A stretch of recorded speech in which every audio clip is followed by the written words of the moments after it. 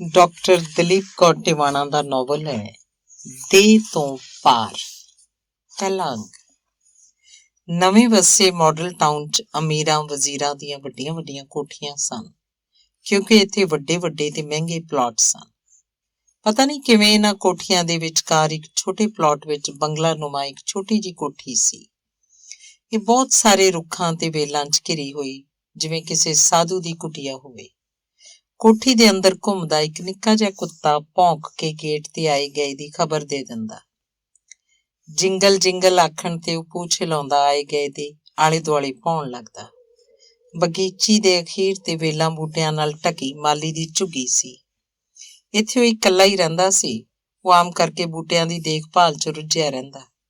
ਵਿਹਲਾ ਹੁੰਦਾ ਤਾਂ ਉਹ ਕਦੇ ਜਿੰਗਲ ਨਾਲ ਗੱਲਾਂ ਕਰਨ ਲੱਗ ਜਾਂਦਾ, ਕਦੇ ਹੁੱਕਾ ਪੀਂਦਾ, ਕਦੇ ਝੁੱਗੀ 'ਚ ਲਾਈ ਹਨੂਮਾਨ ਦੀ ਫੋਟੋ ਅੱਗੇ ਬੈਠ ਕੇ ਬੰਦਗੀ ਕਰਦਾ। ਰੋਟੀ ਉਹ ਸਿਰਫ ਦੁਪਹਿਰ ਨੂੰ ਖਾਂਦਾ ਸੀ, ਉਹ ਵੀ ਮਾਡਲ ਟਾਊਨ ਦੇ ਗੁਰਦੁਆਰੇ ਜਾ ਕੇ। ਉਹ ਮੁਫਤ ਖੋਰਾ ਨਹੀਂ ਸੀ। ਇਹ ਗੱਲ ਗੁਰਦੁਆਰੇ ਦੇ ਭਾਈ ਜੀ ਨੂੰ ਪਤਾ ਸੀ। ਗੁਰਦੁਆਰੇ ਦੇ ਫੁੱਲਾਂ ਬੂਟਿਆਂ ਦਾ ਖਿਆਲ ਰੱਖਦਾ ਸੀ, ਨਾਲੇ ₹1.25 ਰੋਜ਼ ਦੇ ਹਿਸਾਬ ਨਾਲ ਆਪਣੀ ਰੋਟੀ ਦੇ ਪੈਸੇ ਉਹ ਗੋਲਕ 'ਚ ਪਾਉਂਦਾ ਸੀ। ਪਤਾ ਨਹੀਂ ਕਦੋਂ ਹਨੂਮਾਨਗੜ੍ਹ ਤੋਂ ਪੰਜਾਬ ਆਇਆ। ਪਿਛਲੇ 20-25 ਸਾਲਾਂ ਤੋਂ ਉਹ ਤਾਂ ਪ੍ਰੋਫੈਸਰ ਗਿਆਨ ਸਾਗਰ ਜੀ ਦੀ ਕੋਠੀ 'ਚ ਹੀ ਰਹਿ ਰਿਹਾ ਸੀ। ਪ੍ਰੋਫੈਸਰ ਗਿਆਨ ਸਾਗਰ ਦੀ ਪਤਨੀ ਨੂੰ ਗੁਜ਼ਰਿਆਂ ਕਈ ਵਰ੍ਹੇ ਹੋ ਗਏ ਸਨ। ਇੱਕ ਪੁੱਤਰ ਤੇ ਪੁੱਤਰੀ ਸਨ, ਜਿਨ੍ਹਾਂ ਦੀ ਚੰਗੀ ਪਰਵਰਿਸ਼ ਉਹਨਾਂ ਦੀ ਜ਼ਿੰਦਗੀ ਦਾ ਉਦੇਸ਼ ਬਣ ਗਿਆ ਸੀ। ਪੁੱਤਰ IFS ਵਿੱਚ ਸਿਲੈਕਟ ਹੋ ਕੇ ਵਿਦੇਸ਼ ਚਲਾ ਗਿਆ ਸੀ। ਪੁੱਤਰੀ ਨੇ ਮਿਊਜ਼ਿਕ ਦੀ MA ਕਰਕੇ ਅਜੇ ਕੋਈ ਨੌਕਰੀ ਨਹੀਂ ਸੀ ਕੀਤੀ। ਕਈ ਲੋਕਾਂ ਨੇ ਮੀਰਾ ਦੇ ਵਿਆਹ ਲਈ ਪ੍ਰੋਫੈਸਰ ਸਾਹਿਬ ਤੋਂ ਪੁੱਛਿਆ ਸੀ, ਪਰ ਉਹ ਆਖਦੀ ਸੀ ਕਿ ਅਜੇ ਮੈਂ ਕੁਝ ਸਮਾਂ ਹੋਰ ਸਿਰਫ ਮਿਊਜ਼ਿਕ ਨੂੰ ਹੀ ਦੇਣਾ ਚਾਹੁੰਦੀ ਹਾਂ। ਉਹ ਸਿਰਫ ਗਲੇ ਵਿੱਚੋਂ ਨਹੀਂ ਸੀ ਗਾਉਂਦੀ, ਉਹ ਰੂਹ ਨਾਲ ਗਾਉਂਦੀ ਸੀ, ਜਿਸ ਕਰਕੇ ਉਹਦੇ ਸਾਜ਼ ਉਹਦੀ ਆਵਾਜ਼ 'ਚ ਘੁਲ ਮਿਲ ਜਾਂਦੇ ਸਨ ਤੇ ਸਾਰੀ ਫਿਜ਼ਾ ਨੂੰ ਸੰਗੀਤਮਈ ਬਣਾ ਦਿੰਦੇ ਸਨ। ਆਪਣੀ ਬਗੀਚੀ 'ਚ ਬੈਠ ਕੇ ਆਥਣ ਸਵੇਰ ਜਦੋਂ ਰਿਆਜ਼ ਕਰਦੀ ਤਾਂ ਚਿੜੀਆਂ ਜਨੌਰ ਵੀ ਆਲੇ ਦੁਆਲੇ ਰੁੱਖਾਂ ਤੇ ਆ ਉਤਰਦੇ, ਗਰਦਨ ਘੁਮਾ ਘੁਮਾ ਉਹਦਾ ਸੰਗੀਤ ਸੁਣਦੇ। ਪੱਤਿਆਂ ਵਿੱਚੋਂ ਲੰਘਦੀ ਹਵਾ ਜਿਵੇਂ ਉਹਦੀ ਸੁਰ ਨਾਲ ਸੁਰ ਮਿਲਾਉਂਦੀ। ਉਹਦੀ ਬਗੀਚੀ ਦੇ ਫੁੱਲ ਖਿੜਖਿੜਾ ਹੱਸਦੇ, ਉਹਦੀਆਂ ਵੇਲਾਂ ਦੀਆਂ ਟਹਿਣੀਆਂ ਝੂਮ ਝੂਮ ਜਾਂਦੀਆਂ। ਉਹ ਆਪਣੇ ਸੰਗੀਤ 'ਚ ਹੀ ਭੱਜਦੀ ਰਹਿੰਦੀ। ਪ੍ਰੋਫੈਸਰ ਗਿਆਨ ਸਾਗਰ ਕੋਠੀ ਦੇ ਅੰਦਰ ਦਰਵਾਜ਼ੇ ਦੇ ਓਹਲੇ ਖਲੋ ਕੇ ਜਦੋਂ ਆਪਣੇ ਘਰ 'ਚ ਸੰਗੀਤ ਦੀ ਵਰਖਾ ਹੁੰਦੀ ਵੇਖਦਾ ਤਾਂ ਧੀ ਉਹਨੂੰ ਕਿਸੇ ਪਰੀ ਦੇਸ਼ ਤੋਂ ਆਈ ਲੱਗਦੀ। ਉਹ ਜ਼ਰਾ ਵੀ ਖੜਾਕ ਨਾ ਕਰਦਾ, ਮਤਾ ਉਹਦਾ ਧਿਆਨ ਭੰਗ ਨਾ ਹੋ ਜਾਏ। ਇੱਕ ਬਾਲ ਵਿਧਵਾ ਬ੍ਰਾਹਮਣ ਕੰਨਿਆ ਜਦੋਂ ਜਵਾਨ ਹੋਈ ਤਾਂ ਉਹਦੀ ਰਾਖੀ ਦੇ ਡਰੋਂ ਪੰਡਤ ਜੀ ਉਹਨੂੰ ਸ਼ਹਿਰ ਪ੍ਰੋਫੈਸਰ ਗਿਆਨ ਸਾਗਰ ਦੇ ਘਰ ਛੱਡ ਗਏ। ਹੁਣ ਤਾਂ ਉਹ ਬਿਰਧ ਹੋ ਚੁੱਕੀ ਸੀ, ਪਰ ਉਦੋਂ ਦੀ ਉਹ ਇੱਥੇ ਹੀ ਸੀ। ਮੀਰਾ ਉਹਦੇ ਹੱਥਾਂ 'ਚ ਜਨਮੀ। ਜਦੋਂ ਉਹਦੀ ਮਾਂ ਸਵਰਗ ਸਿਧਾਰ ਗਈ, ਉਦੋਂ ਘਰ ਦੀ ਸਾਰੀ ਜ਼ਿੰਮੇਵਾਰੀ ਉਸ ਬਜ਼ੁਰਗ ਬ੍ਰਾਹਮਣੀ ਦੇ ਸਿਰ ਆ ਗਈ। ਉਂਝ ਤਾਂ ਪਹਿਲਾਂ ਵੀ ਸਾਰਾ ਘਰ ਉਹੀ ਸੰਭਾਲਦੀ ਸੀ। ਮੀਰਾ ਦੀ ਮਾਂ ਦਾ ਤਾਂ ਬਹੁਤਾ ਧਿਆਨ ਇਸ ਲੋਕ ਦੀ ਥਾਂ ਪਰਲੋਕ ਸੁਧਾਰਨ 'ਚ ਲੱਗਿਆ ਰਹਿੰਦਾ ਸੀ। ਪਾਠ ਪੂਜਾ ਦਾਨ ਪੁੰਨ ਦੇ ਨਾਲ ਨਾਲ ਉਹਨੂੰ ਤੀਰਥਾਂ ਤੇ ਜਾਣਾ ਵੀ ਚੰਗਾ ਲੱਗਦਾ ਸੀ। ਪ੍ਰੋਫੈਸਰ ਗਿਆਨ ਸਾਗਰ ਨੂੰ ਪਤਾ ਸੀ ਕਿ ਉਹਦੀ ਪਤਨੀ ਇੱਕ ਨੇਕ ਔਰਤ ਹੈ, ਇਸ ਲਈ ਉਹ ਉਹਨੂੰ ਕਿਸੇ ਪਾਸਿਓਂ ਰੋਕਦਾ ਟੋਕਦਾ ਨਹੀਂ ਸੀ। ਬਸ ਇੰਨਾ ਹੀ ਆਖਦਾ ਸੀ ਕਿ ਤੂੰ ਮੀਰਾ ਦਾ ਵਧੇਰੇ ਧਿਆਨ ਰੱਖਿਆ ਕਰ। ਬੇਟਾ ਤਾਂ ਸਾਡਾ ਆਪਣੇ ਆਪ ਦਾ ਧਿਆਨ ਰੱਖਣ ਜੋਗਾ ਹੋ ਗਿਆ। ਤਾਂ ਉਹ ਭਲੀ ਔਰਤ ਉੱਤਰ ਦਿੰਦੀ ਕਿ ਮੀਰਾ ਦੀਆਂ ਰਗਾਂ 'ਚ ਜਿਸ ਪਿਓ ਤੇ ਮਾਂ ਦਾ ਖੂਨ ਵਗਦਾ ਹੈ, ਉਹਨੂੰ ਕਦੇ ਗਲਤ ਪਾਸੇ ਜਾਣ ਨਹੀਂ ਦੇਗਾ। ਬਹੁਤ ਸਹਿਜ 'ਚ ਦਿਨ ਲੰਘ ਰਹੇ ਸਨ ਕਿ ਇੱਕ ਦਿਨ ਮੀਰਾ ਦੀ ਮਾਂ ਬਿਮਾਰ ਹੋ ਗਈ, ਪਰ ਬਹੁਤੀ ਬਿਮਾਰ ਵੀ ਨਹੀਂ ਸੀ ਹੋਈ। ਉਹਨੇ ਜਿਵੇਂ ਸੰਸਾਰ ਤੋਂ ਜਾਣ ਲਈ ਤਿਆਰੀ ਕਰ ਲਈ ਸੀ। ਜੋ ਕੁਝ ਵੀ ਉਹਨੇ ਪਤੀ ਪੁੱਤਰ ਧੀ ਨੂੰ ਆਖਣਾ ਸੀ, ਇੱਕ ਕਾਪੀ 'ਚ ਲਿਖ ਕੇ ਸਿਰਹਾਣੇ ਹੇਠਾਂ ਰੱਖ ਦਿੱਤਾ। ਸਵੇਰੇ ਉਹ ਸੁੱਤਿਓਂ ਉੱਠੀ ਨਹੀਂ। ਡਾਕਟਰ ਆਖਦਾ ਸੀ ਉਹਨੂੰ ਸਾਇਲੈਂਟ ਮੈਸਿਵ ਹਾਰਟ ਅਟੈਕ ਆਇਆ ਹੈ, ਪਰ ਪ੍ਰੋਫੈਸਰ ਗਿਆਨ ਸਾਗਰ ਨੂੰ ਲੱਗਦਾ ਸੀ ਕਿ ਉਹ ਆਪਣੀ ਮਰਜ਼ੀ ਨਾਲ ਹੀ ਚਲੀ ਗਈ ਹੈ। ਸ਼ਾਇਦ ਉਹਨੂੰ ਲੱਗਦਾ ਸੀ ਕਿ ਮੇਰੇ ਬਿਨਾਂ ਉਹ ਸਾਰ ਲੈਣਗੇ, ਪਰ ਮੀਰਾ ਨੂੰ ਕਦੇ ਕਦੇ ਮਾਂ ਤੇ ਗੁੱਸਾ ਆ ਜਾਂਦਾ ਸੀ ਕਿ ਬੰਦੇ ਨੇ ਇੰਨਾ ਵੀ ਕੀ ਖੁਦਗਰਜ਼ ਹੋਣਾ ਹੋਇਆ। ਅੰਗ ਦੂਸਰਾ। ਪ੍ਰੋਫੈਸਰ ਦੀ ਕੋਠੀ ਦੇ ਖੱਬੇ ਪਾਸੇ ਰਾਣਾ ਰਠੌਰ ਸਾਹਿਬ ਦੀ ਕੋਠੀ ਸੀ। ਇਹ ਤਾਂ ਪਤਾ ਨਹੀਂ ਕਿ ਉਹ ਕਿਤੋਂ ਦਾ ਰਾਜਾ ਰਾਣਾ ਸੀ ਵੀ ਕਿ ਨਹੀਂ, ਪਰ ਉਹਦਾ ਠਾਠ ਬਾਠ ਰਾਜਿਆਂ ਵਰਗਾ ਸੀ। ਉਹਦੀ ਕੋਠੀ ਅੱਗੇ ਪਹਿਰਾ, ਕੋਠੀ ਅੰਦਰ ਆਉਣ ਜਾਣ ਵਾਲੀਆਂ ਗੱਡੀਆਂ ਕਾਰਾਂ ਮਹਿਲਨੁਮਾ ਕੋਠੀ 'ਚ ਚਿੱਟੀਆਂ ਵਰਦੀਆਂ ਤੇ ਤੁਰਲੇ ਵਾਲੇ ਚਿੱਟੀਆਂ ਪੱਗਾਂ ਵਾਲੇ ਬਹਿਰੇ ਉਸ ਮਹਿਲਨੁਮਾ ਕੋਠੀ ਦੀ ਵੱਖਰੀ ਸ਼ਾਨ ਦਰਸਾਉਂਦੇ ਸਨ। ਇਸ ਘਰ 'ਚ ਅਮੀਰੀ ਦੇ ਨਾਲ-ਨਾਲ ਪਿਆਨੋ, ਗਿਟਾਰ ਤੇ ਕਿਤਾਬਾਂ ਦੀਆਂ 2 ਭਰੀਆਂ ਅਲਮਾਰੀਆਂ ਇਸ ਘਰ ਦੇ ਸੋਝ ਤੇ ਸਲੀਕੇ ਨੂੰ ਪ੍ਰਗਟਾਉਂਦੇ ਸਨ। ਸੋਹਣੀ, ਕੱਦਾਵਰ, ਕੁਝ ਕੁ ਮੋਟੀ ਮਾਲਕਣ ਆਪਣੇ ਇੱਕੋ ਇੱਕ ਬੇਟੇ ਨੂੰ ਸੋਹਣੀਆਂ ਤੋਂ ਸੋਹਣੀਆਂ ਕੁੜੀਆਂ ਵਿਖਾ ਕੇ ਵਿਆਹ ਲਈ ਪੁੱਛ ਚੁੱਕੀ ਸੀ। ਬਿਕਰਮਜੀਤ ਗਹਿਣਿਆਂ ਨਾਲ ਲੱਦੀ, ਰੇਸ਼ਮ ਨਾਲ ਕੱਜੀ, ਪਤੀ ਦੇ ਮਗਰ ਮਗਰ ਘੁੰਡ ਕੱਢ ਕੇ ਤੁਰਨ ਵਾਲੀ ਰਾਜਪੂਤ ਕੰਨਿਆ ਲਈ ਹਾਂ ਕਿਵੇਂ ਆਖ ਦਿੰਦਾ, ਜਦੋਂ ਕਿ ਉਹ ਵਲਾਇਤ ਪੜ੍ਹ ਕੇ ਸਾਥੀ ਦੀ ਬਾਂਹ 'ਚ ਬਾਂਹ ਪਾਈ ਹੱਸਦੀਆਂ ਝੂਮਦੀਆਂ ਅੰਗਰੇਜ਼ ਕੁੜੀਆਂ ਨੂੰ ਵੇਖ ਆਇਆ ਸੀ। ਉਹਨੂੰ ਤਾਂ ਉਹਦੇ ਸੁਪਨਿਆਂ ਦੀ ਕੁੜੀ ਚਾਹੀਦੀ ਸੀ, ਜੋ ਵਲਾਇਤਣ ਵੀ ਹੋਵੇ ਤੇ ਰਾਜਪੂਤ ਵੀ ਹੋਵੇ, ਮਸਲਨ ਦੋਹਾਂ ਨੂੰ ਰਲਾ ਕੇ ਬਣਾਈ ਗਈ ਹੋਵੇ। ਇਸੇ ਲਈ ਉਹਦੇ ਪਿਤਾ ਰਾਣਾ ਰਠੌਰ ਸਾਹਿਬ ਮਜ਼ਾਕ ਝਾਕਦੇ ਸਨ ਕਿ ਬਿਕਰਮ ਲਈ ਕੁੜੀ ਰੱਬ ਨੂੰ ਆਖ ਕੇ ਆਰਡਰ ਉੱਤੇ ਬਣਵਾਉਣੀ ਪਏਗੀ ਜਾਂ ਫਿਰ ਉਹਨੂੰ ਕੁਆਰਾ ਰੱਖਣਾ ਪਏਗਾ, ਪਰ ਉਹਦੀ ਮਾਂ ਆਖਦੀ ਸੀ ਕਿ ਆਪੇ ਲੱਭ ਜਾਏਗੀ ਜੇ ਸੰਜੋਗ ਹੋਈ। ਪ੍ਰੋਫੈਸਰ ਦੇ ਸੱਜੇ ਪਾਸੇ ਇੱਕ MLA ਦੀ ਕੋਠੀ ਸੀ, ਜਿੱਥੇ ਵੱਡੇ ਛੋਟੇ ਕੰਮਾਂ ਕਾਰਾਂ ਵਾਲੇ ਹਰ ਤਰ੍ਹਾਂ ਦੇ ਲੋਕਾਂ ਦਾ ਆਉਣਾ ਜਾਣਾ ਲੱਗਿਆ ਰਹਿੰਦਾ ਸੀ। ਕਈ ਵਾਰੀ ਲੋਕ ਤਾਂ ਗੁਆਂਢੀ ਹੋਣ ਕਰਕੇ ਭੁਲੇਖੇ ਨਾਲ ਪ੍ਰੋਫੈਸਰ ਨੂੰ ਕੰਮ ਕਰਵਾ ਦੇਣ ਲਈ ਪੁੱਛ ਬੈਠਦੇ ਤੇ ਨਾਲ ਹੀ ਇਹ ਆਖਦੇ ਕਿ ਕੰਮ ਹੋ ਜਾਣਾ ਚਾਹੀਦਾ, ਜੋ ਮੰਗੋਗੇ ਦੇ ਦਿਆਂਗੇ। ਪ੍ਰੋਫੈਸਰ ਗਿਆਨ ਸਾਗਰ ਨੂੰ ਇਹ ਗੱਲਾਂ ਫਜ਼ੂਲ ਲੱਗਦੀਆਂ ਤੇ ਗਲਤ ਵੀ। ਉਹਨੂੰ ਫਿਰ ਵੀ ਇਤਬਾਰ ਨਾ ਆਉਂਦਾ। ਜਦੋਂ ਕੋਈ ਨਾ ਕੋਈ ਇਹ ਵੀ ਆਖ ਜਾਂਦਾ ਕਿ ਦੇਖ ਲਓ, ਕਰਵਾ ਲਿਆ ਨਾ ਫਿਰ ਕੰਮ। ਇਸੇ ਤਰ੍ਹਾਂ ਮਾਲ ਟਾਊਨ ਦੀ ਉਸ ਕਲੋਨੀ 'ਚ ਭਾਂਤ-ਭਾਂਤ ਦੇ ਲੋਕ ਰਹਿੰਦੇ ਸਨ ਤੇ ਪ੍ਰੋਫੈਸਰ ਗਿਆਨ ਸਾਗਰ ਦੇ ਭਲਾ ਬੰਦਾ ਹੋਣ ਕਰਕੇ ਇੱਜ਼ਤ ਵੀ ਕਰਦੇ ਸਨ। ਇੱਕ ਪੁਲਿਸ ਅਫਸਰ ਤਾਂ ਉਹਨਾਂ ਦੇ ਘਰ ਪੁੱਛਣ ਵੀ ਆ ਗਿਆ ਸੀ ਕਿ ਕਦੇ ਕੋਈ ਕੰਮ ਹੋਵੇ ਤਾਂ ਦੱਸਣਾ। ਅਸਲ 'ਚ ਤਾਂ ਉਹ ਆਪਣੇ ਪੁੱਤਰ ਲਈ ਟਿਊਸ਼ਨ ਬਾਰੇ ਪੁੱਛਣ ਆਇਆ ਸੀ। ਪ੍ਰੋਫੈਸਰ ਨੇ ਦੱਸਿਆ ਕਿ ਉਹਦੇ ਪੁੱਤਰ ਨੂੰ ਪੜ੍ਹਾ ਤਾਂ ਦੇਏਗਾ, ਪਰ ਪੈਸੇ ਨਹੀਂ ਲਏਗਾ, ਕਿਉਂਕਿ ਉਹ ਟਿਊਸ਼ਨਾਂ ਨਹੀਂ ਕਰਦਾ। ਪ੍ਰੋਫੈਸਰ ਗਿਆਨ ਸਾਗਰ ਨੇ ਬੱਚੇ ਨੂੰ ਪੜ੍ਹਾਉਣਾ ਸ਼ੁਰੂ ਕਰ ਦਿੱਤਾ, ਪਰ ਟਿਊਸ਼ਨ ਦੇ ਪੈਸੇ ਨਹੀਂ ਲਏ। ਪਰ ਪੁਲਿਸ ਅਫਸਰ ਵੀ ਆਪਣੇ ਆਪ ਨੂੰ ਮੁਫ਼ਤਖੋਰਾ ਨਹੀਂ ਸੀ ਦੱਸਣਾ ਚਾਹੁੰਦਾ, ਇਸ ਲਈ ਪ੍ਰੋਫੈਸਰ ਦੇ ਘਰ ਆਨੀ ਬਹਾਨੇ ਚੀਜ਼ਾਂ ਭੇਜਦਾ ਰਹਿੰਦਾ। ਇਹਨਾਂ ਸਭ ਗੱਲਾਂ ਦਾ ਖਿਆਲ ਉਹ ਬ੍ਰਾਹਮਣ ਵਿਧਵਾ, ਜਿਹਨੂੰ ਘਰ 'ਚ ਸਾਰੇ ਬੀਬੀ ਆਖਦੇ ਸਨ, ਰੱਖਦੀ ਸੀ। ਬੀਬੀ ਪ੍ਰੋਫੈਸਰ ਨੂੰ 1-2 ਵਾਰੀ ਆਖ ਚੁੱਕੀ ਸੀ ਕਿ ਮੀਰਾ ਦਾ ਵਿਆਹ ਜਦੋਂ ਉਹ ਆਖੂਗੀ ਤਦ ਕਰ ਦੇਣਾ, ਪਰ ਚੰਗੇ ਲੜਕੇ ਦੀ ਤਲਾਸ਼ ਜ਼ਰੂਰ ਜਾਰੀ ਰੱਖੇ। ਇਸੇ ਕਾਰਨ ਜਦ ਕਿਸੇ ਲੜਕੇ ਦੀ ਦੱਸ ਪੈਂਦੀ ਤਾਂ ਮੀਰਾ ਨੂੰ ਤਸਵੀਰ ਵਿਖਾ ਕੇ ਸਲਾਹ ਪੁੱਛ ਲੈਂਦਾ। ਮੀਰਾ ਹੂੰ ਹਾਂ ਕਰਕੇ ਆਖ ਛੱਡਦੀ ਕਿ ਇਹਨਾਂ ਬਾਰੇ ਕੁਝ ਸਮੇਂ ਮਗਰੋਂ ਸੋਚਾਂਗੀ, ਕਿਉਂਕਿ ਅਜੇ ਤਾਂ ਸੰਗੀਤ ਦੀ ਦੁਨੀਆ 'ਚ ਬਹੁਤ ਕੁਝ ਸਿੱਖਣ ਵਾਲਾ ਪਿਆ।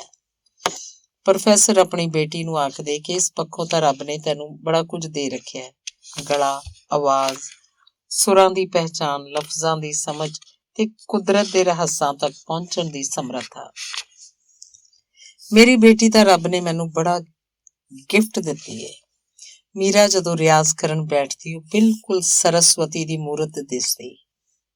ਚਿਹਰੇ ਉੱਪਰ ਮਾਸੂਮੀਅਤ, ਅੱਖਾਂ 'ਚ ਚਮਕ, ਖਿੜੀ ਹੋਈ ਹੋਂਦ, ਲੰਬੇ ਘਣੇ ਵਾਲ, ਲੰਬੇ ਨਾਜ਼ੁਕ ਹੱਥ ਜਿਹੜੇ ਸੁਰਾਂ ਨਾਲ ਉੱਠਦੇ ਬੈਠਦੇ ਤੇ ਉੱਡ ਰਹੇ ਹੁੰਦੇ।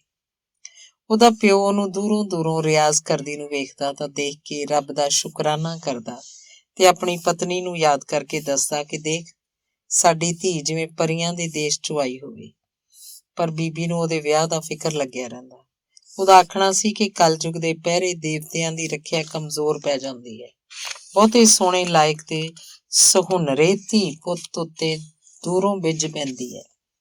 ਧੀ ਧਿਆਣੀ ਦੇ ਤਾਂ ਜਿੰਨੀ ਛੇਤੀ ਹੱਥ ਪੀਲੇ ਹੋ ਸਕਣ ਓਨਾ ਚੰਗਾ। ਧੀਆਂ ਤਾਂ ਆਪਣੇ ਘਰੇ ਹੀ ਸੋਭਦੀਆਂ ਨੇ। ਪ੍ਰੋਫੈਸਰ ਬੀਬੀ ਦੀਆਂ ਗੱਲਾਂ ਸੁਣ ਕੇ ਹੱਸਦਿਆਂ ਆਖਦੇ ਕਿ ਬੀਬੀ, ਤੇਰੇ ਰਾਜ 'ਚ ਮੀਰਾ ਨੂੰ ਕੋਈ ਖਤਰਾ ਨਹੀਂ। ਇਹ ਤੂੰ ਜਿਹੜੀ ਪਾਠ ਪੂਜਾ, ਜਪ ਤਪ ਤੇ ਮੰਤਰਾਂ ਨੂੰ ਘਰ 'ਚ ਹਾਜ਼ਰ ਰੱਖਦੀ ਐ, ਇਹਨਾਂ ਦੇ ਹੁੰਦਿਆਂ ਕਿਸੇ ਓਪਰੀ ਸ਼ੈ ਦੀ ਕੀ ਮਜ਼ਾਲ ਹੈ ਕਿ ਬੀਬੀ ਦੀ ਦੇਹਲੀ ਵੀ ਲੰਘ ਸਕੇ ਜਾਂ ਬੀਬੀ ਦੇ ਕਿਸੇ ਜੀ ਦਾ ਮੱਥਾ ਤੱਤਾ ਵੀ ਕਰ ਸਕੇ। ਸੋ ਮੇਰਾ ਬੇਫਿਕਰ ਹੈ ਤੇ ਮੈਂ ਵੀ। ਆਪੇ ਜਦੋਂ ਸੰਜੋਗ ਕਿਸੇ ਨਾਲ ਜੁੜਨਗੇ, ਰੱਬ ਨੇ ਸਾਰੇ ਕੰਮ ਸਾਰ ਦੇਣੇ ਨੇ। ਭਾਵੇਂ ਤੂੰ ਰੱਬ ਤੋਂ ਕੁਝ ਮੰਗ ਜਾਂ ਨਾ ਮੰਗ, ਰੱਬ ਨੇ ਆਪੇ ਤੇਰੇ ਮਨ ਦੀਆਂ ਬੁੱਝ ਲੈਣੀਆਂ ਨੇ ਤੇ ਫਿਰ ਆਪੇ ਸਭ ਕੁਝ ਠੀਕ ਠਾਕ ਰੱਖੂ। ਸਾਨੂੰ ਫਿਕਰ ਕਰਨ ਦੀ ਕੀ ਲੋੜ ਹੈ। ਇਹ ਸੁਣ ਕੇ ਬੀਬੀ ਖੁਸ਼ ਹੋ ਜਾਂਦੀ ਤੇ ਮਨ ਹੀ ਮਨ ਆਖਦੀ ਕਿ ਹੇ ਪ੍ਰਭੂ, ਸਭ ਤੇਰੀ ਕਿਰਪਾ ਹੈ। ਇਉਂ ਹੀ ਬੜੇ ਆਰਾਮ ਨਾਲ, ਬੜੇ ਸਹਿਜ ਨਾਲ ਜ਼ਿੰਦਗੀ ਤੁਰ ਰਹੀ ਸੀ। ਸਭ ਕੰਮਕਾਰ ਚੱਲ ਰਹੇ ਸਨ। ਮੀਰਾ ਦਾ ਰਿਆਜ਼ ਹੋਰ ਡੂੰਘਾ, ਵਿਸ਼ਾਲ, ਹੋਰ ਉੱਚਾ ਤੇ ਹੋਰ ਗੈਰ ਗੰਭੀਰ ਹੁੰਦਾ ਜਾ ਰਿਹਾ ਸੀ। SSP ਦਾ ਮੁੰਡਾ ਪਾਸ ਹੋ ਕੇ ਪੁਲਿਸ 'ਚ ਭਰਤੀ ਹੋ ਗਿਆ ਸੀ। ਉਹ ਕਈ ਵਾਰੀ ਪ੍ਰੋਫੈਸਰ ਗਿਆਨ ਸਾਗਰ ਨੂੰ ਨਿੱਕੇ-ਮੋਟੇ ਕੰਮ ਪੁੱਛਣ ਲਈ ਆ ਜਾਂਦਾ ਸੀ। ਮੀਰਾ ਦੀਦੀ ਉਹਨੂੰ ਹਮੇਸ਼ਾ ਹੀ ਮੰਦਰ 'ਚ ਖਲੋਤੀ ਦੇਵੀ ਵਰਗੀ ਲੱਗਦੀ। ਇੱਕ ਦਿਨ ਆਥਣੇ ਜਿਹੇ ਰਠੌਰ ਦਾ ਸੈਕਟਰੀ ਪ੍ਰੋਫੈਸਰ ਗਿਆਨ ਸਾਗਰ ਵੱਲ ਆਇਆ ਤੇ ਆਖਣ ਲੱਗਾ, ਰਾਣਾ ਸਾਹਿਬ ਆਪ ਨੂੰ ਕਿਸੇ ਵੇਲੇ ਮਿਲਣਾ ਚਾਹੁੰਦੇ ਨੇ, ਟਾਈਮ ਦੱਸ ਦਿਓ। ਪ੍ਰੋਫੈਸਰ ਗਿਆਨ ਸਾਗਰ ਨੇ ਹੈਰਾਨ ਹੋ ਕੇ ਸੈਕਟਰੀ ਵੱਲ ਵੇਖਿਆ ਤੇ ਬੋਲੇ, ਕੋਈ ਕੰਮ ਹੈ ਤੇ ਮੈਂ ਖੁਦ ਹਾਜ਼ਰ ਹੋ ਜਾਵਾਂਗਾ। ਉਂਝ ਰਾਣਾ ਸਾਹਿਬ ਆਉਣਾ ਚਾਹਣ ਜਦੋਂ ਮਰਜ਼ੀ ਆ ਜਾਣ, ਉਹਨਾਂ ਦਾ ਆਪਣਾ ਘਰ ਹੈ। ਜੇ ਤੁਸੀਂ ਮੁਨਾਸਿਬ ਸਮਝੋ ਤਾਂ ਕੱਲ ਸ਼ਾਮ ਨੂੰ 5 ਵਜੇ ਆਉਣਾ ਚਾਹਣਗੇ। ਜੀ ਸਦਕੇ ਆ ਜਾਣ, ਪ੍ਰੋਫੈਸਰ ਨੇ ਕਿਹਾ। ਤੁਸੀਂ ਬੈਠੋ, ਚਾਹ ਪਾਣੀ ਪੀਓ। ਬਸ ਮਿਹਰਬਾਨੀ, ਮੈਂ ਚੱਲਦਾ ਹੀ, ਆਖ ਕੇ ਉੱਠ ਬੈਠਾ। ਪ੍ਰੋਫੈਸਰ ਗਿਆਨ ਸਾਗਰ ਨੇ ਘਰ ਦੇ ਅੰਦਰ ਆ ਕੇ ਹੈਰਾਨ ਹੋ ਕੇ ਗੱਲ ਮੀਰਾ ਨੂੰ ਦੱਸੀ। ਰੱਖਣੀ ਹੋਣੀ ਹੈ ਕਿਸੇ ਬੱਚੇ ਦੀ ਟਿਊਸ਼ਨ। ਇਹ ਲੋਕ ਕਿਉਂ ਨਹੀਂ ਸਮਝਦੇ ਕਿ ਤੁਸੀਂ ਟਿਊਸ਼ਨਾਂ ਨਹੀਂ ਪੜ੍ਹਾਉਂਦੇ? ਇਹ ਸੋਚਦੇ ਨੇ ਪੈਸੇ ਨਾਲ ਕਿਸੇ ਨੂੰ ਵੀ ਖਰੀਦਿਆ ਜਾ ਸਕਦਾ ਹੈ। ਤੁਹਾਨੂੰ ਪਾਪਾ ਬਹੁਤੇ ਕੂਲੇ ਹੋਣ ਦੀ ਵੀ ਲੋੜ ਨਹੀਂ। ਇਹ ਵੀ ਨਾ ਆਖਿਓ ਕਿ ਤੁਹਾਡੇ ਬੱਚੇ ਨੂੰ ਮੈਂ ਫ੍ਰੀ 'ਚ ਪੜ੍ਹਾ ਦਿਆਂਗਾ। ਮੀਰਾ ਨੇ ਜ਼ਰਾ ਸਖਤ ਹੋ ਕੇ ਆਖਿਆ, ਕਿਉਂਕਿ ਜਾਣਦੀ ਸੀ ਕਿ ਮੂੰਹ ਦੇ ਕੂਲੇ ਹੋਣ ਕਰਕੇ ਉਹਦੇ ਪਾਪਾ ਨੇ SSP ਦੇ ਮੁੰਡੇ ਨੂੰ ਪੜ੍ਹਾਉਣਾ ਮੰਨ ਲਿਆ ਸੀ, ਉਹ ਵੀ ਫ੍ਰੀ 'ਚ। ਜੇ ਕਿਸੇ ਬੱਚੇ ਦਾ ਭਲਾ ਹੋ ਜਾਏ ਤਾਂ ਕੀ ਮਾੜਾ ਹੈ, ਉਹਦੇ ਪਾਪਾ ਨੇ ਦਲੀਲ ਦਿੱਤੀ। ਇਹ ਅਮੀਰ ਲੋਕ ਝੁੱਗੀ ਝੌਂਪੜੀ ਵਾਲਿਆਂ ਦੇ ਬੱਚਿਆਂ ਦੀਆਂ ਫੀਸਾਂ ਦੇ ਕੇ ਭਲਾ ਕਿਉਂ ਨਹੀਂ ਕਰਦੇ? ਉਹਨਾਂ ਦਾ ਭਲਾ ਕਰਨਾ ਸਰਕਾਰ ਦਾ ਕੰਮ ਹੈ, ਸਮਝੀ? ਸਰਕਾਰ ਵੀ ਤਾਂ ਇਹੀ ਲੋਕ ਚਲਾਉਂਦੇ ਨੇ। ਚੰਗਾ ਮੇਰੀ ਮਾਂ, ਆਖ ਦਿਆਂਗਾ ਕਿ ਮੈਂ ਟਿਊਸ਼ਨ ਪੜ੍ਹਾਉਂਦਾ ਹੀ ਨਹੀਂ, ਨਾ ਮੁਫਤ ਨਾ ਪੈਸੇ ਨਾਲ। ਇਹ ਆਖ ਕੇ ਉਹ ਸੋਚ ਰਿਹਾ ਸੀ ਕਿ ਰਠੌਰ ਸਾਹਿਬ ਨੇ ਭਲਾ ਮੈਨੂੰ ਕਿਸ ਲਈ ਮਿਲਣ ਆਉਣਾ ਹੈ। ਨਾਲੇ ਇਹਨਾਂ ਦੇ ਘਰ ਕੋਈ ਛੋਟਾ ਬੱਚਾ ਵੀ ਨਹੀਂ ਜਿਹੜਾ ਪੜ੍ਹਾਉਣਾ ਹੋਵੇ। ਇੱਕੋ ਇੱਕ ਬੇਟਾ ਵਿਦੇਸ਼ੋਂ ਪੜ੍ਹ ਕੇ ਆਇਆ, ਅਫਸਰ ਲੱਗਿਆ ਹੋਇਆ। ਹੋ ਸਕਦਾ ਉਂਝ ਹੀ ਗੁਆਂਢੀ ਨੂੰ ਮਿਲਣ ਦਾ ਖਿਆਲ ਆ ਗਿਆ ਹੋਵੇ। ਪਰ ਇਹ ਵੱਡੇ ਲੋਕ ਮੇਲ ਜੋਲ ਵੀ ਵੱਡੇ ਲੋਕਾਂ ਨਾਲ ਰੱਖਦੇ ਨੇ, ਦੇਖੀ ਜਾਊਗੀ। ਇਹ ਸੋਚਦਿਆਂ ਬੀਬੀ ਨੂੰ ਹਾਕ ਮਾਰ ਕੇ ਦੱਸਿਆ ਕਿ ਕੱਲ ਆਥਣੇ ਆਪਣੇ ਗੁਆਂਢੀ ਰਾਣਾ ਰਠੌਰ ਸਾਹਿਬ ਆਪਣੇ ਘਰ ਆ ਰਹੇ ਨੇ, ਚਾਹ ਨਵੇਂ ਕੱਪਾਂ 'ਚ ਦੇਣੀ ਹੈ, ਚੰਗੇ ਬਿਸਕੁਟ ਮੰਗਵਾ ਕੇ ਰੱਖ ਲਏ। ਮੀਰਾ ਨੂੰ ਚੇਤੇ ਆਇਆ ਕਿ ਕੱਲ ਆਥਣੇ ਜਦੋਂ ਬਗੀਚੇ 'ਚ ਫੁੱਲਾਂ ਦੇ ਬੂਟੇ ਸਵਾਰ ਰਹੀ ਸੀ ਤੇ ਨਾਲੇ ਆਪਣੇ ਵਾਲ ਸੁਕਾ ਰਹੀ ਸੀ, ਜੋ ਇਹ ਉਹਦੀ ਪੁਰਾਣੀ ਆਦਤ ਸੀ, ਸੁੱਕੇ ਪੱਤਿਆਂ ਨੂੰ ਝਾੜਦੀ, ਡੂਡੀਆਂ ਨੂੰ ਪਲੋਸਦੀ, ਫੁੱਲਾਂ ਬੂਟਿਆਂ ਨਾਲ ਉਹ ਗੱਲਾਂ ਕਰ ਰਹੀ ਸੀ ਤੇ ਗੁਣਗੁਣਾ ਰਹੀ ਸੀ, ਤਾਂ ਅਚਾਨਕ ਉਹਦੀ ਨਜ਼ਰ ਗੁਆਂਢੀਆਂ ਦੀ ਕੋਠੀ ਵੱਲ ਗਈ। ਦੂਰ ਛੱਤ ਤੇ ਖਲੋਤਾ ਕੋਈ ਬੰਦਾ ਉਹਦੀ ਫੋਟੋ ਖਿੱਚ ਰਿਹਾ ਸੀ। ਉਹਨੂੰ ਇਹ ਗੱਲ ਚੰਗੀ ਨਾ ਲੱਗੀ। ਉਹ ਮੂੰਹ ਪੁਆ ਕੇ ਕਾਹਲੀ ਨਾਲ ਘਰ ਦੇ ਅੰਦਰ ਚਲੀ ਗਈ। ਕਿੱਡੇ ਬਦਤਮੀਜ਼ ਹੁੰਦੇ ਨੇ ਲੋਕ, ਉਹਨੂੰ ਖਿਆਲ ਆਇਆ। ਮਗਰੋਂ ਜਦੋਂ ਰਿਆਜ਼ ਕਰਨ ਬੈਠੀ, ਉਹਨੂੰ ਇਹ ਗੱਲ ਉੱਕਾ ਹੀ ਭੁੱਲ ਗਈ। ਦਿਨ ਆਰਾਮ ਨਾਲ ਬੀਤਿਆ। ਪ੍ਰੋਫੈਸਰ ਕਾਲਜ ਤੋਂ ਵਾਪਸ ਆ ਗਏ। ਬੀਬੀ ਨੇ ਘਰ ਚੰਗੀ ਤਰ੍ਹਾਂ ਝਾੜਿਆ ਪੂੰਝਿਆ। ਮੇਜ਼ ਉੱਪਰ ਧੋਤਾ ਹੋਇਆ ਮੇਜ਼ਪੋਸ਼ ਵਿਛਾਉਂਦੀ ਪ੍ਰੋਫੈਸਰ ਨੂੰ ਕਹਿਣ ਲੱਗੀ, ਆਲੇ ਦੁਆਲੇ ਤਾਂ ਸਾਰੀਆਂ ਬੜੀਆਂ ਕੋਠੀਆਂ ਨੇ, ਆਪਣਾ ਪਲਾਟ ਛੋਟਾ ਜਿਹਾ। ਮੇਰੇ ਇੱਕ ਵਿਦਿਆਰਥੀ ਪ੍ਰਾਪਰਟੀ ਡੀਲਰ ਨੇ ਕਲੋਨੀ ਕੱਟੀ ਸੀ, ਮੱਲੋ ਮੱਲੀ ਮੈਨੂੰ ਵੀ ਇਹ ਪਲਾਟ ਸਸਤੇ ਭਾਅ ਦੇ ਗਿਆ। ਇਸ ਤੋਂ ਵੱਡਾ ਆਪਾਂ ਕਰਨਾ ਵੀ ਕੀ ਸੀ? ਮੀਰਾ ਜਦੋਂ ਵਿਆਹ ਕੇ ਆਪਣੇ ਘਰ ਚਲੇ ਗਈ, ਫਿਰ ਇੱਥੇ ਇੱਕ ਬੁੱਢਾ ਪ੍ਰੋਫੈਸਰ ਤੇ ਉਸ ਤੋਂ ਬੁੱਢੀ ਬੀਬੀ ਰਹਿ ਜਾਏਗੀ। ਜਦੋਂ ਉਹਨੇ ਇਹ ਆਖਿਆ ਤਾਂ ਦੂਜੇ ਕਮਰੇ 'ਚ ਸੁਣ ਕੇ ਮੀਰਾ ਨੂੰ ਲੱਗਿਆ ਕਿ ਅੱਛਾ, ਪਾਪਾ ਮੈਨੂੰ ਤੋਰਨ ਦੀਆਂ ਹੁਣੇ ਹੀ ਸਕੀਮਾਂ ਬਣਾ ਰਹੇ ਨੇ। ਆਥਣ ਦੇ 5 ਵੱਜਣ ਵਾਲੇ ਸਨ। ਪ੍ਰੋਫੈਸਰ ਨੂੰ ਥੋੜੀ ਜਿਹੀ ਘਬਰਾਹਟ ਹੋਈ ਕਿ ਸਾਡਾ ਇਹ ਅਮੀਰ ਗੁਆਂਢੀ ਸਾਡੇ ਘਰ ਕੀ ਕਰਨ ਆ ਰਿਹਾ, ਤੇ ਇੰਨੇ ਚਿਰ ਨੂੰ ਰਾਣਾ ਰਠੌਰ ਸਾਹਿਬ ਉਹਨਾਂ ਦਾ ਗੇਟ ਲੰਘ ਕੇ ਅੰਦਰ ਆਉਂਦੇ ਦਿਸੇ। ਪ੍ਰੋਫੈਸਰ ਸਾਹਿਬ ਨੇ ਅਗਾਂਹ ਹੋ ਕੇ ਆਓ ਭਗਤ ਕੀਤੀ ਤੇ ਆਦਰ ਨਾਲ ਕਮਰੇ 'ਚ ਬਿਠਾਇਆ। ਸਾਦੇ ਪਰ ਸਲੀਕੇ ਨਾਲ ਸਜੇ ਕਮਰੇ ਨੂੰ ਰਾਣਾ ਰਠੌਰ ਨੇ ਧਿਆਨ ਨਾਲ ਵੇਖਿਆ। ਪ੍ਰੋਫੈਸਰ ਗਿਆਨ ਸਾਗਰ ਨੇ ਸਾਹਮਣੇ ਬੈਠਦਿਆਂ ਪੁੱਛਿਆ, ਕੀ ਲਓਗੇ, ਚਾਹ ਜਾਂ ਠੰਡਾ? ਚਾਹ ਦਾ ਕੱਪ ਲੈ ਲਾਂਗਾ। ਬੀਬੀ ਨੂੰ ਰਸੋਈ 'ਚ ਚਾਹ ਨੂੰ ਆਖ ਕੇ ਫਿਰ ਉਹ ਰਾਣੇ ਕੋਲ ਆ ਬੈਠੇ। 2-4 ਇੱਧਰ ਉੱਧਰ ਦੀਆਂ ਗੱਲਾਂ ਕਰਨ ਮਗਰੋਂ ਰਾਣਾ ਸਾਹਿਬ ਨੇ ਪੁੱਛਿਆ, ਬੇਟੀ ਨਹੀਂ ਕਿਧਰੇ ਦਿਸਦੀ? ਉਹ ਪਿਛਲੇ ਕਮਰੇ 'ਚ ਰਿਆਜ਼ ਕਰ ਰਹੀ ਹੈ, ਉਹਦੀ ਆਪਣੀ ਵੱਖਰੀ ਦੁਨੀਆ। ਸਾਡੇ ਘਰ ਪਿਛਲੇ ਜਨਮ ਵੀ ਕੋਈ ਮੀਰਾ ਬਾਈ ਜੰਮ ਪਈ ਹੈ, ਪ੍ਰੋਫੈਸਰ ਨੇ ਹੱਸ ਕੇ ਆਖਿਆ। ਖੁਸ਼ਕਿਸਮਤ ਹੋ ਪ੍ਰੋਫੈਸਰ ਸਾਹਿਬ, ਨਹੀਂ ਤਾਂ ਅੱਜ ਕੱਲ੍ਹ ਦੇ ਬੱਚੇ ਤਾਂ ਉੱਕਾ ਹੀ ਅੰਗਰੇਜ਼ ਬਣ ਗਏ ਨੇ। ਕੋਈ ਕਲਚਰ ਨਹੀਂ, ਕੋਈ ਸਲੀਕਾ ਨਹੀਂ, ਕੋਈ ਛੋਟੇ ਵੱਡੇ ਦਾ ਆਦਰ ਨਹੀਂ। ਉਹਨਾਂ ਲਈ ਹਰ ਗੱਲ 'ਚ ਸੈਲਫ ਹੀ ਪ੍ਰਧਾਨ ਹੈ, ਰਾਣਾ ਰਠੌਰ ਕਹਿ ਰਿਹਾ ਸੀ। ਅਸੀਂ ਖੁਦ ਹੀ ਉਹਨਾਂ ਨੂੰ ਅਜਿਹੇ ਸੰਸਕਾਰ ਦਿੰਦੇ ਹਾਂ। ਪ੍ਰੋਫੈਸਰ ਨੇ ਜਦੋਂ ਇਹ ਕਿਹਾ ਤਾਂ ਰਾਣੇ ਨੂੰ ਕੋਈ ਜਵਾਬ ਨਾ ਸੁਝਿਆ। ਉਹ ਆਖਣ ਲੱਗਿਆ, ਪ੍ਰੋਫੈਸਰ ਸਾਹਿਬ, ਮੈਂ ਤੁਹਾਡੇ ਨਾਲ ਇੱਕ ਜ਼ਰੂਰੀ ਗੱਲ ਕਰਨ ਆਇਆ। ਦੱਸੋ। ਤੁਸੀਂ ਸੋਚ ਲੈਣਾ, ਕਾਹਲੀ ਨਹੀਂ। ਮੈਂ ਆਪਣੇ ਬੇਟੇ ਲਈ ਤੁਹਾਡੀ ਬੇਟੀ ਦਾ ਰਿਸ਼ਤਾ ਮੰਗਣ ਆਇਆ। ਰਠੌਰ ਸਾਹਿਬ, ਪ੍ਰੋਫੈਸਰ ਦੇ ਮੂੰਹੋਂ ਇੰਨਾ ਹੀ ਨਿਕਲਿਆ। ਹੈਰਾਨ ਨਾ ਹੋ, ਮੈਂ ਸੋਚ ਵਿਚਾਰ ਕੇ ਇਹ ਗੱਲ ਆਖੀ ਹੈ। ਰਠੌਰ ਸਾਹਿਬ, ਮੈਂ ਤੁਹਾਡੇ ਨਾਲ ਮੱਥਾ ਲਾਉਣ ਜੋਗਾ ਨਹੀਂ। ਇਹ ਸੁਣ ਕੇ ਰਾਣਾ ਰਠੌਰ ਸਾਹਿਬ ਹੱਸ ਪਏ ਤੇ ਬੋਲੇ, ਮੈਂ ਜਾਣਦਾ ਤੁਹਾਨੂੰ ਪਰੇਸ਼ਾਨ ਹੋਣ ਦੀ ਲੋੜ ਨਹੀਂ, ਸਾਰੇ ਪ੍ਰਬੰਧ ਹੋ ਜਾਣਗੇ। ਤੁਸੀਂ ਸਿਰਫ ਕੰਨਿਆਦਾਨ ਹੀ ਕਰਨਾ ਹੈ, ਫਿਰ ਸੋਚ ਲੈਣਾ ਤੇ ਬੇਟੀ ਨਾਲ ਗੱਲ ਕਰ ਲੈਣਾ। ਉੱਠਦੇ ਹੋਏ ਰਾਣਾ ਸਾਹਿਬ ਨੇ ਆਖਿਆ। ਗੇਟ ਤੱਕ ਛੱਡਣ ਜਾਂਦਿਆਂ ਪ੍ਰੋਫੈਸਰ ਨੂੰ ਕੁਝ ਵੀ ਸੁੱਝ ਨਹੀਂ ਸੀ ਰਿਹਾ। ਗੇਟ ਤੇ ਪਹੁੰਚ ਕੇ ਬੜੀ ਗਰਮਜੋਸ਼ੀ ਨਾਲ ਰਾਣਾ ਜੀ ਨੇ ਪ੍ਰੋਫੈਸਰ ਸਾਹਿਬ ਨਾਲ ਹੱਥ ਮਿਲਾਇਆ ਤੇ ਆਖਿਆ, ਮੈਂ ਤੁਹਾਡੇ ਜਵਾਬ ਦਾ ਇੰਤਜ਼ਾਰ ਕਰਾਂਗਾ। ਇਹ ਕਹਿ ਕੇ ਉਹ ਆਪਣੀ ਕੋਠੀ ਵੱਲ ਮੁੜ ਗਿਆ। ਹੈਰਾਨ ਪਰੇਸ਼ਾਨ ਪ੍ਰੋਫੈਸਰ ਨੂੰ ਪਤਾ ਨਹੀਂ ਸੀ ਲੱਗ ਰਿਹਾ ਕਿ ਉਹ ਸਾਰੀ ਗੱਲ ਮੀਰਾ ਨਾਲ ਕਿਵੇਂ ਕਰੇ।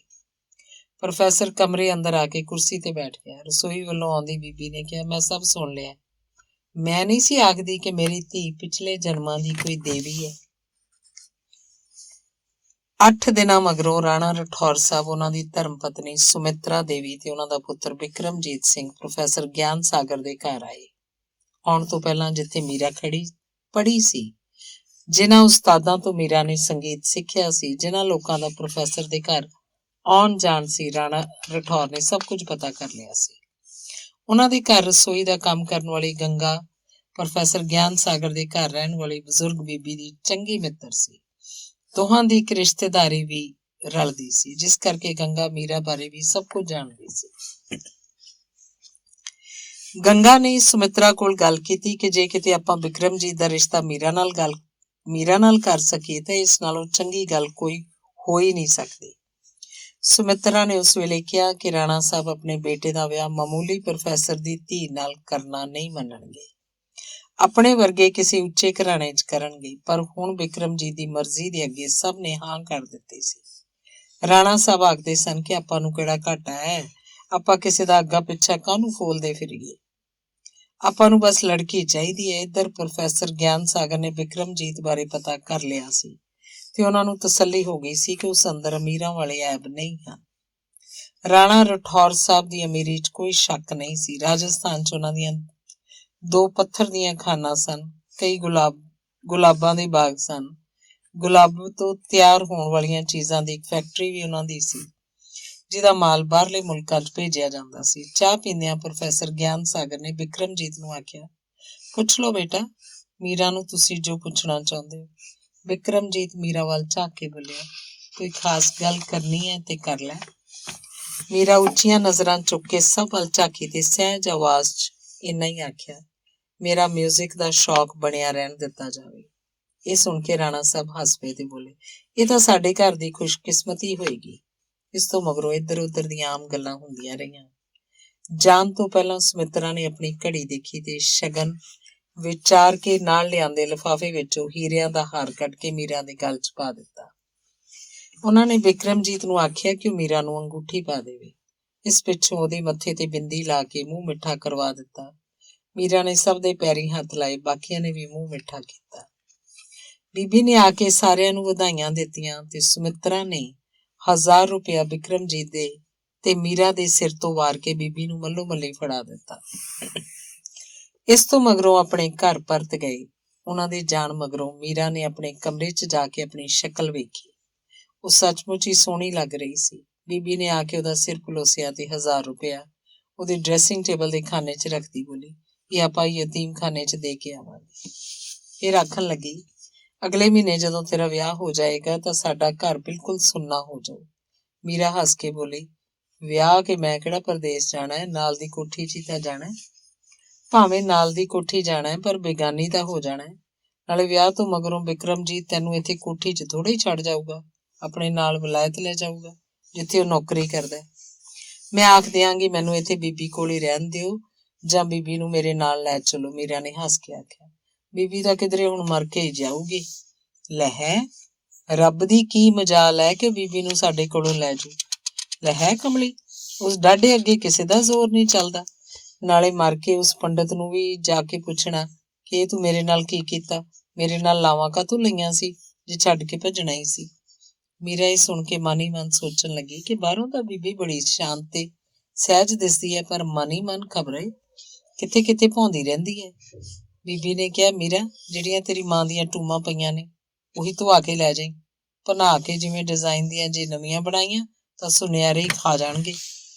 ਮੈਨੂੰ ਤਾਂ ਬੀਬੀ ਗਹਿਣਿਆਂ ਦਾ ਬਹੁਤਾ ਸ਼ੌਕ ਨਹੀਂ, ਨਿੱਕੇ ਨਿੱਕੇ 2-3 ਕਾਫੀ ਨੇ, ਟੋਪਸ, ਅੰਗੂਠੀ ਤੇ ਗਲ ਪਾਉਣ ਵਾਲੀ ਚੇਨ, ਇਹ ਤੋਂ ਵੱਧ ਲੋੜ ਨਹੀਂ। ਟੂਮਾਂ ਨਾਲ ਤਾਂ ਤੈਨੂੰ ਸਹੁਰਿਆਂ ਨੇ ਲੱਦ ਦੇਣਾ। ਦੇਖਦੀ ਨਹੀਂ ਸੱਸ ਤੈਨੂੰ ਦੇਖਣ ਆਈ, ਚਮ ਕਰਦਾ ਹੀਰਿਆਂ ਦਾ ਹਾਰ ਪਾਵੇ। ਇੰਨੀਆਂ ਟੂਮਾਂ ਸੰਭਾਲਣੀਆਂ ਹੀ ਔਖੀਆਂ ਹੋ ਜਾਂਦੀਆਂ। ਮੀਰਾ ਨੂੰ ਇਹ ਸਭ ਗੱਲਾਂ ਓਪਰੀਆਂ ਲੱਗ ਰਹੀਆਂ ਸੀ। ਹਾਰ ਕੇ ਉਹ ਬਗੀਚੀ 'ਚ ਬੂਟਿਆਂ ਨੂੰ ਪਾਣੀ ਦੇਣ ਲੱਗ ਪਈ। ਪਾਣੀ ਦਿੰਦੀ ਉਹ ਬੂਟਿਆਂ ਨਾਲ ਗੱਲਾਂ ਕਰਦੀ ਹੋਈ ਗੁਣਗੁਣਾ ਵੀ ਰਹੀ ਸੀ ਤੇ ਗੱਲਾਂ ਵੀ ਕਰ ਰਹੀ ਸੀ। ਉਧਰ ਕਮਰੇ 'ਚ ਬੈਠਾ ਪ੍ਰੋਫੈਸਰ ਸੋਚ ਰਿਹਾ ਸੀ ਕਿ ਮੀਰਾ ਸੱਚਮੁੱਚ ਹੀ ਵੱਡੀ ਕਿਸਮਤ ਵਾਲੀ ਹੈ। ਜੇ ਉਹਦੀ ਅੱਜ ਮਾਂ ਜਿਉਂਦੀ ਹੁੰਦੀ ਤਾਂ ਚਾਹ ਦੀ ਮਾਰੀ ਦੇ ਧਰਤੀ ਤੇ ਪੈਰ ਕਿਹੜਾ ਲੱਗਣੇ ਸਨ। ਫਿਰ ਉਹਨੂੰ ਬੀਬੀ ਬਾਰੇ ਖਿਆਲ ਆ ਜਾਂਦਾ ਕਿ ਦੇਖੋ, ਸ਼ਾਇਦ ਬੀਬੀ ਨਾਲ ਸਾਡਾ ਕੋਈ ਪਿਛਲਾ ਸੰਬੰਧ ਹੈ ਜੋ ਅਜੇ ਤੱਕ ਸਾਡੇ ਨਾਲ ਘਰ ਰਹਿ ਰਹੀ ਹੈ। ਪਰ ਪਤਾ ਨਹੀਂ ਬੀਬੀ ਨੂੰ ਬਾਲ ਵਿਧਵਾ ਦਾ ਸਰਾਪ ਕਿਉਂ ਲੱਗ ਗਿਆ, ਜਦੋਂ ਕਿ ਉਹ ਨੇਕ ਔਰਤ ਹੈ। ਪਰ ਸ਼ਾਇਦ ਬੀਬੀ ਇਹਨਾਂ ਗੱਲਾਂ ਬਾਰੇ ਨਹੀਂ ਸੋਚਦੀ। ਉਹ ਆਪਣੀ ਪਾਠ ਪੂਜਾ ਕਰਦੀ, ਘਰ ਦਾ ਕੰਮ ਕਾਜ ਸੰਭਾਲਦੀ, ਬੜੀ ਸਹਿਜ ਵਿੱਚ ਜੀਵਨ ਜੀ ਰਹੀ ਸੀ। ਇੱਕ ਦਿਨ ਪਤਾ ਨਹੀਂ ਕਿਉਂ ਮੀਰਾ ਨੇ ਕੋਲ ਬੈਠੀ ਦਾਲ ਚੁਗ ਰਹੀ ਬੀਬੀ ਨੂੰ ਪੁੱਛਿਆ, ਬੀਬੀ, ਜੇ ਭਲਾ ਰੱਬ ਤੈਨੂੰ ਆ ਕੇ ਪੁੱਛੇ ਜੋ ਮੰਗਣਾ ਮੰਗ ਲੈ ਤੇ ਕੀ ਮੰਗੇਗੀ? ਬੀਬੀ ਦਾਲ ਚੁਗਣਾ ਛੱਡ ਮੀਰਾ ਵੱਲ ਝਾਕ ਕੇ ਬੋਲੀ, ਹੁਣ ਰੱਬ ਕੋਲ ਹੈ ਕੀ ਹੈ ਮੈਨੂੰ ਦੇਣ ਜੋਗਾ? ਲੈ ਹੈ ਕੁਛ ਵੀ ਰੱਬ ਦੇ ਵੱਸ ਤੋਂ ਬਾਹਰ ਨਹੀਂ। ਮੀਰਾ ਬੋਲੇ, ਇਹ ਸਾਡਾ ਭੁਲੇਖਾ ਹੈ ਮੇਰਾ ਪੁੱਤ।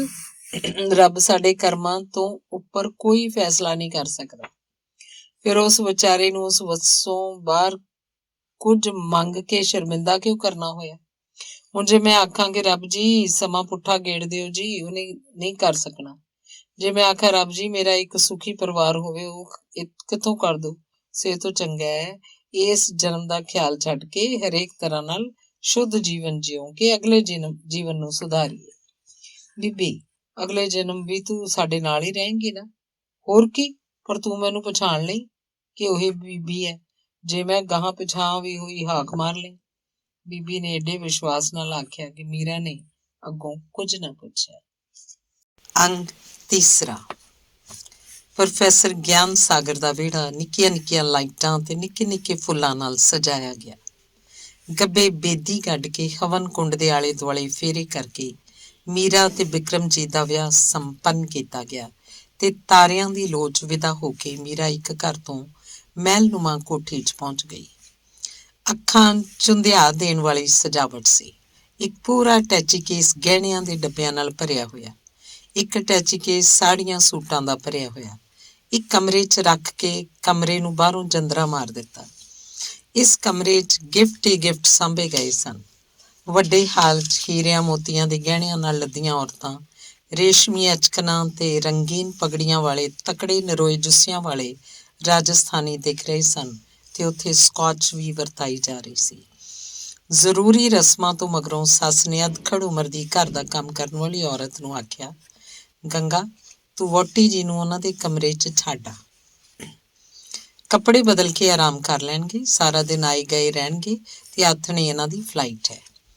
ਉੱਪਰ ਜਦੋਂ ਮੀਰਾ ਕਮਰੇ 'ਚ ਪਹੁੰਚੀ ਤਾਂ ਮੀਰਾ ਨੇ ਵੇਖਿਆ ਕਿ ਕਮਰੇ ਦੇ ਨਾਲ ਲੱਗਦੇ ਬਾਥਰੂਮ 'ਚ ਅਨੇਕਾਂ ਕਿਸਮਾਂ ਦੇ ਸ਼ੈਂਪੂ, ਸਾਬਣ, ਨਵੀਂ ਪੇਸਟ, ਮਤਲਬ ਹਰ ਚੀਜ਼ ਨਵੀਂ ਰੱਖੀ ਹੋਈ ਸੀ। ਇੱਕ ਪਾਸੇ ਹਲਕਾ ਪਿੰਕ ਰੰਗ ਦਾ ਸੂਟ ਰੱਖਿਆ ਹੋਇਆ ਸੀ। ਗੰਗਾ ਉਹਨੂੰ ਛੱਡ ਕੇ ਹੇਠਾਂ ਆ ਗਈ। ਜਦੋਂ ਨਹਾ ਕੇ ਪਿੰਕ ਸੂਟ ਪਾ ਕੇ ਬਾਥਰੂਮ ਤੋਂ ਬਾਹਰ ਆਈ ਤਾਂ ਬਿਕਰਮਜੀਤ ਪਹਿਲਾਂ ਹੀ ਉੱਥੇ ਬੈਠਾ ਹੋਇਆ ਸੀ। ਉਹਨੂੰ ਸਾੜੀ ਦੀ ਤਹਿ ਲਾਉਂਦਿਆਂ ਉਹ ਬੋਲਿਆ, ਇਹ ਕੰਮ ਕੋਈ ਨੌਕਰਾਣੀ ਕਰ ਲਏਗੀ, ਤੁਸੀਂ ਮੇਰੇ ਕੋਲ ਆ ਕੇ ਬੈਠੋ ਰਾਣੀ ਸਾਹਿਬਾ। ਮੀਰਾ ਨੇ ਸਾੜੀ ਦੀ ਤਹਿ ਕਰਨ ਦਾ ਕੰਮ ਵਿੱਚੇ ਨਹੀਂ ਛੱਡਿਆ। ਬਿਕਰਮਜੀਤ ਨੇ ਉੱਠ ਕੇ ਉਹਦੇ ਦੋਵੇਂ ਹੱਥ ਫੜ ਲਏ ਤੇ ਉਸ ਵੱਲ ਝਾਕ ਕੇ ਬੋਲਿਆ, ਰਾਣੀ ਸਾਹਿਬਾ, ਦੁਕਾਨਾਂ ਖੋਲ੍ਹ ਲੈਣ ਦਿਓ। ਆਪਾਂ ਨੇ ਕੁਈਨਜ਼ ਮਾਲ ਤੋਂ ਕੁਝ ਡਰੈਸਿਸ ਲੈਣ ਚੱਲਣਾ। ਉੱਥੇ ਪੈਰਿਸ 'ਚ ਤੁਸੀਂ ਸਾੜੀ ਪਾ ਕੇ ਥੋੜ੍ਹੀ ਤੁਰੋਗੇ। 1-2 ਡਰੈਸਾਂ ਪਾਪਾ ਦੇ ਘਰ ਪਈਆਂ ਨੇ, ਉੱਥੋਂ ਲੈ ਆਵਾਂਗੇ। ਪੋਲੇ ਜਿਹੇ ਹੱਥ ਛੁਡਾ ਕੇ ਸਾੜੀ ਦੀ ਤਹਿ ਲਾਉਂਦੀ ਮੀਰਾ ਬੋਲੀ। ਹੁਣ ਮੀਰਾ ਪ੍ਰੋਫੈਸਰ ਗਿਆਨ ਸਾਗਰ ਦੀ ਬੇਟੀ ਨਹੀਂ ਰਹੀ, ਰਾਣਾ ਰਠੌਰ ਸਾਹਿਬ ਦੀ ਨੂੰਹ ਹੈ। ਇਸ ਲਈ ਹੁਣ ਉਹ ਪਾਪਾ ਦੇ ਘਰ ਪਈਆਂ ਡਰੈਸਾਂ ਨਹੀਂ ਪਾਏਗੀ, ਇੰਪੋਰਟਡ ਡਰੈਸ ਹੀ ਪਾਏਗੀ। ਇਹੋ ਜਿਹੀਆਂ ਇੰਪੋਰਟਡ ਡਰੈਸਿਸ ਜਿਹੋ ਜਿਹੀਆਂ ਆਮ ਪੈਰਿਸ ਵਾਲੇ ਵੀ ਨਹੀਂ ਖਰੀਦ ਸਕਦੇ, ਟੌਪ ਕਲਾਸ। ਥੋੜ੍ਹੇ ਚਿਰ ਮਗਰੋਂ ਉੱਥੇ ਉਹਨਾਂ ਦਾ ਨਾਸ਼ਤਾ ਆ ਗਿਆ। ਇੰਨੀਆਂ ਸਾਰੀਆਂ ਚੀਜ਼ਾਂ ਉਹ ਝੂਠੀਆਂ ਨਹੀਂ ਸੀ ਕਰਨੀਆਂ ਚਾਹੁੰਦੀ, ਪਰ ਬਿਕਰਮਜੀਤ ਬੋਲਿਆ, ਜੋ ਲੈਣਾ ਲੈ ਲਓ, ਬਾਕੀ ਵਾਪਸ ਚਲਿਆ ਜਾਏਗਾ। ਮੀਰਾ ਜੀ, ਕਦੇ ਕਿਸੇ ਨੂੰ ਤੁਸੀਂ ਪਿਆਰ ਕੀਤਾ? ਅਚਾਨਕ ਹੀ ਉਹਨੇ ਪ੍ਰਸ਼ਨ ਪੁੱਛ ਲਿਆ। ਹਾਂ, ਕੀਤਾ, ਆਪਣੇ ਮਿਊਜ਼ਿਕ ਨਾਲ। ਨਹੀਂ, ਮੇਰਾ ਮਤਲਬ ਬੰਦਿਆਂ ਤੋਂ ਹੈ। ਹਾਂ ਕੀਤਾ, ਮੈਂ ਆਪਣੇ ਪਾਪਾ ਨੂੰ ਬਹੁਤ ਪਿਆਰ ਕੀਤਾ। ਇਹ ਸੁਣ ਕੇ ਵਿਕਰਮ ਹੱਸ ਪਿਆ ਤੇ ਕਹਿਣ ਲੱਗਾ, ਮੇਰਾ ਮਤਲਬ ਕਿਸੇ ਮਿੱਤਰ ਪਿਆਰੇ ਤੋਂ। ਮੀਰਾ ਸੰਭਲ ਕੇ ਇੱਕ ਪਾਸੇ ਕੁਰਸੀ ਤੇ ਬੈਠ ਗਈ ਤੇ ਕਹਿਣ ਲੱਗੀ, ਮਿੱਤਰ ਪਿਆਰਾ ਅਜੇ ਕੋਈ ਲੱਭਿਆ ਹੀ ਨਹੀਂ। ਮੇਰੀ ਤਾਂ ਤੁਹਾਡੇ ਬਾਰੇ ਇਹ ਸੋਚ ਸੀ ਕਿ ਤੇਰੇ ਵਰਗੀ ਸੁੰਦਰ ਤੇ ਜ਼ਹੀਨ ਲੜਕੀ ਦੁਆਲੇ ਤਾਂ ਲੋਕ ਭੌਰਿਆਂ ਵਾਂਗ ਮੰਡਰਾਉਂਦੇ ਹੋਣਗੇ। ਤੂੰ ਥੋੜੇ ਕਿਸੇ ਨੂੰ ਲੱਭਣਾ ਸੀ, ਸਗੋਂ ਲੋਕਾਂ ਨੇ ਤੈਨੂੰ ਲੱਭ ਲਿਆ ਹੋਣਾ। ਇਹ ਸੁਣ ਕੇ ਮੀਰਾ ਹੱਸ ਪਈ ਤੇ ਬੋਲੀ, ਇਹਨਾਂ ਫਜ਼ੂਲ ਦੇ ਕੰਮਾਂ ਲਈ ਮੈਨੂੰ ਵੇਹਲ ਹੀ ਕਿੱਥੇ ਸੀ। ਇਹ ਸੁਣ ਕੇ ਬਿਕਰਮ ਨੂੰ ਬਹੁਤ ਚੰਗਾ ਲੱਗਾ ਤੇ ਉਹ ਮਨ ਹੀ ਮਨ ਬੜਾ ਖੁਸ਼ ਹੋਇਆ ਕਿ ਮੀਰਾ ਅੰਦਰੋਂ ਬਾਹਰੋਂ ਕਿਧਰੋਂ ਵੀ ਮੈਲੀ ਨਹੀਂ। ਹੁਣ ਉਹ ਆਪੇ ਇਹਨੂੰ ਸੰਭਾਲ ਲਏਗਾ। ਆਖਣ ਲੱਗਿਆ, ਉਂਝ ਤਾਂ ਮੈਨੂੰ ਇਤਬਾਰ ਨਹੀਂ ਸੀ ਆਉਂਦਾ ਕਿ ਯੂਨੀਵਰਸਿਟੀ 'ਚ ਪੜ੍ਹਨ ਮਗਰੋਂ ਮਿਊਜ਼ਿਕ ਵਰਗੇ ਸਬਜੈਕਟ ਲੈ ਕੇ ਤੂੰ ਲੋਕਾਂ ਨੂੰ ਇੰਨੀ ਵਿੱਥ ਤੇ ਛੱਡ ਰੱਖਿਆ ਹੋਏਗਾ। ਉਂਝ ਤੇਰੇ ਤੇ ਮਰਦ ਦੇ ਤਾਂ ਬਥੇਰੇ ਲੋਕ ਹੋਣਗੇ। ਕੁੜੀਆਂ ਤਾਂ ਨਿੱਕੀ ਨਿੱਕੀ ਗੱਲ ਤੇ ਭਾਵੁਕ ਹੋ ਕੇ ਆਪਣਾ ਤਵਾਜ਼ਨ ਖੋ ਬੈਠਦੀਆਂ ਨੇ ਤੇ ਫਿਰ ਅਜਿਹੀਆਂ ਉਲਝਦੀਆਂ ਨੇ ਕਿ ਉਹਨਾਂ ਨੂੰ ਉਸ ਬੰਦੇ ਤੋਂ ਸਿਵਾਏ ਹੋਰ ਸਭ ਕੁਝ ਭੁੱਲ ਜਾਂਦਾ ਹੈ। ਤੁਸੀਂ ਤਾਂ ਇਉਂ ਗੱਲਾਂ ਕਰਦੇ ਹੋ ਜਿਵੇਂ ਆਪ ਹੀ ਤਜਰਬੇ ਕੀਤੇ ਹੋਣ, ਮੀਰਾ ਨੇ ਹੱਸ ਕੇ ਕਿਹਾ। ਮੈਂ ਲੱਕੀ ਹਾਂ ਕਿ ਮੈਨੂੰ ਇੰਨੀ ਇਨੋਸੈਂਟ ਕੁੜੀ ਮਿਲੀ, ਬਿਕਰਮ ਬੋਲਿਆ। ਥੋੜੇ ਚਿਰ ਮਗਰੋਂ ਮੀਰਾ ਦੀ ਸੱਸ ਦਾ ਬੁਲਾਵਾ ਆ ਗਿਆ। ਉਹਨਾਂ ਦੇ ਇੱਕ ਰਿਸ਼ਤੇਦਾਰ ਏਅਰਪੋਰਟ ਤੇ ਗੜਬੜ ਹੋ ਜਾਣ ਕਾਰਨ ਕੱਲ੍ਹ ਲੇਟ ਹੋ ਗਏ ਸਨ। ਉਹ ਦੋਵੇਂ ਹੀ ਹੇਠਾਂ ਚਲੇ ਗਏ। ਆਏ ਮਹਿਮਾਨਾਂ ਨੂੰ ਮਿਲਣ ਗਿਲਣ ਮਗਰੋਂ ਮੀਰਾ ਨਾਲ ਵੱਡੀ ਕਾਰ 'ਚ ਬੈਠ ਕੇ ਕੁਈਨਸ ਮਾਲ ਤੇ ਸ਼ਾਪਿੰਗ ਕਰਨ ਚਲਾ ਗਿਆ। ਉਹ ਤੇ ਬਾਹਰ ਰਹਿ ਚੁੱਕਿਆ ਸੀ, ਸਭ ਡਰੈਸਿਸ ਦਾ ਉਹਨੂੰ ਪਤਾ ਸੀ। ਮੀਰਾ ਦਾ ਨਾਪ ਦੱਸ ਕੇ ਉਹ ਵਧੇਰੇ ਕਰਕੇ ਆਪ ਹੀ ਡਰੈਸਿਸ ਚੁਣਦਾ ਰਿਹਾ। ਵਧੇਰੇ ਸ਼ੌਕ ਤੇ ਜ਼ਿਆਦਾ ਹੀ ਲੋ ਨੈਕ ਵਾਲੀ ਡਰੈਸ ਨਾ ਲੈਣ ਲਈ ਮੀਰਾ ਨੇ ਆਖ ਦਿੱਤਾ ਸੀ।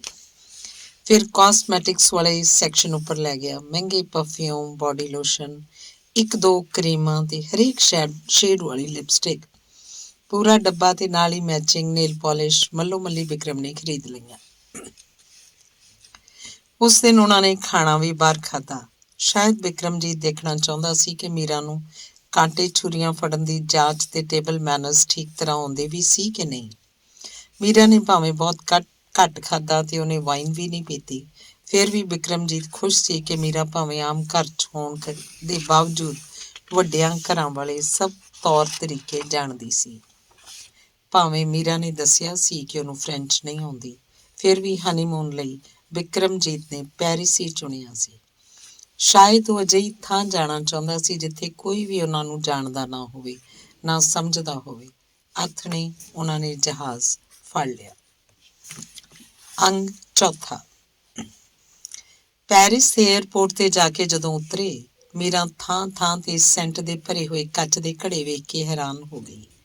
ਫਿਰ ਉਹਨੇ ਦੇਖਿਆ ਕਿ ਆਰਾਮ ਨਾਲ ਲੋਕ ਆ ਜਾ ਰਹੇ ਸਨ।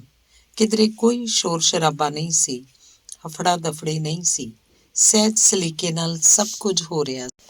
ਡਿਊਟੀ ਫ੍ਰੀ ਦੁਕਾਨਾਂ ਉੱਪਰ ਅਤ ਸੁੰਦਰ ਚੀਜ਼ਾਂ ਸਜਾਈਆਂ ਹੋਈਆਂ ਸਨ। ਮੀਰਾ ਨੇ ਭਾਵੇਂ ਸਾੜੀ ਪਾਈ ਹੋਈ ਸੀ, ਪਰ ਉੱਪਰੋਂ ਓਵਰਕੋਟ ਪਾਇਆ ਹੋਇਆ ਸੀ। ਉਹਦੀ ਡਰੈਸ ਉੱਥੇ ਤੁਰਦੀਆਂ ਫਿਰਦੀਆਂ ਔਰਤਾਂ ਨਾਲੋਂ ਵੱਖਰੀ ਸੀ। ਫਿਰ ਵੀ ਉਸ ਵੱਲ ਕੋਈ ਉਚੇਚ ਨਾਲ ਨਹੀਂ ਸੀ ਦੇਖ ਰਿਹਾ। ਨਾ ਹੀ ਕੋਈ ਮੁੜ ਕੇ ਤੱਕਦਾ ਤੇ ਨਾ ਹੀ ਕੋਈ ਹੈਰਾਨ ਹੁੰਦਾ। ਇਹੀ ਉਹਨਾਂ ਦਾ ਸਲੀਕਾ ਸੀ, ਇਹੀ ਉਹਨਾਂ ਦਾ ਐਟੀਕੇਟ ਸੀ। ਟੈਕਸੀ 'ਚ ਬੈਠ ਕੇ ਉਹ ਖੂਬਸੂਰਤ ਜਿਹੇ ਹੋਟਲ 'ਚ ਆ ਗਏ। ਜਿਹੜਾ ਕਮਰਾ ਉਹਨਾਂ ਨੇ ਲਿਆ, ਉਹਦੀ ਬਾਰੀ 'ਚ ਖਲੋਤਿਆਂ ਸ਼ਹਿਰ ਦੇ ਐਨ ਵਿਚਕਾਰੋਂ ਲੰਘਦਾ ਦਿਲਕਸ਼ ਦਰਿਆ ਦਿਸਦਾ ਸੀ। ਦਰਿਆ ਦੇ ਕੰਢੇ ਬਣੇ ਘਰਾਂ ਦੇ ਆਲੇ ਦੁਆਲੇ ਫੁੱਲ ਬੂਟੇ ਦਰਿਆ ਨੂੰ ਵੀ ਘਰਾਂ ਦਾ ਹਿੱਸਾ ਬਣਾ ਦਿੰਦੇ ਸਨ। ਸਾਹਮਣੇ ਧੁੰਦਲਾ ਆਕਾਸ਼, ਘਰਾਂ 'ਚ ਟਿਮਟਿਮਾਉਂਦੀਆਂ ਬੱਤੀਆਂ, ਹੇਠਾਂ ਵਗਦਾ ਚਾਂਦੀ ਰੰਗਾ ਦਰਿਆ। ਮੀਰਾ ਨੂੰ ਲੱਗਿਆ ਜਿਵੇਂ ਇਹ ਤਾਂ ਦੁਨੀਆ ਹੀ ਕੋਈ ਹੋਰ ਸੀ। ਸਲੀਕੇ ਨਾਲ ਸਜਿਆ ਕਮਰਾ, ਕਮਰੇ ਦੇ ਪਰਦੇ, ਬੈੱਡ ਕਵਰ, ਕੰਧਾਂ ਤੇ ਲੱਗੇ ਪਲਾਸਟਿਕ ਪੇਪਰ, ਫਰਿੱਜ, ਟੀਵੀ, ਛੋਟਾ ਜਿਹਾ ਸੋਫਾ, ਟੇਬਲ ਤੇ ਰੱਖੇ ਫੁੱਲਦਾਨ 'ਚ ਰੱਖੇ ਤਾਜ਼ਾ ਫੁੱਲ, ਸਭ ਕੁਝ ਹੀ ਬੜਾ ਦਿਲਕਸ਼ ਸੀ। ਡਰੈਸਿੰਗ ਟੇਬਲ ਦੇ ਅੱਗੇ ਟੈਲੀਫੋਨ ਡਾਇਰੈਕਟਰੀ ਪਈ ਸੀ, ਨਾਲ ਹੀ ਇੰਟਰੋਡਕਟਰੀ ਕਿਤਾਬ ਜਿਸ ਵਿੱਚ ਦੇਖਣ ਵਾਲੀਆਂ ਥਾਵਾਂ, ਉਹਨਾਂ ਥਾਵਾਂ ਨਾਲ ਸੰਬੰਧਿਤ ਲੇਖਕ, ਕਲਾਕਾਰ, ਪੇਂਟਰ, ਬੁੱਤਘਾੜੇ, ਗਵੱਈਏ, ਚਿੰਤਕਾਂ ਬਾਰੇ ਜ਼ਰੂਰੀ ਜਾਣਕਾਰੀ ਤੇ ਨਾਲ ਉਹਨਾਂ ਦੀਆਂ ਤਸਵੀਰਾਂ ਦਿੱਤੀਆਂ ਹੋਈਆਂ ਸਨ। ਇੱਥੇ ਹੋਟਲ 'ਚ ਮਿਊਜ਼ੀਕਲ ਇੰਸਟਰੂਮੈਂਟ ਹੁੰਦੇ ਨੇ? ਮੀਰਾ ਨੇ ਵਿਕਰਮ ਨੂੰ ਪੁੱਛਿਆ। ਹਾਂ, ਇਹਦੇ ਅੰਡਰਗਰਾਊਂਡ ਫਲੋਰ 'ਚ library, art gallery, music room ਵੀ ਹੈ। ਉੱਥੇ ਤੁਹਾਨੂੰ ਹਰ ਤਰ੍ਹਾਂ ਦੇ ਸਾਜ਼ ਵਜਾਉਣ ਲਈ ਮਿਲ ਜਾਂਦੇ ਨੇ। ਇਹ ਸੁਣ ਕੇ ਮੀਰਾ ਨੂੰ ਚਾਅ ਚੜ੍ਹ ਗਿਆ। ਇਹਨਾਂ ਨੂੰ ਕਮਰੇ ਦੀ ਬੈਲ ਵਜਾ ਕੇ ਬਹਿਰਾ ਅੰਦਰ ਆਇਆ ਤੇ ਵਿਕਰਮ ਨੂੰ ਪੁੱਛ ਗਿਆ ਕਿ ਡਾਈਨਿੰਗ ਹਾਲ 'ਚ ਆਓਗੇ ਕਿ ਰੂਮ ਸਰਵਿਸ ਚਾਹੀਦੀ ਹੈ। ਵਿਕਰਮ ਨੇ ਥੋੜ੍ਹੀ ਜਿਹੀ ਵਿਸਕੀ, ਥੋੜ੍ਹੀ ਜਿਹੀ ਵਾਈਨ ਤੇ ਫਰੈਂਚ ਫੂਡ ਕਮਰੇ 'ਚ ਹੀ ਮੰਗਵਾ ਲਿਆ। ਬਾਥਰੂਮ 'ਚ ਮੂੰਹ ਹੱਥ ਧੋ ਕੇ ਤੌਲੀਏ ਨਾਲ ਪੂੰਝ ਕੇ ਮੀਰਾ ਖਾਣੇ ਵਾਲੇ ਟੇਬਲ ਕੋਲ ਆ ਕੇ ਬੋਲੀ, ਵਾਈਨ ਤੁਹਾਨੂੰ ਹੀ ਪੀਣੀ ਪਏਗੀ, ਮੈਂ ਕੋਈ ਹਾਰਡ ਡਰਿੰਕ ਨਹੀਂ ਲੈਂਦੀ। ਇੱਥੇ ਕੋਈ ਡਰ ਨਹੀਂ, ਇਹ ਭਾਰਤ ਨਹੀਂ ਪੈਰਿਸ ਹੈ, ਵਿਕਰਮ ਨੇ ਹੱਸ ਕੇ ਕਿਹਾ। ਮੀਰਾ ਤਾਂ ਉਹੀ ਹੈ ਨਾ, ਮੀਰਾ ਨੇ ਕਿਹਾ। ਜੇ ਮੈਂ ਆਖਾਂ ਤਾਂ ਵੀ ਨਹੀਂ ਲਏਂਗੀ। ਤੁਸੀਂ ਮੈਨੂੰ ਆਖੋਗੇ ਹੀ ਨਹੀਂ ਕਿਉਂਕਿ ਤੁਸੀਂ ਮੇਰੇ ਬਾਰੇ ਸਭ ਜਾਣਦੇ ਹੋ। ਚਲੋ ਨਹੀਂ ਆਖਦਾ। ਅੱਜ ਮੇਰੇ ਲਈ ਸਿਰਫ ਮੇਰੇ ਲਈ ਕੁਝ ਗਾਓ, ਬਿਨਾਂ ਕਿਸੇ ਸਾਜ਼ ਦੇ। ਸਿਰਫ ਗਲੇ ਨਾਲ ਨਹੀਂ ਗਾਇਆ ਜਾਂਦਾ, ਗਾਉਣ ਲਈ ਰੂਹ ਤੱਕ ਪਹੁੰਚਣਾ ਪੈਂਦਾ ਹੈ।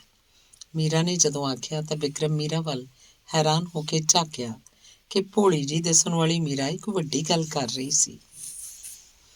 ਇਸ ਤੋਂ ਮਗਰੋਂ ਇਮੋਸ਼ਨਸ ਵਿੱਚ ਭਿੱਜ ਕੇ ਰੂਹ ਨਾਲ ਮੀਰਾ ਨੇ ਮੋਰਾ ਰੁੰਨ ਚੁਣ ਲਾਇਆ, ਭੈਣੇ ਸਾਵਣ ਆਇਆ ਗਾਇਆ, ਜਿਹਨੂੰ ਸੁਣ ਕੇ ਵਿਕਰਮ ਨੂੰ ਲੱਗਿਆ ਜਿਵੇਂ ਸੱਚਮੁੱਚ ਹੀ ਮੀਂਹ ਉਤਰ ਆਇਆ ਹੋਵੇ। ਮੋਰ ਉਹਦੇ ਆਲੇ ਦੁਆਲੇ ਨੱਚ ਰਹੇ ਹੋਣ, ਬਨਸਪਤੀ ਨਿਹਾਰ ਰਹੀ ਹੋਵੇ, ਹਵਾਵਾਂ ਘੁੰਮ ਘੁੰਮ ਕੇ ਆ ਰਹੀਆਂ ਹੋਣ ਤੇ ਹੋਰ ਬੜਾ ਹੀ ਕੁਝ। ਮੀਰਾ ਦੀ ਆਵਾਜ਼ ਹੌਲੀ ਹੌਲੀ ਹੁੰਦੀ ਜਦੋਂ ਸ਼ਾਂਤ ਹੋ ਗਈ ਤਾਂ ਬਿਕਰਮਜੀਤ ਨੇ ਉਹਦਾ ਹੱਥ ਚੁੱਕ ਕੇ ਆਪਣੇ ਬੁੱਲ੍ਹਾਂ ਨੂੰ ਲਾ ਲਿਆ ਤੇ ਬੋਲਿਆ, ਅਜਿਹੀ ਕਿਸਮਤ ਮੇਰੀ, ਭਾਵ ਚੰਗੀ ਕਿਸਮਤ ਮੇਰੀ ਹੈ। ਫਿਰ ਉਹ ਧਿਆਨ ਨਾਲ ਮੀਰਾ ਦੀਆਂ ਅੱਖਾਂ 'ਚ ਝਾਕਦਾ ਰਿਹਾ ਤੇ ਫਿਰ ਹੱਸਦਾ ਰਿਹਾ। ਮੈਂ ਕਈ ਵਾਰ ਆਪਣੇ ਆਪ ਨੂੰ ਦੱਸਦਾ ਕਿ ਇਹ ਸੁਪਨਾ ਨਹੀਂ, ਇਹ ਸੱਚ ਹੈ। ਮੀਰਾ ਹੁਣ ਹਮੇਸ਼ਾ ਲਈ ਮੇਰੀ ਹੈ ਤੇ ਕੱਲ੍ਹ ਨੂੰ ਮੇਰੇ ਬੱਚੇ ਦੀ ਮਾਂ ਹੋਏਗੀ। ਇਹ ਸੁਣ ਕੇ ਮੀਰਾ ਥੋੜ੍ਹੀ ਜਿਹੀ ਝੇਂਪ ਗਈ ਤੇ ਫਰੈਂਚ ਟੋਸਟਾਂ ਵਾਲੀ ਪਲੇਟ ਵਿਕਰਮ ਦੇ ਅੱਗੇ ਕਰਦਿਆਂ ਖਾ ਲੈਣ ਲਈ ਆਖਿਆ। ਵਿਕਰਮ ਖਾਣੇ ਵੱਲ ਘੱਟ ਉਸ ਵੱਲ ਵਧੇਰੇ ਵੇਖ ਰਿਹਾ ਸੀ। ਖਾਣੇ ਤੋਂ ਮਗਰੋਂ ਕੱਪੜੇ ਬਦਲ ਕੇ ਬੈੱਡ ਤੇ ਬੈਠਦੀ ਮੀਰਾ ਨੇ ਪੈਰਿਸ ਦੀ ਇੰਟਰੋਡਕਸ਼ਨ ਵਾਲੀ ਕਿਤਾਬ ਖੋਲ੍ਹ ਲਈ। ਹਰੇਕ ਸਫ਼ੇ ਉੱਤੇ ਕਿਸੇ ਵੱਡੇ ਬੰਦੇ ਦੀ ਤਸਵੀਰ ਸੀ, ਉਹਦੀਆਂ ਪ੍ਰਾਪਤੀਆਂ ਦਾ ਜ਼ਿਕਰ ਸੀ। ਇਹ ਪੁਸਤਕ ਜਿਵੇਂ ਸਾਰੀ ਦੁਨੀਆ ਵਿੱਚੋਂ ਚੁਣ ਚੁਣ ਕੇ ਇਸ ਧਰਤੀ ਉੱਤੇ ਉੱਗ ਆਏ ਵੱਡੇ ਬੰਦਿਆਂ ਦਾ ਇੱਕ ਸੰਸਾਰ ਸੀ। ਮੀਰਾ ਹੈਰਾਨ ਹੋ ਸੋਚ ਰਹੀ ਸੀ। ਇਉਂ ਹੀ ਉੱਥੇ ਰਹਿੰਦਿਆਂ 15 ਦਿਨ ਉਹਨਾਂ ਨੇ ਗੁਜ਼ਾਰ ਲਏ।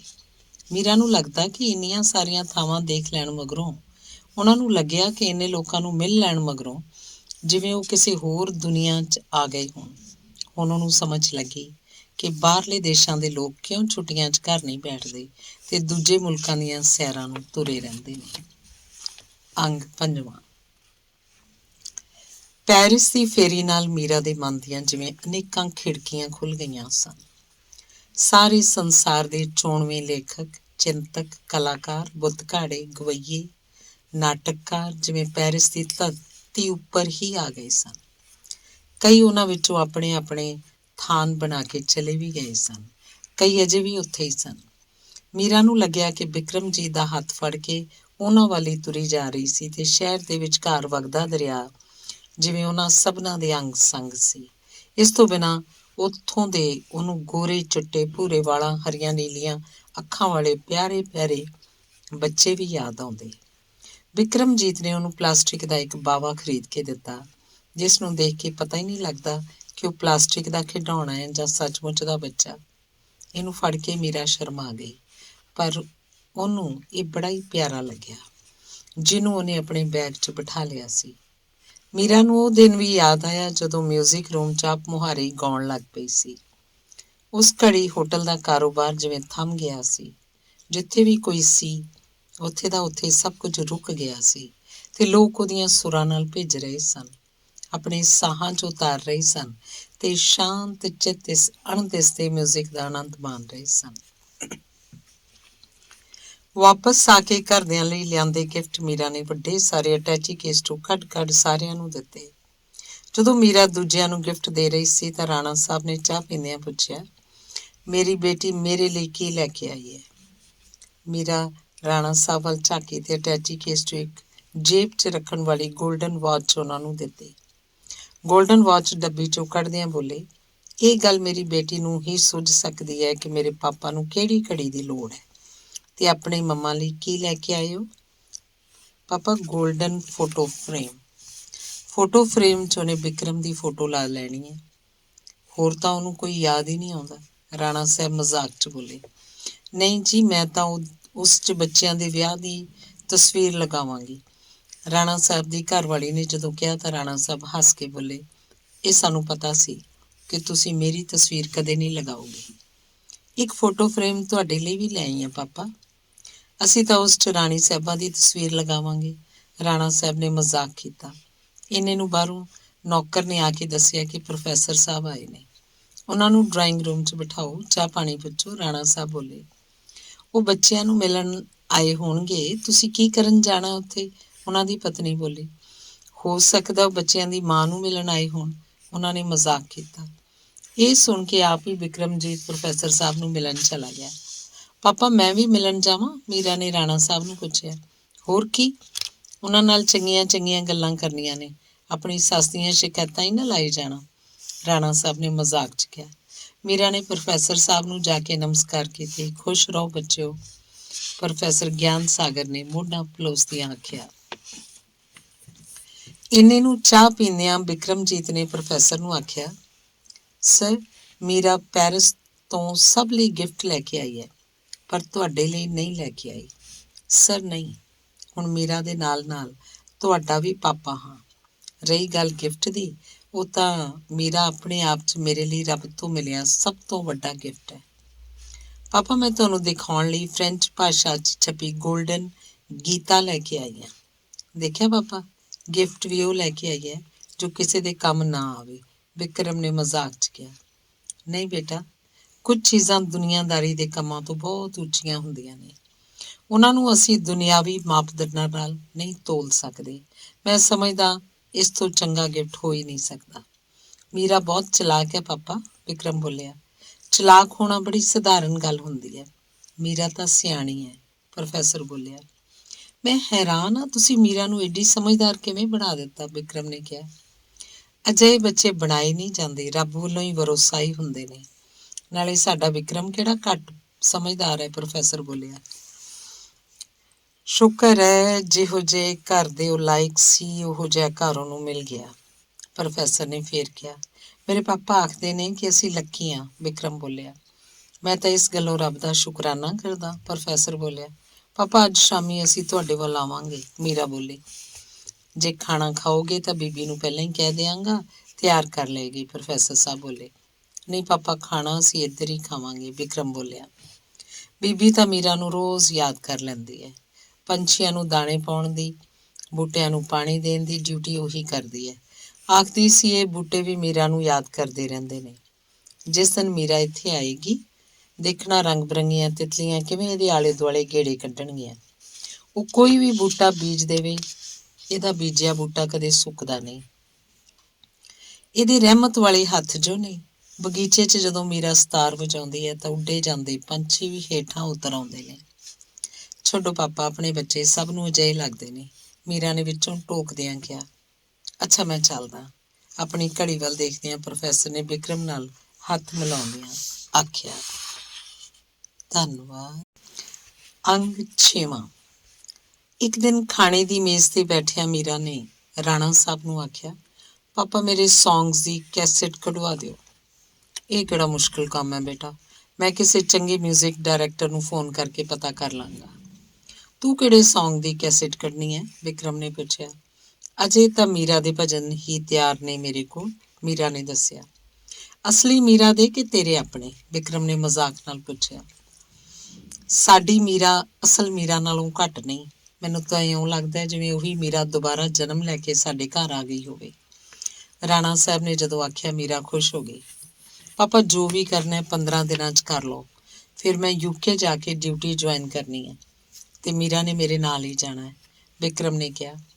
ਮੈਂ ਤੇਰੇ ਜਿੰਨਾ ਸੁਸਤ ਨਹੀਂ ਕਿ 12 ਵਜੇ ਤੱਕ ਸੁੱਤਾ ਹੀ ਰਹਾਂ, ਕੱਲ ਤੱਕ ਇੰਤਜ਼ਾਮ ਹੋ ਜਾਏਗਾ, ਰਾਣਾ ਸਾਹਿਬ ਬੋਲੇ। ਮੇਰਾ ਬੇਟਾ ਸੁਸਤ ਕਿੱਥੇ ਹੈ, ਐਵੇਂ ਤਾਂ ਨਹੀਂ ਐਡਾ ਵੱਡਾ ਇਮਤਿਹਾਨ ਪਾਸ ਕਰ ਲਿਆ, ਬਿਕਰਮਜੀਤ ਦੀ ਮਾਂ ਬੋਲੀ। ਇਮਤਿਹਾਨ ਤਾਂ ਇਸਨੇ ਬਾਕੀ ਮੁਲਕਾਂ 'ਚ ਘੁੰਮਣ ਲਈ ਪਾਸ ਕੀਤੇ ਨੇ। ਨਹੀਂ ਪਾਪਾ, ਮੁਲਕਾਂ 'ਚ ਮੈਂ ਤੁਹਾਡੇ ਵਾਂਗ ਬਿਨਾਂ ਇਮਤਿਹਾਨ ਪਾਸ ਘੁੰਮ ਸਕਦਾ ਸੀ। ਇਹ ਤਾਂ ਮਮਾ ਆਖਦੇ ਸੀ ਕਿ ਕੋਈ ਨੌਕਰੀ ਜ਼ਰੂਰ ਕਰਨੀ ਹੈ, ਸਾਰੀ ਉਮਰ ਘਰੇ ਬੈਠ ਕੇ ਨਹੀਂ ਲੰਘਾ ਦੇਣੀ, ਬਿਕਰਮ ਬੋਲਿਆ। ਘਰੇ ਨਾ ਬੈਠਦਾ ਤਾਂ ਜਾਇਦਾਦ ਨੂੰ ਕਿਵੇਂ ਸੰਭਾਲਦਾ? ਨਹੀਂ ਤਾਂ ਦੂਜੀ ਤੀਜੀ ਪੀੜ੍ਹੀ 'ਚ ਖਾ ਪੀ ਕੇ ਅਗਲੇ ਤੱਪੜ ਘਸੀ ਬਣ ਜਾਂਦੇ ਨੇ। ਰਾਣਾ ਸਾਹਿਬ ਬੋਲੇ। ਬਸ ਪਾਪਾ, ਖੀਰ ਤੁਸੀਂ ਹੋਰ ਨਾ ਲਓ, ਜ਼ਿਆਦਾ ਮਿੱਠਾ ਤੁਹਾਡੇ ਲਈ ਠੀਕ ਨਹੀਂ, ਮੀਰਾ ਨੇ ਰਾਣਾ ਸਾਹਿਬ ਵੱਲ ਝਾਕ ਕੇ ਆਖਿਆ। ਬਸ 2 ਚਮਚੇ, ਰਾਣਾ ਸਾਹਿਬ ਨੇ ਖੀਰ ਵਾਲਾ ਚਮਚ ਫੜਦਿਆਂ ਆਖਿਆ। ਨਹੀਂ ਪਾਪਾ, ਤੁਸੀਂ ਪਹਿਲਾਂ ਹੀ ਬਹੁਤ ਖਾ ਚੁੱਕੇ ਹੋ, ਮੀਰਾ ਬੋਲੀ। ਬਾਕੀ ਮੈਂਬਰ ਇਹ ਵੇਖ ਕੇ ਮੁਸਕਰਾ ਰਹੇ ਸਨ। ਮੀਰਾ ਹੀ ਤੁਹਾਨੂੰ ਸਿੱਧਾ ਕਰੇਗੀ, ਸਾਡਾ ਤਾਂ ਕੀ, ਡਾਕਟਰ ਦਾ ਕਹਿਣਾ ਵੀ ਨਹੀਂ ਮੰਨਦੇ। ਸ਼ੂਗਰ ਦੇ ਮਰੀਜ਼ ਹੋ, ਪਰਹੇਜ਼ ਕਰੋ, ਰਾਣਾ ਸਾਹਿਬ ਦੀ ਪਤਨੀ ਬੋਲੀ। 15 ਦਿਨਾਂ ਨੂੰ ਇਹਨੇ ਚਲੀ ਜਾਣਾ, ਫਿਰ ਮੌਜਾਂ ਹੀ ਹੋ ਜਾਣਗੀਆਂ, ਰਾਣਾ ਸਾਹਿਬ ਬੋਲੇ। ਮੀਰਾ ਬੋਲੀ, ਜਾਣ ਤੋਂ ਪਹਿਲਾਂ ਕੁੱਕ ਨੂੰ ਮੈਂ ਤੁਹਾਡੇ ਖਾਣ ਪੀਣ ਦੀਆਂ ਚੀਜ਼ਾਂ ਦਾ ਚਾਰਟ ਦੇ ਕੇ ਜਾਵਾਂਗੀ। ਹਰ ਰੋਜ਼ ਫੋਨ ਕਰਕੇ ਦੱਸ ਦਿਆ ਕਰਾਂਗੀ ਕਿ ਅੱਜ ਕੀ ਕੁਝ ਦੇਣਾ ਹੈ। ਨਾਲੇ ਮੰਮਾ ਦੀ ਡਿਊਟੀ ਲਗਾ ਕੇ ਜਾਵਾਂਗੀ ਬਈ ਉਹ ਕਰੜੀ ਨਿਗਰਾਨੀ ਰੱਖਣ।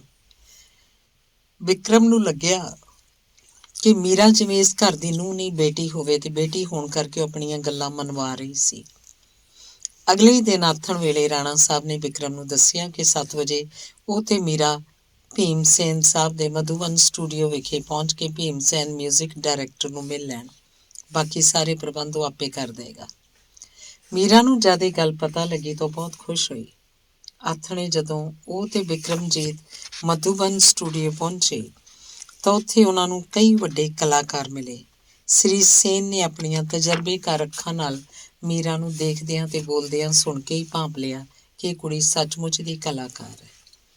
ਮੀਰਾ ਤੋਂ 3-4 ਭਜਨ ਸੁਣਨ ਤੋਂ ਬਾਅਦ ਉਹਨੇ ਆਪਣੇ ਆਰਕੈਸਟਰਾ ਉੱਪਰ ਪ੍ਰੈਕਟਿਸ ਕਰਵਾਈ। ਮਗਰੋਂ ਤਸੱਲੀ ਪ੍ਰਗਟ ਕੀਤੀ। 2 ਦਿਨ ਹੋਰ ਪ੍ਰੈਕਟਿਸ ਕਰਨ ਮਗਰੋਂ ਉਹਨੇ ਕੈਸੇਟ ਤਿਆਰ ਕਰਵਾ ਦਿੱਤੀ। ਫਿਰ ਰਾਣਾ ਸਾਹਿਬ ਨੂੰ ਆਖ ਕੇ ਉਹਨੇ ਰਿਲੀਜ਼ ਦਾ ਪ੍ਰਬੰਧ ਵੀ ਕਰ ਲਿਆ। ਇੱਕ ਵੱਡੇ ਹਾਲ 'ਚੋਂ ਉਸ ਕੈਸੇਟ ਦੀ ਰਿਲੀਜ਼ ਦਾ ਪ੍ਰਬੰਧ ਕੀਤਾ ਸੀ, ਜਿਸ ਦੇ ਰਿਲੀਜ਼ ਕਰਨ ਲਈ ਪਾਕਿਸਤਾਨ ਦੇ ਬਹੁਤ ਵੱਡੇ ਗੀਤਕਾਰ ਗੁਲਾਮ ਅਲੀ ਖਾਨ ਨੂੰ ਸੱਦਿਆ ਗਿਆ। ਵੱਡੇ ਵੱਡੇ ਰੰਗੀਨ ਪੋਸਟਰ ਛਾਪੇ ਗਏ। ਅਖਬਾਰ 'ਚ ਵੱਡੀ ਖਬਰ ਛਪੀ ਤੇ ਕੈਸੇਟ ਰਿਲੀਜ਼ ਕਰਨ ਲਈ ਇੱਕ ਰਾਜਪੂਤ ਮਾਤਾ ਨੂੰ ਸੱਦਿਆ ਗਿਆ। ਫੰਕਸ਼ਨ ਵਾਲੇ ਦਿਨ ਬਾਕੀ ਸਾਰੇ ਖੁਸ਼ ਸਨ, ਪਰ ਮੀਰਾ ਨੂੰ ਥੋੜ੍ਹੀ ਘਬਰਾਹਟ ਹੋ ਰਹੀ ਸੀ। ਕੈਸੇਟ ਵਿੱਚੋਂ ਮੀਰਾ ਦੇ ਭਜਨ ਸੁਣਾਏ, ਲੋਕੀ ਸੰਗੀਤ ਦਾ ਆਨੰਦ ਮਾਣ ਰਹੇ ਸਨ। ਮਗਰੋਂ ਤਾੜੀਆਂ ਨਾਲ ਹਾਲ ਗੂੰਜ ਉੱਠਿਆ। ਫਿਰ ਮੀਰਾ ਨੂੰ ਕੁਝ ਫਰਮਾਇਸ਼ਾਂ ਆਉਣ ਲੱਗੀਆਂ। ਉਹਨੂੰ ਝਿਜਕਦੀ ਵੇਖ ਰਾਜਮਾਤਾ ਨੇ ਆਖਿਆ, ਸੁਣਾਓ ਬੇਟੀ, ਮਾਂ सरस्वती ने आपको ये वरदान दिया है। ਮੀਰਾ ਨੇ ਜਦੋਂ ਇੱਕ ਭਜਨ ਗਾਇਆ ਤਾਂ ਸਰੋਤੇ ਕੀਲੇ ਗਏ। ਤਾੜੀਆਂ ਨਾਲ ਹਾਲ ਗੂੰਜ ਉੱਠਿਆ। ਰਾਜ ਮਾਤਾ ਨੇ 1 ਲੱਖ ਰੁਪਈਆ ਦੇ ਕੇ ਮੀਰਾ ਦੀ ਪ੍ਰਸ਼ੰਸਾ ਕੀਤੀ। ਮੀਰਾ ਦੀਆਂ ਅੱਖਾਂ 'ਚ ਖੁਸ਼ੀ ਦੇ ਹੰਝੂ ਸਨ।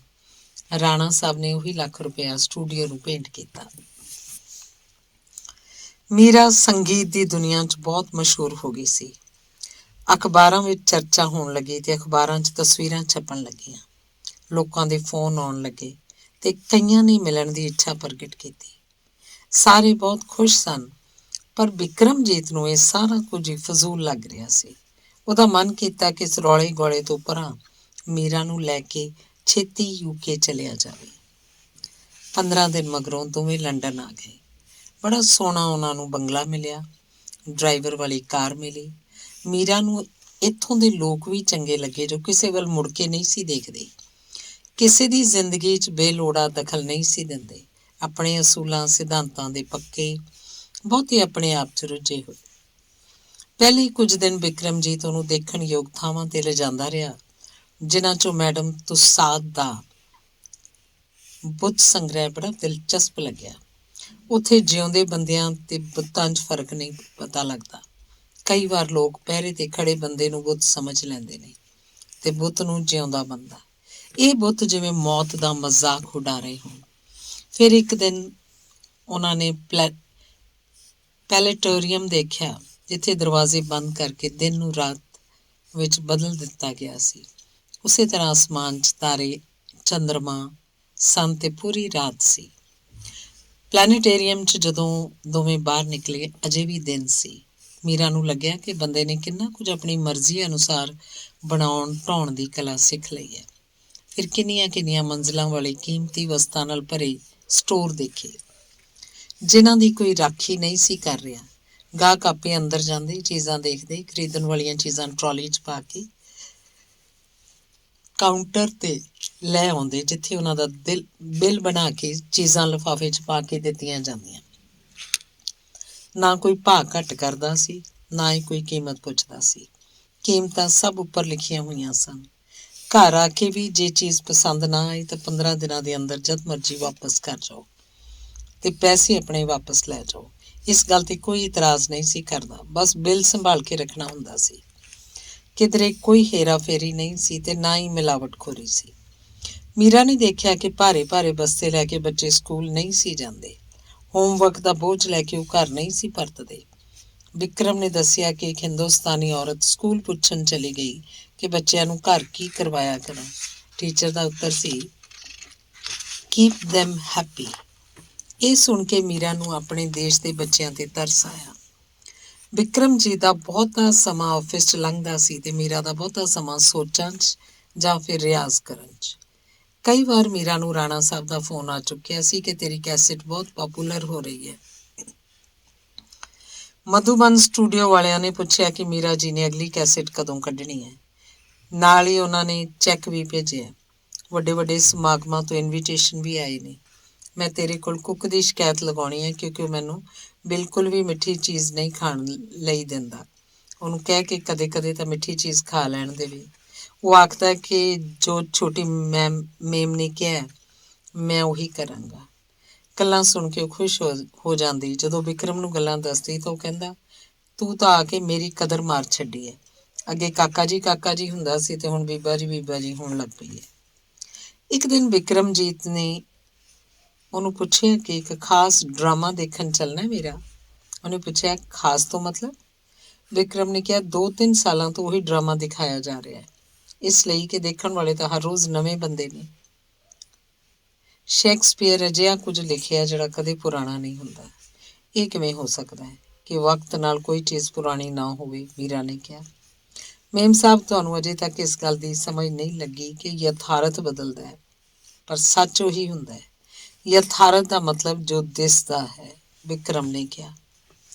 ਇਹ ਸੁਣ ਕੇ ਮੀਰਾ ਵਿਕਰਮ ਵੱਲ ਧਿਆਨ ਨਾਲ ਦੇਖਦੀ ਰਹੀ ਤੇ ਫਿਰ ਕਹਿਣ ਲੱਗੀ, ਵਿੱਕੀ ਜੀ, ਮੈਂ ਪਾਪਾ ਜੀ ਨੂੰ ਫੋਨ ਕੀਤਾ ਹੈ ਕਿ ਮੈਂ ਇੱਕ ਹੋਰ ਕੈਸੇਟ ਕਢਵਾਉਣਾ ਚਾਹੁੰਦੀ ਹਾਂ, ਤਾਂ ਉਹਨਾਂ ਦਾ ਕਹਿਣਾ ਸੀ ਕਿ ਫਿਰ ਆ ਜਾਓ। ਮੀਰਾ ਨੇ ਜਦੋਂ ਦੱਸਿਆ ਤਾਂ ਪਹਿਲਾਂ ਵਿਕਰਮ ਚੁੱਪ ਕਰ ਗਿਆ, ਫਿਰ ਸੀਰੀਅਸ ਹੋ ਕੇ ਪੁੱਛਣ ਲੱਗਾ, ਮੀਰਾ ਜੀ, ਹੋਰ ਕੈਸੇਟ ਕਿਸ ਲਈ ਕਢਵਾਉਣਾ ਚਾਹੁੰਦੇ ਹੋ? ਸ਼ੋਹਰਤ ਖਾਤਰ ਜਾਂ ਪੈਸਿਆਂ ਖਾਤਰ? ਮੀਰਾ ਉੱਚੇਚ ਨਾਲ ਉਸ ਵੱਲ ਝਾਕੀ ਤੇ ਕਹਿਣ ਲੱਗੀ, ਇਹ ਤਾਂ ਮੈਂ ਨਹੀਂ ਸੋਚਦੀ। ਮੇਰੀ ਇੱਕ ਹੋਰ ਕੈਸੇਟ ਮਾਰਕੀਟ 'ਚ ਆ ਜਾਏ, ਇਹ ਗੱਲ ਚੰਗੀ ਲੱਗਦੀ ਹੈ ਮੈਨੂੰ। ਪੈਸੇ ਦੀ ਆਪਾਂ ਨੂੰ ਕੋਈ ਘਾਟ ਨਹੀਂ, ਹਾਂ ਸ਼ੋਹਰਤ ਦੀ ਤੈਨੂੰ ਥੋੜ੍ਹੀ ਲੋੜ ਹੋ ਸਕਦੀ ਹੈ, ਵਿਕਰਮ ਬੋਲਿਆ। ਐਸੀ ਵੀ ਗੱਲ ਨਹੀਂ ਕਿ ਮੈਂ ਇੱਕ ਹਫ਼ਤੇ 'ਚ ਵਾਪਸ ਆ ਜਾਵਾਂਗੀ, ਮੀਰਾ ਬੋਲੀ। ਤੂੰ ਇਸ ਸੱਚ ਨੂੰ ਸਵੀਕਾਰ ਕਿਉਂ ਨਹੀਂ ਕਰਦੀ ਕਿ ਇਹ ਗੱਲਾਂ ਤੈਨੂੰ ਚੰਗੀਆਂ ਲੱਗਦੀਆਂ ਨਹੀਂ ਕਿ ਲੋਕ ਵਾਹ-ਵਾਹ ਕਰਨ, ਤਾੜੀਆਂ ਮਾਰਨ, ਪੋਸਟਰ ਛਪਣ, ਫੋਨ ਆਉਣ ਤੇ ਵੱਡੇ ਵੱਡੇ ਫੰਕਸ਼ਨਾਂ ਤੇ ਤੁਹਾਨੂੰ ਇਨਵਾਈਟ ਕੀਤਾ ਜਾਵੇ। ਤੁਹਾਨੂੰ ਇਹ ਗੱਲ ਚੰਗੀ ਨਹੀਂ ਲੱਗਦੀ? ਮੀਰਾ ਨੇ ਪੁੱਛਿਆ। ਕਿਸੇ ਵੀ ਮਰਦ ਨੂੰ ਇਹ ਗੱਲ ਚੰਗੀ ਨਹੀਂ ਲੱਗਦੀ ਹੁੰਦੀ ਕਿ ਉਹਦੀ ਵਾਈਫ ਵੱਲ ਇੰਨੇ ਲੋਕ ਧਿਆਨ ਦੇਣ, ਇਸ ਲਈ ਕਿ ਅਗਲਾ ਵਾਈਫ ਨੂੰ ਵਸਤੂ ਸਮਝਣ ਲੱਗ ਪੈਂਦਾ ਹੈ ਨਾ? ਮੀਰਾ ਨੇ ਥੋੜ੍ਹਾ ਨਾਰਾਜ਼ ਹੋ ਕੇ ਆਖਿਆ। ਤਾਂ ਵਿਕਰਮ ਨੇ ਉਹਦਾ ਹੱਥ ਆਪਣੇ ਹੱਥਾਂ 'ਚ ਲੈ ਕੇ ਆਖਿਆ, ਅਸੀਂ ਤਾਂ ਆਪਣੀ ਬੇਗਮ ਨੂੰ ਵਸਤੂ ਨਹੀਂ ਸਮਝਦੇ। ਦੇਵੀ ਜੀ, ਤੁਸੀਂ ਜਦੋਂ ਚਾਹੋ ਨਵੀਂ ਕੈਸੇਟ ਕਢਵਾਉਣ ਜਾ ਸਕਦੇ ਹੋ। ਇਹ ਸੁਣ ਕੇ ਮੀਰਾ ਖੁਸ਼ ਹੋ ਗਈ। ਉਸੇ ਦਿਨ ਵਿਕਰਮ ਦੇ ਆਫਿਸ ਜਾਣ ਮਗਰੋਂ ਉਹਨੇ ਆਪਣੇ ਸਹੁਰੇ ਤੇ ਪਾਪਾ ਨੂੰ ਫੋਨ ਕਰ ਦਿੱਤਾ ਕਿ ਅਗਲੇ ਹਫ਼ਤੇ ਉਹ ਇੰਡੀਆ ਆਏਗੀ। ਪ੍ਰੋਫੈਸਰ ਗਿਆਨ ਸਾਗਰ ਤੇ ਬੀਬੀ ਨੂੰ ਇਹ ਜਾਣ ਕੇ ਚਾਅ ਚੜ੍ਹ ਗਿਆ। ਘਰ 'ਚ ਬੂਟਿਆਂ ਨੂੰ ਪਾਣੀ ਦਿੰਦੇ ਹੋਏ ਪ੍ਰੋਫੈਸਰ ਬੂਟਿਆਂ ਨੂੰ ਦੱਸ ਰਹੇ ਸਨ ਕਿ ਸੁਣੋ, ਮੀਰਾ ਅਗਲੇ ਹਫ਼ਤੇ ਆ ਰਹੀ ਹੈ। ਸੁਣੋ ਪੰਛੀਓ, ਮੀਰਾ ਆ ਰਹੀ ਹੈ। ਬਗੀਚੇ 'ਚ ਬੈਠ ਕੇ ਤੁਹਾਨੂੰ ਗੀਤ ਸੁਣਾਏਗੀ। ਜੇ ਮੈਂ ਕਦੇ ਸਤਨਾਜਾ ਪਾਉਣਾ ਭੁੱਲ ਜਾਂਦਾ ਤਾਂ ਤੁਸੀਂ ਚੀਕ ਚਿਹਾੜਾ ਪਾ ਕੇ ਯਾਦ ਤਾਂ ਕਰਵਾ ਦਿੰਦੇ ਹੋ। ਤੁਸੀਂ ਇਹਦੀ ਸ਼ਿਕਾਇਤ ਮੀਰਾ ਨੂੰ ਨਹੀਂ ਕਰਨੀ, ਨਹੀਂ ਤਾਂ ਉਹ ਨਾਰਾਜ਼ ਹੋ ਜਾਏਗੀ। ਮੀਰਾ ਇਹ ਕਹਿੰਦੀ ਹੈ ਕਿ ਤੁਹਾਡਾ ਵੀ ਬੰਦਿਆਂ ਜਿੰਨਾ ਅਧਿਕਾਰ ਹੈ ਧਰਤੀ ਉੱਪਰ। ਉਧਰ ਰਾਣਾ ਸਾਹਿਬ ਨੇ ਪ੍ਰੋਫੈਸਰ ਨੂੰ ਦੱਸਿਆ ਕਿ ਬੇਟੀ ਦੀਆਂ ਗਜ਼ਲਾਂ ਦੀ ਰਿਕਾਰਡਿੰਗ ਦਾ ਸਾਰਾ ਪ੍ਰਬੰਧ ਹੋ ਗਿਆ। ਬੈਕਗਰਾਊਂਡ 'ਚ ਬੈਸਟ ਆਰਕੈਸਟਰਾ ਹੋਏਗਾ, ਉਹਦੀ ਮੰਮੀ ਤੇ ਡਰਾਈਵਰ ਉਹਨੂੰ ਏਅਰਪੋਰਟ ਤੋਂ ਲੈ ਆਉਣਗੇ। ਮੈਂ ਇੱਕ ਕਲੱਬ ਵਾਲਿਆਂ ਨੂੰ ਵੱਡਾ ਫੰਕਸ਼ਨ ਕਰਨ ਲਈ ਵੀ ਆਖ ਦਿੱਤਾ ਹੈ। ਮੀਡੀਆ ਨੂੰ ਸੂਚਿਤ ਕਰ ਦਿੱਤਾ ਹੈ। ਟੈਲੀਵਿਜ਼ਨ ਵਾਲੇ ਲਾਈਵ ਟੈਲੀਕਾਸਟ ਕਰਨਗੇ। ਮੀਰਾ ਨੇ ਤਾਂ ਸਾਨੂੰ ਓਵਰਨਾਈਟ ਮਸ਼ਹੂਰ ਕਰ ਦਿੱਤਾ ਹੈ। ਬੜੀ ਟੈਲੈਂਟਡ ਹੈ ਸਾਡੀ ਬੱਚੀ। ਰਿਟਰਨ ਟਿਕਟ ਲੈ ਕੇ ਮੀਰਾ ਇੰਡੀਆ ਆ ਗਈ। 7ਵਾਂ ਅੰਗ। ਵਾਪਸ ਆ ਕੇ ਮੀਰਾ ਨੇ ਗਜ਼ਲਾਂ ਦੀ ਨਵੀਂ ਕੈਸੇਟ ਕੱਢੀ। ਰਾਣਾ ਸਾਹਿਬ ਨੇ ਇਹਦੀ ਰਿਲੀਜ਼ ਦਾ ਪਹਿਲਾ ਹੀ ਫੰਕਸ਼ਨ ਰਖਾ ਛੱਡਿਆ ਸੀ। ਬੜੇ ਲੋਕਾਂ ਨੂੰ ਸੱਦਿਆ ਗਿਆ ਸੀ। ਅਖਬਾਰਾਂ 'ਚ ਇਸ਼ਤਿਹਾਰ ਦਿੱਤੇ ਗਏ ਸਨ ਤੇ ਮੀਰਾ ਨੇ ਆਪ ਉਸ ਫੰਕਸ਼ਨ 'ਚ ਗਜ਼ਲਾਂ ਗਾਈਆਂ ਸਨ। ਲੋਕਾਂ ਨੇ ਤਾੜੀਆਂ ਨਾਲ ਅਸਮਾਨ ਗੁੰਜਾ ਛੱਡਿਆ ਸੀ। ਨੋਟਾਂ ਦੀ ਵਰਖਾ ਲੋਕਾਂ ਨੇ ਕਰਨੀ ਸ਼ੁਰੂ ਕਰ ਦਿੱਤੀ। ਘਬਰਾ ਕੇ ਮੀਰਾ ਸਟੇਜ ਤੋਂ ਪਿਛਾਂਹ ਚਲੀ ਗਈ। ਭੀੜ ਨੇ ਕੁਰਸੀਆਂ ਖੜਕਾਉਣੀਆਂ ਸ਼ੁਰੂ ਕਰ ਦਿੱਤੀਆਂ। ਜਦੋਂ ਮੀਰਾ ਨੇ ਸਟੇਜ ਤੇ ਆ ਕੇ ਚੁੱਪ ਰਹਿਣ ਲਈ ਆਖਿਆ ਤਾਂ ਸਾਰੇ ਚੁੱਪ ਬੈਠ ਗਏ। ਮੀਰਾ ਨੇ ਕਿਹਾ ਕਿ ਮੈਂ ਸਿਰਫ ਇੱਕ ਗਜ਼ਲ ਸੁਣਾ ਕੇ ਘਰ ਚਲੀ ਜਾਵਾਂਗੀ। ਮੀਰਾ ਨੇ ਗਜ਼ਲ ਸੁਣਾਈ। ਹਾਲੇ ਗਜ਼ਲ ਤੋਂ ਮਗਰੋਂ ਤਾੜੀਆਂ ਗੂੰਜ ਹੀ ਰਹੀਆਂ ਸਨ ਕਿ ਮੀਰਾ ਸਟੇਜ ਤੋਂ ਉਤਰ ਕੇ ਪਿਛਲੇ ਪਾਸਿਓਂ ਨਿਕਲ ਕੇ ਆਪਣੀ ਕਾਰ 'ਚ ਬੈਠ ਕੇ ਚਲੀ ਗਈ। ਪਰੰਤੂ ਰਾਣਾ ਸਾਹਿਬ ਪ੍ਰਸ਼ੰਸਕਾਂ ਦੀ ਭੀੜ ਦੇਖਦੇ ਰਹੇ ਤੇ ਤਾਲੀਆਂ ਦੀ ਗੂੰਜ ਨੂੰ ਸੁਣਦੇ ਰਹੇ। ਇਸ ਤੋਂ ਮਗਰੋਂ ਕਈ ਦਿਨ ਮੀਰਾ ਕਿਧਰੇ ਵੀ ਨਾ ਗਈ। ਹੁਣ ਜਿੱਥੇ ਵੀ ਉਹ ਜਾਂਦੀ ਸੀ ਲੋਕ ਉਹਨੂੰ ਪਹਿਚਾਣ ਲੈਂਦੇ ਸਨ। ਬਥੇਰੀਆਂ ਥਾਵਾਂ ਉੱਤੇ ਉਹਦੀਆਂ ਤਸਵੀਰਾਂ ਵਾਲੇ ਪੋਸਟਰ ਲੱਗੇ ਹੋਏ ਸਨ। ਮੀਰਾ ਨਾਲੋਂ ਵੱਧ ਕਰਾਮਾਤ ਰਾਣਾ ਦੀ ਸੀ ਇਸ ਵਿੱਚ। ਮੀਰਾ ਦੀ ਮਸ਼ਹੂਰੀ ਉਹਨਾਂ ਨੂੰ ਆਪਣੀ ਮਸ਼ਹੂਰੀ ਲੱਗਦੀ ਸੀ ਤੇ ਵੱਡੇ ਲੋਕਾਂ ਦੇ ਫੋਨ ਬਹੁਤੇ ਉਹਨਾਂ ਨੂੰ ਆਉਂਦੇ ਸਨ। ਜਿਸ ਦਿਨ ਦੀ ਸੀਟ ਬੁੱਕ ਸੀ ਉਸ ਦਿਨ ਮੀਰਾ ਨੂੰ ਬੁਖਾਰ ਸੀ, ਨਾ ਜਾ ਸਕੀ। ਇੱਕ ਰਾਤ ਪਹਿਲਾਂ ਉਹ ਬਹੁਤ ਚਿਰ ਆਪਣੇ ਘਰ ਦੇ ਬਗੀਚੇ 'ਚ ਬੈਠੀ ਰਹੀ ਸੀ। ਹੋ ਸਕਦਾ ਉੱਥੇ ਮੱਛਰ ਲੜ ਗਿਆ ਹੋਵੇ। ਸ਼ੁਕਰ ਹੈ ਟੈਸਟ ਉਪਰੰਤ ਮਲੇਰੀਆ ਨਹੀਂ ਨਿਕਲਿਆ। ਰਾਣਾ ਸਾਹਿਬ ਤੇ ਉਹਦੀ ਸੱਸ ਨੇ ਉਹਨੂੰ ਸਫ਼ਰ ਕਰਨ ਤੋਂ ਰੋਕ ਲਿਆ। ਰਾਣਾ ਸਾਹਿਬ ਨੇ ਆਪ ਹੀ ਸੀਟ ਅਗਲੇ ਹਫ਼ਤੇ ਦੀ ਬੁੱਕ ਕਰਵਾ ਦਿੱਤੀ ਸੀ। ਮੀਰਾ ਨੂੰ ਲੱਗਿਆ ਕਿ ਕਿਤੇ ਵਿਕਰਮ ਨਾਰਾਜ਼ ਹੀ ਨਾ ਹੋ ਜਾਏ, ਪਰ ਉਹ ਕੀ ਕਰਦੀ, ਬੁਖਾਰ ਜੋ ਚੜ ਗਿਆ ਸੀ। ਜਿਸ ਦਿਨ ਉਹਨੇ ਜਹਾਜ਼ ਚੜ੍ਹਨਾ ਸੀ ਮਧੂਬਨ ਸਟੂਡੀਓ ਵਾਲਿਆਂ ਨੇ ਪਾਰਟੀ ਰੱਖ ਲਈ ਸੀ ਤੇ ਉਹਨੂੰ ਬਾਰ-ਬਾਰ ਰਿਕੁਐਸਟ ਕਰ ਰਹੇ ਸਨ ਕਿ ਭਾਵੇਂ 5 ਮਿੰਟ ਲਈ ਆ ਜਾਣ ਤੇ ਉਹ ਚਲੀ ਵੀ ਗਈ। ਮੀਰਾ ਨੇ ਚਾਹ ਦਾ ਇੱਕ ਕੱਪ ਪੀਤਾ। ਉਹਨਾਂ ਨੇ ਫਟਾਫਟ ਮੀਰਾ ਦੀਆਂ ਕਿੰਨੀਆਂ ਸਾਰੀਆਂ ਤਸਵੀਰਾਂ ਲੈ ਲਈਆਂ ਤੇ ਕੁਝ ਤਸਵੀਰਾਂ ਝਟਪਟ ਉਹਦੇ ਹੈਂਡਬੈਗ ਵਿੱਚ ਪਾ ਦਿੱਤੀਆਂ। ਜਹਾਜ਼ 'ਚ ਬੈਠੀ ਮੀਰਾ ਸੋਚ ਰਹੀ ਸੀ ਕਿ ਮੈਂ ਨਾ ਤਾਂ ਵਿਕਰਮ ਨੂੰ ਆਪਣੇ ਆਉਣ ਦਾ ਟਾਈਮ ਦੱਸਿਆ, ਨਾ ਹੀ ਉਹਨੂੰ ਗੱਡੀ ਭੇਜਣ ਲਈ ਆਖਿਆ। ਸੋਚਿਆ ਟੈਕਸੀ ਲੈ ਕੇ ਚਲੀ ਜਾਵਾਂਗੀ, ਮੈਂ ਉਹਨੂੰ ਸਰਪ੍ਰਾਈਜ਼ ਦਿਆਂਗੀ। ਉਹਨੇ ਉਵੇਂ ਹੀ ਕੀਤਾ। ਘਰ ਦੇ ਅੰਦਰ ਜਾ ਕੇ ਜਦੋਂ ਉਹਨੇ ਬੈਲ ਕੀਤੀ ਤਾਂ ਉਹ ਹੈਰਾਨ ਜਿਹੀ ਰਹਿ ਗਈ। ਇੱਕ ਖੂਬਸੂਰਤ ਜਿਹੀ ਯੰਗ ਗੋਰੀ ਕੁੜੀ ਨੇ ਦਰਵਾਜ਼ਾ ਖੋਲ੍ਹਿਆ। ਮੀਰਾ ਨੂੰ ਦੇਖ ਕੇ ਉਹ ਕੁੜੀ ਹੈਰਾਨ ਪਰੇਸ਼ਾਨ ਜਿਹੀ ਹੋ ਕੇ ਬੋਲੀ, ਆਈ ਐਮ ਲਾਰਾ। ਮੀਰਾ ਨੇ ਸੰਭਲਦਿਆਂ ਉਹਨੂੰ ਇੱਕ ਪਾਸੇ ਕਰਦਿਆਂ ਕਿਹਾ, ਆਈ ਐਮ ਵਿਕਰਮਸ ਵਾਈਫ। ਇੰਨੇ ਨੂੰ ਵਿਕਰਮ ਵੀ ਉੱਥੇ ਆ ਗਿਆ ਸੀ।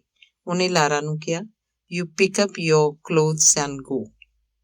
ਉਸ ਕੁੜੀ ਨੇ ਝਟਪਟ ਅੰਦਰ ਜਾ ਕੇ ਆਪਣੇ ਕੱਪੜੇ ਚੁੱਕੇ ਤੇ ਦੂਜੇ ਕਮਰੇ 'ਚ ਹੁੰਦੀ ਹੋਈ ਕੱਪੜੇ ਬਦਲ ਕੇ ਬਾਹਰ ਨਿਕਲ ਗਈ। ਮੀਰਾ ਵਿਕਰਮ ਦੇ ਕਮਰੇ 'ਚ ਜਾ ਕੇ ਕੁਰਸੀ ਤੇ ਬੈਠ ਗਈ। ਉਸ ਕੋਲ ਜਿਵੇਂ ਕਰਨ ਨੂੰ ਕੋਈ ਗੱਲ ਨਹੀਂ ਸੀ। ਕੁਝ ਪਲ ਖੜੋਤਾ ਰਹਿਣ ਮਗਰੋਂ ਉਹ ਆਪਣੇ ਬੈੱਡ ਤੇ ਬੈਠ ਕੇ ਕਹਿਣ ਲੱਗਾ, ਆਪਣੇ ਹਸਬੈਂਡ ਨੂੰ ਇਉਂ ਜੇ ਨਿਗਲੈਕਟ ਕਰੇਂਗੀ ਤਾਂ ਅਗਲਾ ਭਟਕੂਗਾ ਹੀ। ਮੀਰਾ ਚੁੱਪ ਹੀ ਰਹੀ। ਪਤਾ ਨਹੀਂ ਉਹ ਰੋ ਰਹੀ ਸੀ। ਵਿਕਰਮ ਉੱਠ ਕੇ ਉਹਦੇ ਕੋਲ ਆ ਗਿਆ। ਉਹਦੇ ਮੋਢੇ ਤੇ ਹੱਥ ਰੱਖ ਕੇ ਕਿਹਾ, ਆਈ ਐਮ ਸੌਰੀ। ਤੈਨੂੰ ਪਤਾ ਨਹੀਂ ਆਦਮੀਆਂ ਲਈ ਇਹੋ ਜਿਹੀਆਂ ਗੱਲਾਂ ਖਾਸ ਮਾਇਨੇ ਨਹੀਂ ਰੱਖਦੀਆਂ। ਅਚਾਨਕ ਵਿਕਰਮ ਦੀ ਨਜ਼ਰ ਕੁਰਸੀ ਦੇ ਕੋਲ ਪਏ ਮੀਰਾ ਦੇ ਹੈਂਡਬੈਗ ਤੇ ਪਈ। ਉਸ 'ਚ ਪਈਆਂ ਤਸਵੀਰਾਂ ਕੱਢ ਲਈਆਂ। ਕਿੰਨੇ ਲੋਕਾਂ 'ਚ ਘਿਰੀ ਹੱਸਦੀ ਮੁਸਕਰਾਉਂਦੀ ਮੀਰਾ ਦੀਆਂ ਤਸਵੀਰਾਂ ਵਿਕਰਮ ਧਿਆਨ ਨਾਲ ਦੇਖਦਾ ਰਿਹਾ ਤੇ ਫਿਰ ਉਸੇ ਤਰ੍ਹਾਂ ਵਾਪਸ ਬੈਗ 'ਚ ਪਾ ਦਿੱਤੀਆਂ, ਜਿਵੇਂ ਆਖਦਾ ਹੋਵੇ, ਤੂੰ ਜੋ ਮਰਜ਼ੀ ਕਰਦੀ ਫਿਰੇ, ਮੈਂ ਇੱਥੇ ਬੈਠਾ ਤੈਨੂੰ ਉਡੀਕਦਾ ਰਹਾਂ। ਉਹ ਆਖਣ ਲੱਗਿਆ, ਇਹ ਸਭ ਤੇਰਾ ਕਸੂਰ ਹੈ। ਕੀ ਲੋੜ ਪਈ ਸੀ ਤੈਨੂੰ ਮੈਨੂੰ ਛੱਡ ਕੇ ਜਾਣ ਦੀ? ਕੀ ਮੇਰੇ ਨਾਲੋਂ ਵੱਧ ਜ਼ਰੂਰੀ ਸੀ ਲੋਕਾਂ ਦੀਆਂ ਤਾੜੀਆਂ? ਇਹਦਾ ਮਤਲਬ ਤੂੰ ਜੋ ਮਰਜ਼ੀ ਕਰਦੀ ਫਿਰ। ਮੀਰਾ ਕਿਸੇ ਗੱਲ ਦਾ ਜਵਾਬ ਨਹੀਂ ਸੀ ਦੇ ਰਹੀ। ਕੁਝ ਚਿਰ ਮਗਰੋਂ ਉੱਠ ਕੇ ਮੀਰਾ ਨੇ ਕੱਪੜੇ ਚੇਂਜ ਕੀਤੇ ਤੇ ਪੈ ਗਈ। ਘੰਟੇ ਕੁ ਮਗਰੋਂ ਵਿਕਰਮ ਉਸ ਕੋਲ ਗਿਆ ਤੇ ਬੈੱਡ ਉੱਪਰ ਉਸ ਕੋਲ ਬੈਠ ਕੇ ਉਹਦਾ ਹੱਥ ਆਪਣੇ ਹੱਥਾਂ 'ਚ ਲੈ ਕੇ ਬੋਲਿਆ, ਮੈਂ ਸੌਰੀ ਆਖ ਤਾਂ ਦਿੱਤਾ। ਮੈਂ ਕਸਮ ਖਾਂਦਾ ਕਿ ਅੱਗੇ ਤੋਂ ਅਜਿਹਾ ਕੁਝ ਨਹੀਂ ਕਰਾਂਗਾ। ਤੂੰ ਵੀ ਮੈਨੂੰ ਇਕੱਲਾ ਛੱਡ ਕੇ ਨਹੀਂ ਜਾਏਂਗੀ। ਮੀਰਾ ਚੁੱਪ ਹੀ ਰਹੀ। ਹੁਣ ਵਿਕਰਮ ਨੂੰ ਗੁੱਸਾ ਆਉਣਾ ਸ਼ੁਰੂ ਹੋ ਗਿਆ ਸੀ। ਕਿ ਚੰਗੀ ਔਰਤ ਹੈ, ਆਪ ਜੋ ਮਰਜ਼ੀ ਕਰਦੀ ਫਿਰੇ, ਆਦਮੀ ਉਹਦਾ ਗੁਲਾਮ ਬਣਿਆ ਰਹੇ। ਇਹ ਸੋਚਦਾ ਉਹ ਦੂਜੇ ਕਮਰੇ 'ਚ ਚਲਾ ਗਿਆ।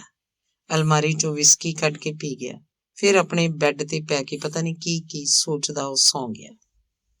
ਉਧਰ ਮੀਰਾ ਨੂੰ ਨੀਂਦ ਨਹੀਂ ਸੀ ਆ ਰਹੀ। ਅਜਿਹੀਆਂ ਗੱਲਾਂ ਬਾਰੇ ਉਹਨੇ ਕਦੇ ਸੋਚਿਆ ਹੀ ਨਹੀਂ ਸੀ। ਉਹਦੀ ਇੱਕ ਸ਼ਾਂਤ ਜ਼ਿੰਦਗੀ ਸੀ, ਹੁਣ ਜਿਵੇਂ ਭੁਚਾਲ ਜਿਹਾ ਆ ਗਿਆ ਸੀ ਤੇ ਬੜਾ ਕੁਝ ਢਹਿ ਢੇਰੀ ਹੋ ਗਿਆ ਸੀ।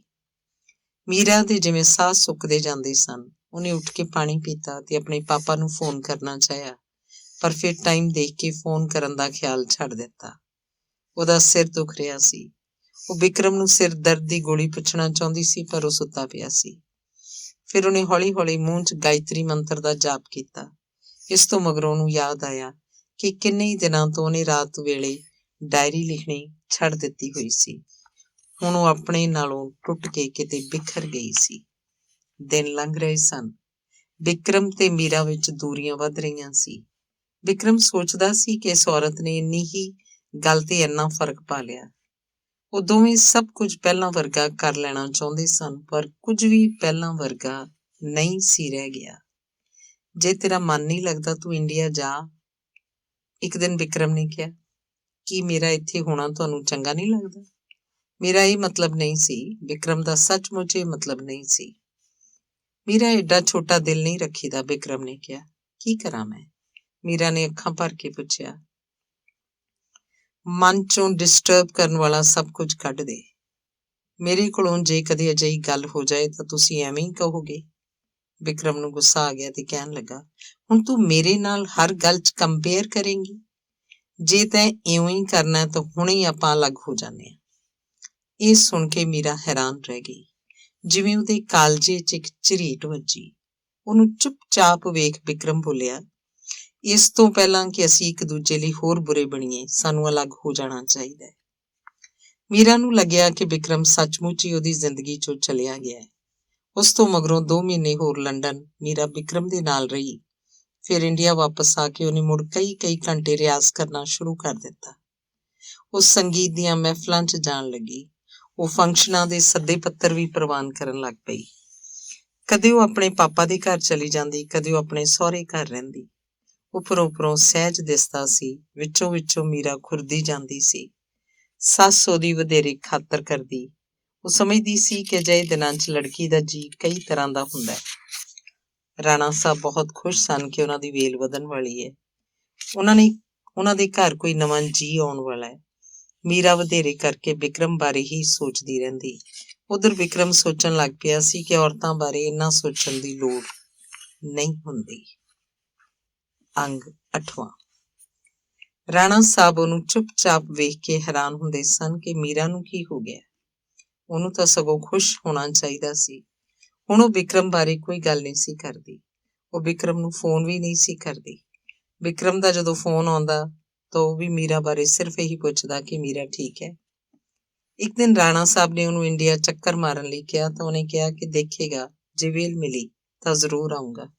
ਹੋ ਸਕੇ ਤਾਂ ਪਾਪਾ ਤੁਸੀਂ ਇੱਥੇ ਚੱਕਰ ਮਾਰ ਜਾਓ ਤੇ ਨਾਲ ਮਮਾ ਨੂੰ ਵੀ ਲਿਆਓ। ਤੇਰੀ ਮਮਾ ਤੋਂ ਤੁਹਾਡੇ ਆਉਣ ਵਾਲੇ ਬੱਚੇ ਦਾ ਚਾਅ ਹੀ ਨਹੀਂ ਚੁੱਕਿਆ ਜਾਂਦਾ। ਪੁੱਛਦੀ ਰਹਿੰਦੀ ਹੈ, ਆਇਆ ਕਿਹੜੀ ਰੱਖਣੀ ਹੈ, ਨਰਸ ਕਿਹੜੀ ਰੱਖਣੀ ਹੈ, ਬੇਬੀ ਦੇ ਕੱਪੜੇ ਕਿੱਥੋਂ ਮੰਗਵਾਉਣੇ ਨੇ, ਮੀਰਾ ਨੂੰ ਕੀ ਕੁਝ ਲੈ ਕੇ ਦੇਣਾ। ਇਹ ਸੁਣ ਕੇ ਬਿਕਰਮ ਨੇ ਆਖਿਆ, ਮੈਨੂੰ ਤੇ ਮੀਰਾ ਨੂੰ ਬੱਚੇ ਸੰਭਾਲਣ ਦੀ ਵੇਲ ਹੀ ਨਹੀਂ ਹੋਣੀ। ਬੇਬੀ ਨੂੰ ਤੁਸੀਂ ਆਪਣੇ ਕੋਲ ਹੀ ਰੱਖ ਲੈਣਾ, ਨਾਲੇ ਮੰਮਾ ਦਾ ਜੀ ਲੱਗਿਆ ਰਹੂ। ਨਹੀਂ ਬੇਟਾ, ਡਾਕਟਰ ਆਖਦੇ ਨੇ ਕਿ ਪਹਿਲੇ 6 ਮਹੀਨੇ ਬੇਬੀ ਲਈ ਮਾਂ ਦਾ ਦੁੱਧ ਜ਼ਰੂਰੀ ਹੁੰਦਾ ਹੈ। ਨਹੀਂ ਪਾਪਾ, ਇੱਥੋਂ ਦੀਆਂ ਕੰਪਨੀਆਂ ਨੇ ਏਡੇ ਵਧੀਆ ਡਰਾਈ ਮਿਲਕ ਤਿਆਰ ਕਰ ਲਏ ਨੇ ਤੇ ਹਰ ਤਰ੍ਹਾਂ ਦੀ ਟੈਸਟ ਕਰਕੇ ਤਸੱਲੀ ਕਰ ਲਈ ਹੈ ਕਿ ਮਾਂ ਦੇ ਦੁੱਧ ਦਾ ਪਰਫੈਕਟ ਬਦਲ ਨੇ।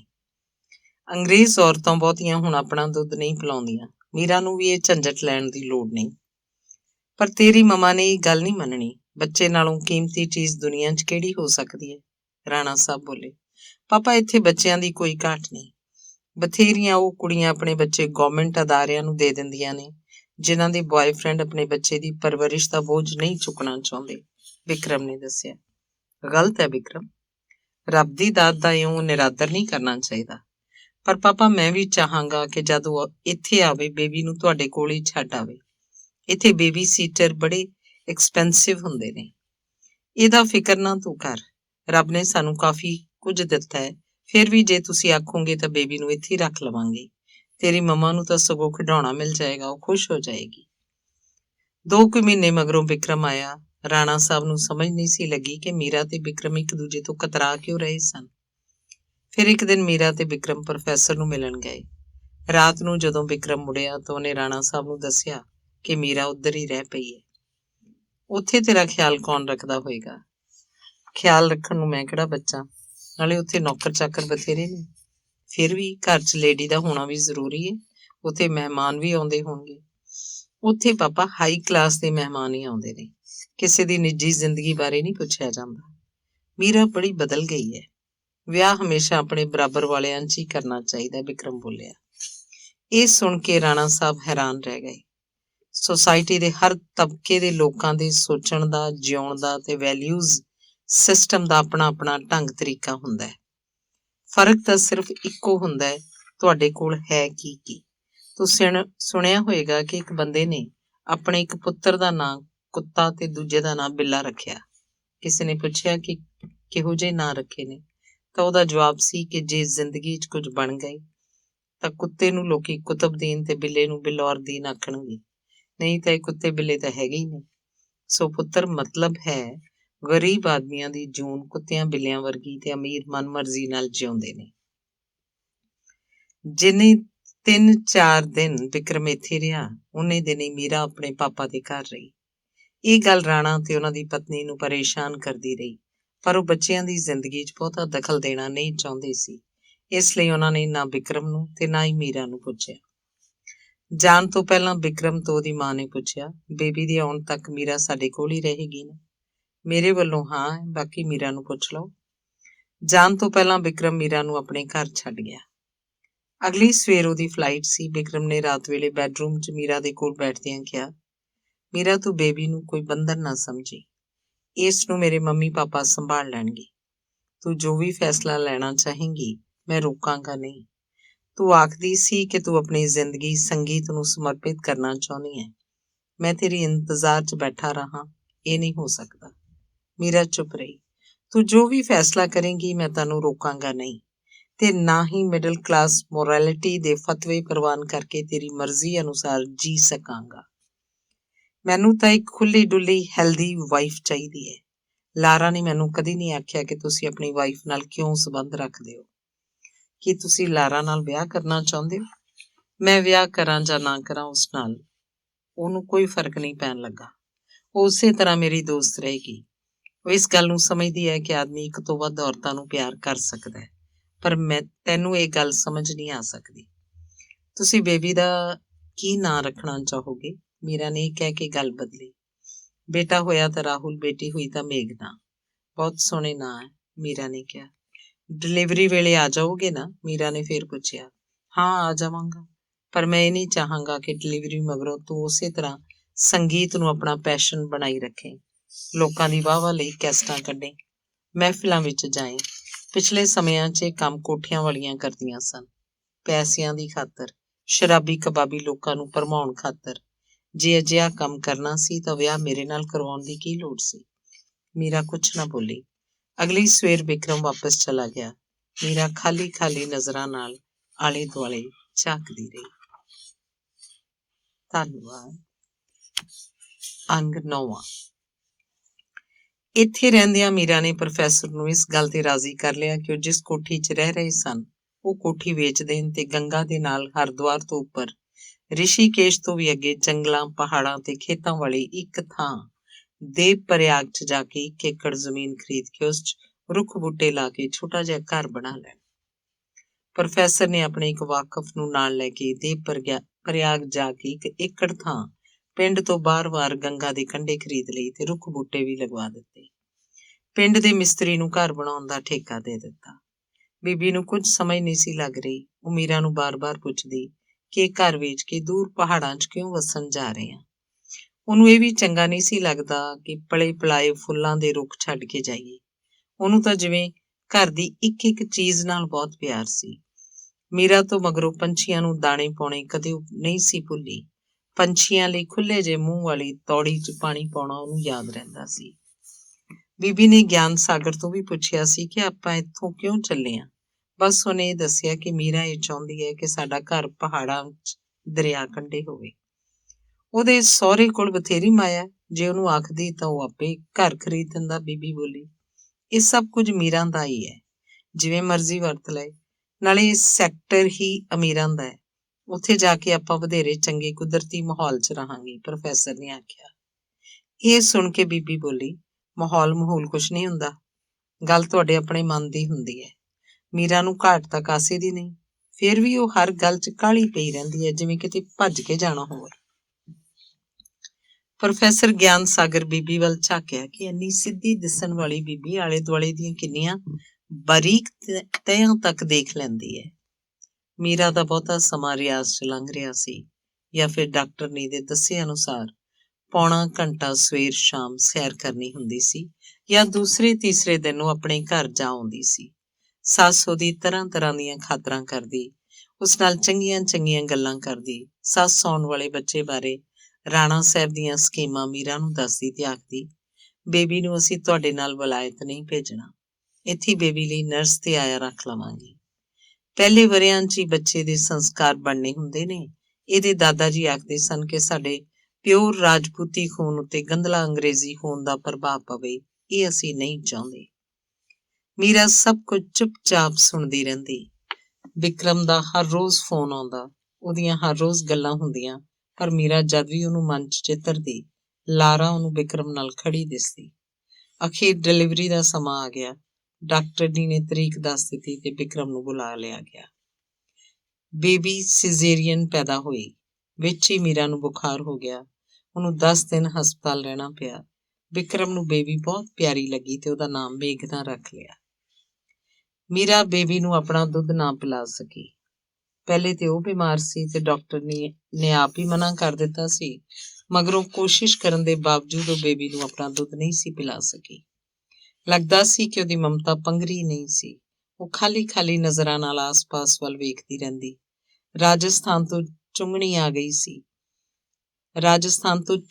ਆ ਗਈ ਸੀ। ਬੈਸਟ ਕੁਆਲਿਟੀ ਦੇ ਸੁੱਕੇ ਦੁੱਧ ਦੇ ਡੱਬੇ ਮੰਗਵਾ ਲਏ ਗਏ। ਤਜਰਬੇਕਾਰ ਨਰਸ ਦਾ ਪ੍ਰਬੰਧ ਕੀਤਾ ਗਿਆ। ਮੀਰਾ ਨੇ ਜਦ 1.25 ਮਹੀਨੇ ਮਗਰੋਂ ਪ੍ਰੋਫੈਸਰ ਗਿਆਨ ਸਾਗਰ ਨਾਲ ਦੇਵ ਪ੍ਰਯਾਗ ਜਾਣ ਦੀ ਇੱਛਾ ਪ੍ਰਗਟ ਕੀਤੀ ਤਾਂ ਵਿਕਰਮ ਨੇ ਪੁੱਛਿਆ, ਉੱਥੋਂ ਹੀ ਫਿਰ ਲੰਡਨ ਆ ਜਾਏਂਗੀ? ਬੇਬੀ ਦੀ ਜ਼ਿੰਮੇਵਾਰੀ ਉਹਦੀ ਮਾਂ ਨੇ ਲੈ ਲਈ ਸੀ। ਰਾਣਾ ਸਾਹਿਬ ਤੇ ਉਹਨਾਂ ਦੀ ਘਰਵਾਲੀ ਨੂੰ ਵਿਕਰਮ ਤੇ ਮੀਰਾ 'ਚ ਸਭ ਕੁਝ ਠੀਕ ਨਹੀਂ ਸੀ ਲੱਗ ਰਿਹਾ। ਫਿਰ ਵੀ ਉਹਨਾਂ ਨੂੰ ਕੁਝ ਵੀ ਪੁੱਛਣ ਦੀ ਹਿੰਮਤ ਨਹੀਂ ਸੀ ਪੈਂਦੀ। ਰਾਣਾ ਸਾਹਿਬ ਤੇ ਉਹਦੀ ਪਤਨੀ ਆਪ ਦੇਵ ਪ੍ਰਯਾਗ ਜਾ ਕੇ ਦੇਖ ਆਏ ਸਨ ਕਿ ਕਿਧਰੇ ਵੀ ਮੀਰਾ 'ਚ ਕੁਝ ਵੀ ਗਲਤ ਨਹੀਂ ਸੀ। ਉਹਨਾਂ ਨੂੰ ਲੱਗਦਾ ਜਿਵੇਂ ਉਹ ਸੱਚੀ ਮੁੱਚੀ ਦੀ ਮੀਰਾ ਨੂੰ ਵਿਆਹ ਲਿਆਏ ਨੇ। ਪਹਿਲੀ ਮੀਰਾ ਵਾਲਾ ਵੈਰਾਗ ਉਸ 'ਚ ਜਿਉਂ ਦਾ ਤਿਉਂ ਕਾਇਮ ਸੀ। ਉਹ ਤਾਂ ਜਿਵੇਂ ਭੁੱਲ ਕੇ ਇਸ ਦੁਨੀਆ 'ਚ ਆ ਗਈ ਸੀ। ਨਾ ਉਹਦੀ ਕੋਈ ਇੱਛਾ, ਨਾ ਲੋੜ, ਨਾ ਉਮੰਗ ਸੀ। ਉਹਨਾਂ ਨੇ ਮੀਰਾ ਨੂੰ ਬਸ ਇੰਨਾ ਹੀ ਆਖਿਆ ਸੀ ਕਿ ਉਸ ਮਾਇਆਵੀ ਦੁਨੀਆ 'ਚ ਵਿਕਰਮ ਨੂੰ ਇਕੱਲਾ ਨਾ ਛੱਡੇ। ਇਹ ਸੁਣ ਕੇ ਮੀਰਾ ਮੁਸਕਰਾ ਪਈ ਸੀ। ਉਹਦੇ ਲਈ ਇਹ ਸਭ ਗੱਲਾਂ ਜਿਵੇਂ ਪਿਛਾਂਹ ਰਹਿ ਗਈਆਂ ਸਨ। ਲਾਰਾ ਨਾਲ ਉਹਨੂੰ ਈਰਖਾ ਨਹੀਂ ਸੀ ਹੁੰਦੀ। ਲਾਰਾ ਨੇ ਵਿਕਰਮ ਦੀ ਤ੍ਰੇਹ ਅੱਗੇ ਆਪਣਾ ਆਪਾ ਸਮਰਪਣ ਕਰ ਦਿੱਤਾ ਸੀ। ਇਹ ਬੜੀ ਵੱਡੀ ਗੱਲ ਸੀ। ਮੀਰਾ ਆਪ ਭੁੱਖ ਪਿਆਸ ਤੱਕ ਹੀ ਸੀਮਤ ਨਹੀਂ ਸੀ ਰਹਿ ਸਕਦੀ। ਉਹ ਕੁਦਰਤ ਨਾਲ ਅਭੇਦ ਹੋ ਕੇ, ਪਾਣੀ ਨਾਲ ਪਾਣੀ ਹੋ ਕੇ, ਹਵਾ ਨਾਲ ਹਵਾ ਬਣ ਕੇ, ਧੁੱਪ ਨੂੰ ਆਪਣੇ ਪਿੰਡੇ ਤੇ ਮਲ ਕੇ ਧਰਤੀ ਦੀ ਰਚਨਾਤਮਕਤਾ ਦੇ ਵਿਨਾਸ਼ ਦੀ ਸਮਰੱਥਾ ਵਿੱਚ ਘੁਲ ਮਿਲ ਰਹੀ ਸੀ। ਪੌਣ ਨੂੰ ਉਹ ਪੁੱਛਦੀ ਸੀ ਕਿ ਮੇਰੇ ਸੱਜਰੇ ਸਾਹ ਕਿਸ ਦਿਸ਼ਾ ਤੋਂ ਲੈ ਕੇ ਆਈ ਹੈ। ਪਾਣੀ ਨੂੰ ਆਖਦੀ ਸੀ ਕਿ ਮੇਰੀਆਂ ਨਾੜਾਂ ਦੀ ਤ੍ਰੇਹ ਬੁਝਾਉਣ ਲਈ ਤੂੰ ਕਿੱਥੋਂ ਆਇਆ ਹੈ। ਉਹ ਧੁੱਪ ਨੂੰ ਪੁੱਛਦੀ ਸੀ ਕਿ ਮੇਰੇ ਦੁਆਲੇ ਚੁੰਨੀ ਬਣ ਕੇ ਤੂੰ ਲਿਪਟ ਰਹੀ ਹੈ, ਕੀ ਆਕਾਸ਼ ਤੋਂ ਓਹਲਾ ਕਰ ਰਹੀ ਹੈ। ਫਿਰ ਮੀਰਾ ਨੂੰ ਆਪਣੀਆਂ ਇਹ ਗੱਲਾਂ ਊਟ ਪਟਾਂਗ ਲੱਗੀਆਂ। ਉਹਨੂੰ ਲੱਗਦਾ ਕਿ ਐਡੀ ਵੱਡੀ ਕਾਇਨਾਤ ਵਿੱਚ ਉਹ ਕਿਧਰੇ ਖਿੱਲਰ ਗਈ ਹੈ ਤੇ ਖੋ ਗਈ ਹੈ। ਕਦੇ ਕਦੇ ਮਨ ਹੀ ਮਨ ਮੇਘਨਾ ਨੂੰ ਆਖਦੀ ਕਿ ਮੈਨੂੰ ਮਾਫ਼ ਕਰ। ਮੇਰੀ ਮਾਂ ਵੀ ਮੈਨੂੰ ਇਉਂ ਛੱਡ ਕੇ ਤੁਰ ਗਈ ਸੀ ਰੱਬ ਕੋਲੇ। ਮੈਂ ਰੱਬ ਕੋਲ ਤਾਂ ਨਹੀਂ ਗਈ, ਪਰ ਰੱਬ ਮੇਰੇ ਕੋਲ ਆ ਗਿਆ। ਉਹ ਮੇਰੇ ਨਾਲ ਗੱਲਾਂ ਕਰਦਾ ਰਹਿੰਦਾ, ਕਦੇ ਰੁੱਖ ਬਣ ਕੇ, ਕਦੇ ਪੰਛੀ ਬਣ ਕੇ, ਕਦੇ ਬੱਦਲ ਬਣ ਕੇ। ਤੇ ਫਿਰ ਇੱਕ ਦਿਨ ਵਿਕਰਮ ਆ ਗਿਆ। ਉਹਨੇ ਮੀਰਾ ਨੂੰ ਆਖਿਆ, ਬਾਹਰੋਂ ਕੁਝ ਨਹੀਂ ਬਦਲੇਗਾ ਤੇ ਨਾ ਹੀ ਕੋਈ ਜਾਣੇਗਾ। ਪਾਪਾ ਤੇ ਮੰਮਾ ਵੀ ਨਹੀਂ, ਕੋਈ ਵਾਕਫ ਜਾਂ ਰਿਸ਼ਤੇਦਾਰ ਵੀ ਨਹੀਂ।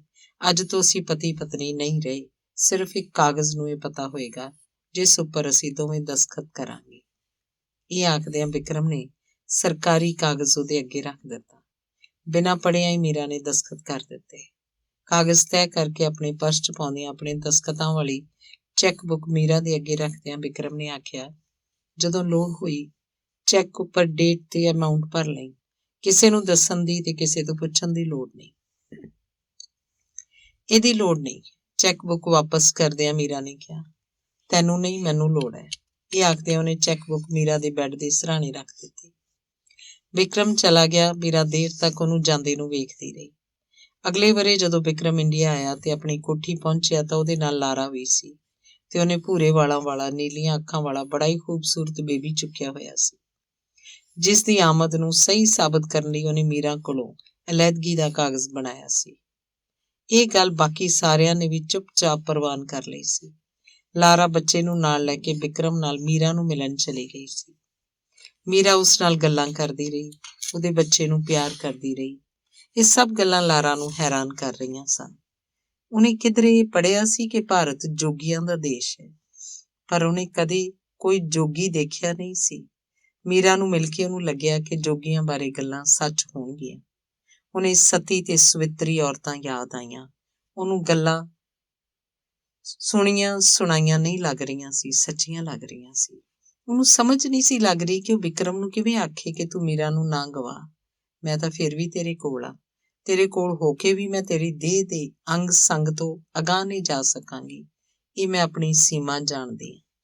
ਵਿਕਰਮ ਨੇ ਬੇਬੀ ਦਾ ਕੀ ਨਾਂ ਰੱਖਿਆ? ਮੀਰਾ ਨੇ ਪੁੱਛਿਆ। ਰਾਹੁਲ, ਲਾਰਾ ਨੇ ਦੱਸਿਆ।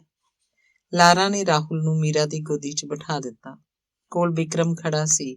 ਵਿਕਰਮ ਨੂੰ ਲੱਗਿਆ ਕਿ ਰਾਹੁਲ ਲਾਰਾ ਦਾ ਬੇਟਾ ਨਹੀਂ, ਮੀਰਾ ਦਾ ਬੇਟਾ ਹੈ ਤੇ ਜਿਵੇਂ ਅਸੀਂ ਸਾਰੇ ਇੱਕੋ ਹੀ ਹਾਂ। ਇਹ ਸ਼ਾਇਦ ਮੀਰਾ ਦੇ ਸੰਗ ਸਾਥ ਤੇ ਫਿਜ਼ਾ ਦਾ ਅਸਰ ਸੀ ਜਾਂ ਦੇਵ ਪ੍ਰਯਾਗ ਦੀ ਧਰਤੀ ਦਾ। ਵਾਪਸ ਆ ਕੇ ਉਹਨਾਂ ਨੇ ਰਾਣਾ ਸਾਹਿਬ ਤੇ ਪਤਨੀ ਨੂੰ ਸਾਰੀਆਂ ਗੱਲਾਂ ਦੱਸ ਦਿੱਤੀਆਂ। ਨਿੱਕੀ ਜੀ ਮੇਘਨਾ ਨੂੰ ਗੋਦੀ 'ਚ ਬਿਠਾ ਕੇ ਰਾਣਾ ਸਾਹਿਬ ਨੇ ਰਾਹੁਲ ਤੇ ਉਹਦੀ ਮਾਂ ਨੂੰ ਸੱਦ ਕੇ ਆਖਿਆ, ਮੇਘਨਾ, ਇਹ ਤੇਰਾ ਬ੍ਰਦਰ ਹੈ। ਨਿੱਕੀਆਂ ਨਿੱਕੀਆਂ ਅੱਖਾਂ ਨਾਲ ਮੇਘਨਾ ਰਾਹੁਲ ਵੱਲ ਬਿਟ-ਬਿਟ ਤੱਕ ਰਹੀ ਸੀ। ਵਿਕਰਮ ਦੀ ਮਾਂ ਨੂੰ ਇਹ ਸਾਰੀਆਂ ਗੱਲਾਂ ਅਜੀਬ ਲੱਗ ਰਹੀਆਂ ਸਨ। ਉਹਦਾ ਪੋਤਰਾ ਅੰਗਰੇਜ਼ਾਂ ਵਰਗਾ ਸੀ, ਉਹਨੂੰ ਬੜਾ ਪਿਆਰਾ ਲੱਗਿਆ। ਉਹਨੇ ਹੱਸ ਕੇ ਕਿਹਾ, ਰਾਹੁਲ ਨੂੰ ਵੀ ਅਸੀਂ ਇੱਥੇ ਹੀ ਨਾਲ ਰੱਖ ਲੈਂਦੇ ਹਾਂ। ਪਰ ਵਿਕਰਮ ਨੇ ਮਨਾ ਕਰ ਦਿੱਤਾ, ਇਹ ਕਹਿ ਕੇ ਕਿ ਇਸ ਬਿਨਾਂ ਸਾਡਾ ਦਿਲ ਨਹੀਂ ਲੱਗਣਾ। ਪਹਿਲੀ ਵਾਰ ਰਾਣਾ ਸਾਹਿਬ ਨੂੰ ਮਹਿਸੂਸ ਹੋ ਰਿਹਾ ਸੀ ਕਿ ਸਾਡੇ ਵੀ 2-4 ਪੁੱਤਰ ਧੀਆਂ ਹੁੰਦੇ, ਉਹਨਾਂ ਦਾ ਵੀ ਵੱਡਾ ਪਰਿਵਾਰ ਹੁੰਦਾ, ਬਹੁਤ ਸਾਰੇ ਰੁਝੇਵੇਂ ਹੁੰਦੇ, ਬਹੁਤ ਸਾਰੇ ਲੋਕਾਂ ਨਾਲ ਵਾਹ ਪੈਂਦਾ। ਉੱਪਰੋਂ ਵਿਕਰਮ ਨੇ ਆਪਣੀ ਮਰਜ਼ੀ ਕਰਕੇ ਮੀਰਾ ਨਾਲ ਵਿਆਹ ਵੀ ਕਰ ਲਿਆ ਤੇ ਮਗਰੋਂ ਲਾਂਭੇ ਵੀ ਹੋ ਗਿਆ। ਇਹ ਕੋਈ ਰਾਜਪੂਤਾਂ ਵਾਲੇ ਕੰਮ ਥੋੜਾ ਨੇ। ਵਿਦੇਸ਼ ਜਾ ਕੇ ਵਸ ਗਿਆ, 10 ਸਾਲ ਹੋ ਗਏ ਨੇ। ਆਪਣੇ ਅਸਰ ਰਸੂਖ ਸਦਕਾ ਇੱਕ ਮੁਲਕ 'ਚ ਬੈਠਾ ਹੈ। ਵਿਕਰਮ ਦੇ ਜਾਣ ਪਿੱਛੋਂ ਘਰ 'ਚ ਚੁੱਪਚਾਪ ਵਰਤ ਗਈ ਸੀ। ਮੇਘਨਾ ਸਕੂਲ ਜਾਣ ਲੱਗ ਪਈ ਸੀ।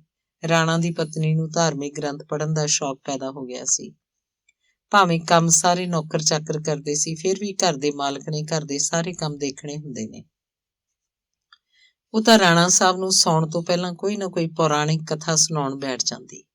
ਕਈ ਵਾਰੀ ਰਾਣਾ ਸਾਹਿਬ ਸੁਣ ਲੈਂਦੇ ਤੇ ਕਈ ਵਾਰ ਆਖਦੇ ਕਿ ਤੇਰੀ ਇਸ ਕਥਾ ਨੇ ਕਿ ਇਹ ਸੰਸਾਰ ਝੂਠਾ ਹੈ, ਮਾਇਆ ਹੈ, ਸਾਡਾ ਨਸ਼ਾ ਹੀ ਲਾ ਦਿੱਤਾ। ਮੈਨੂੰ ਤਾਂ ਰਾਜਸਥਾਨ ਦੀ ਰਾਜਨੀਤੀ ਦੀਆਂ ਖਬਰਾਂ ਸੁਣਨੀਆਂ ਜ਼ਿਆਦਾ ਚੰਗੀਆਂ ਲੱਗਦੀਆਂ ਨੇ। ਹੁਣ ਤਾਂ ਘੂੰਘਟ ਛੱਡ ਕੇ ਰਾਜਪੂਤਨੀਆਂ ਰਾਜਨੀਤੀ ਵੱਲ ਆ ਗਈਆਂ ਨੇ।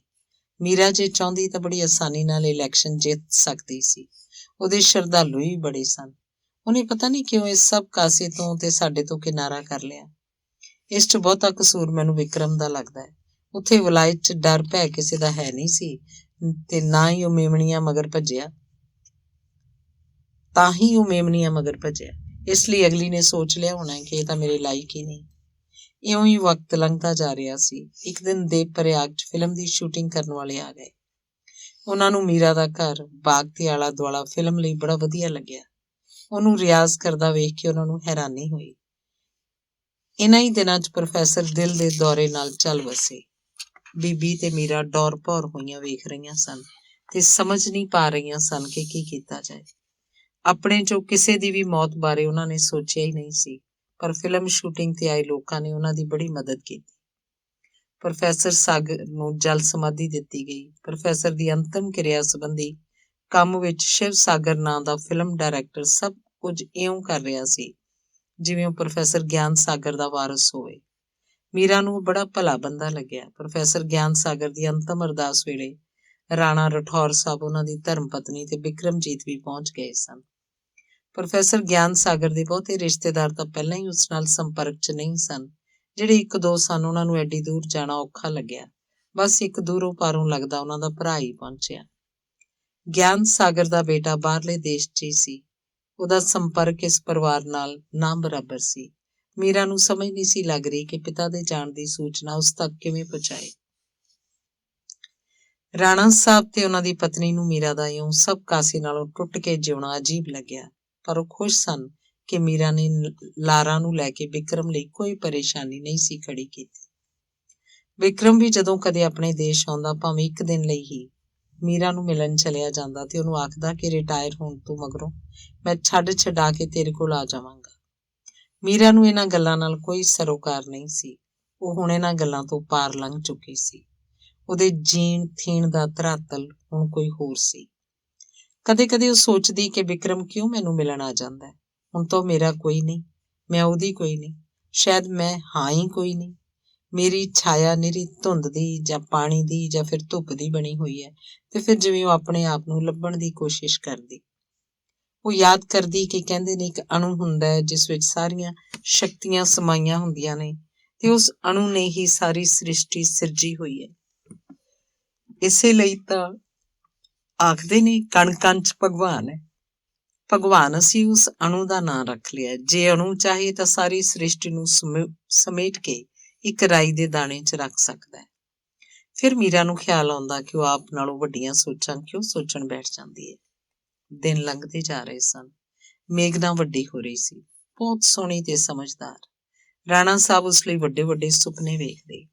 ਵਿਕਰਮਜੀਤ ਹਮੇਸ਼ਾ ਮੇਘਨਾ ਬਾਰੇ ਸੋਚਣ ਤੋਂ ਟਲਦਾ ਰਹਿੰਦਾ, ਜਿਵੇਂ ਇਹ ਕੋਈ ਉਹਦੇ ਵਿੱਤ ਨਾਲੋਂ ਕਿਤੇ ਵੱਡੀ ਸ਼ੈ ਉਹਦੀ ਧੀ ਬਣ ਕੇ ਆ ਗਈ ਸੀ। ਪਰ ਰਾਣਾ ਸਾਹਿਬ ਨੂੰ ਲੱਗਦਾ ਕਿ ਜਿਵੇਂ ਮਾਂ ਸਰਸਵਤੀ ਉਹਦੇ ਘਰ ਧੀ ਬਣ ਕੇ ਆ ਗਈ ਸੀ। ਮੇਘਨਾ ਰਾਣਾ ਸਾਹਿਬ ਦੀ ਸੰਘਣੀ ਛਾਂ 'ਚ ਪਲਦੀ ਜਿਵੇਂ ਕੋਈ ਦੇਵ ਕੰਨਿਆ ਸੀ। ਪਰ ਮੇਘਨਾ ਛੋਟੀ ਉਮਰੇ ਵੱਡੀਆਂ ਸੋਚਾਂ ਤੱਕ ਪਹੁੰਚ ਗਈ ਸੀ। ਮੀਰਾ ਨੇ ਭਾਵੇਂ ਉਹਨੂੰ ਆਪਣਾ ਦੁੱਧ ਨਹੀਂ ਸੀ ਪਿਲਾਇਆ, ਪਰ ਆਪਣੇ ਖੂਨ ਨਾਲ ਸਿੰਜਿਆ ਤਾਂ ਸੀ।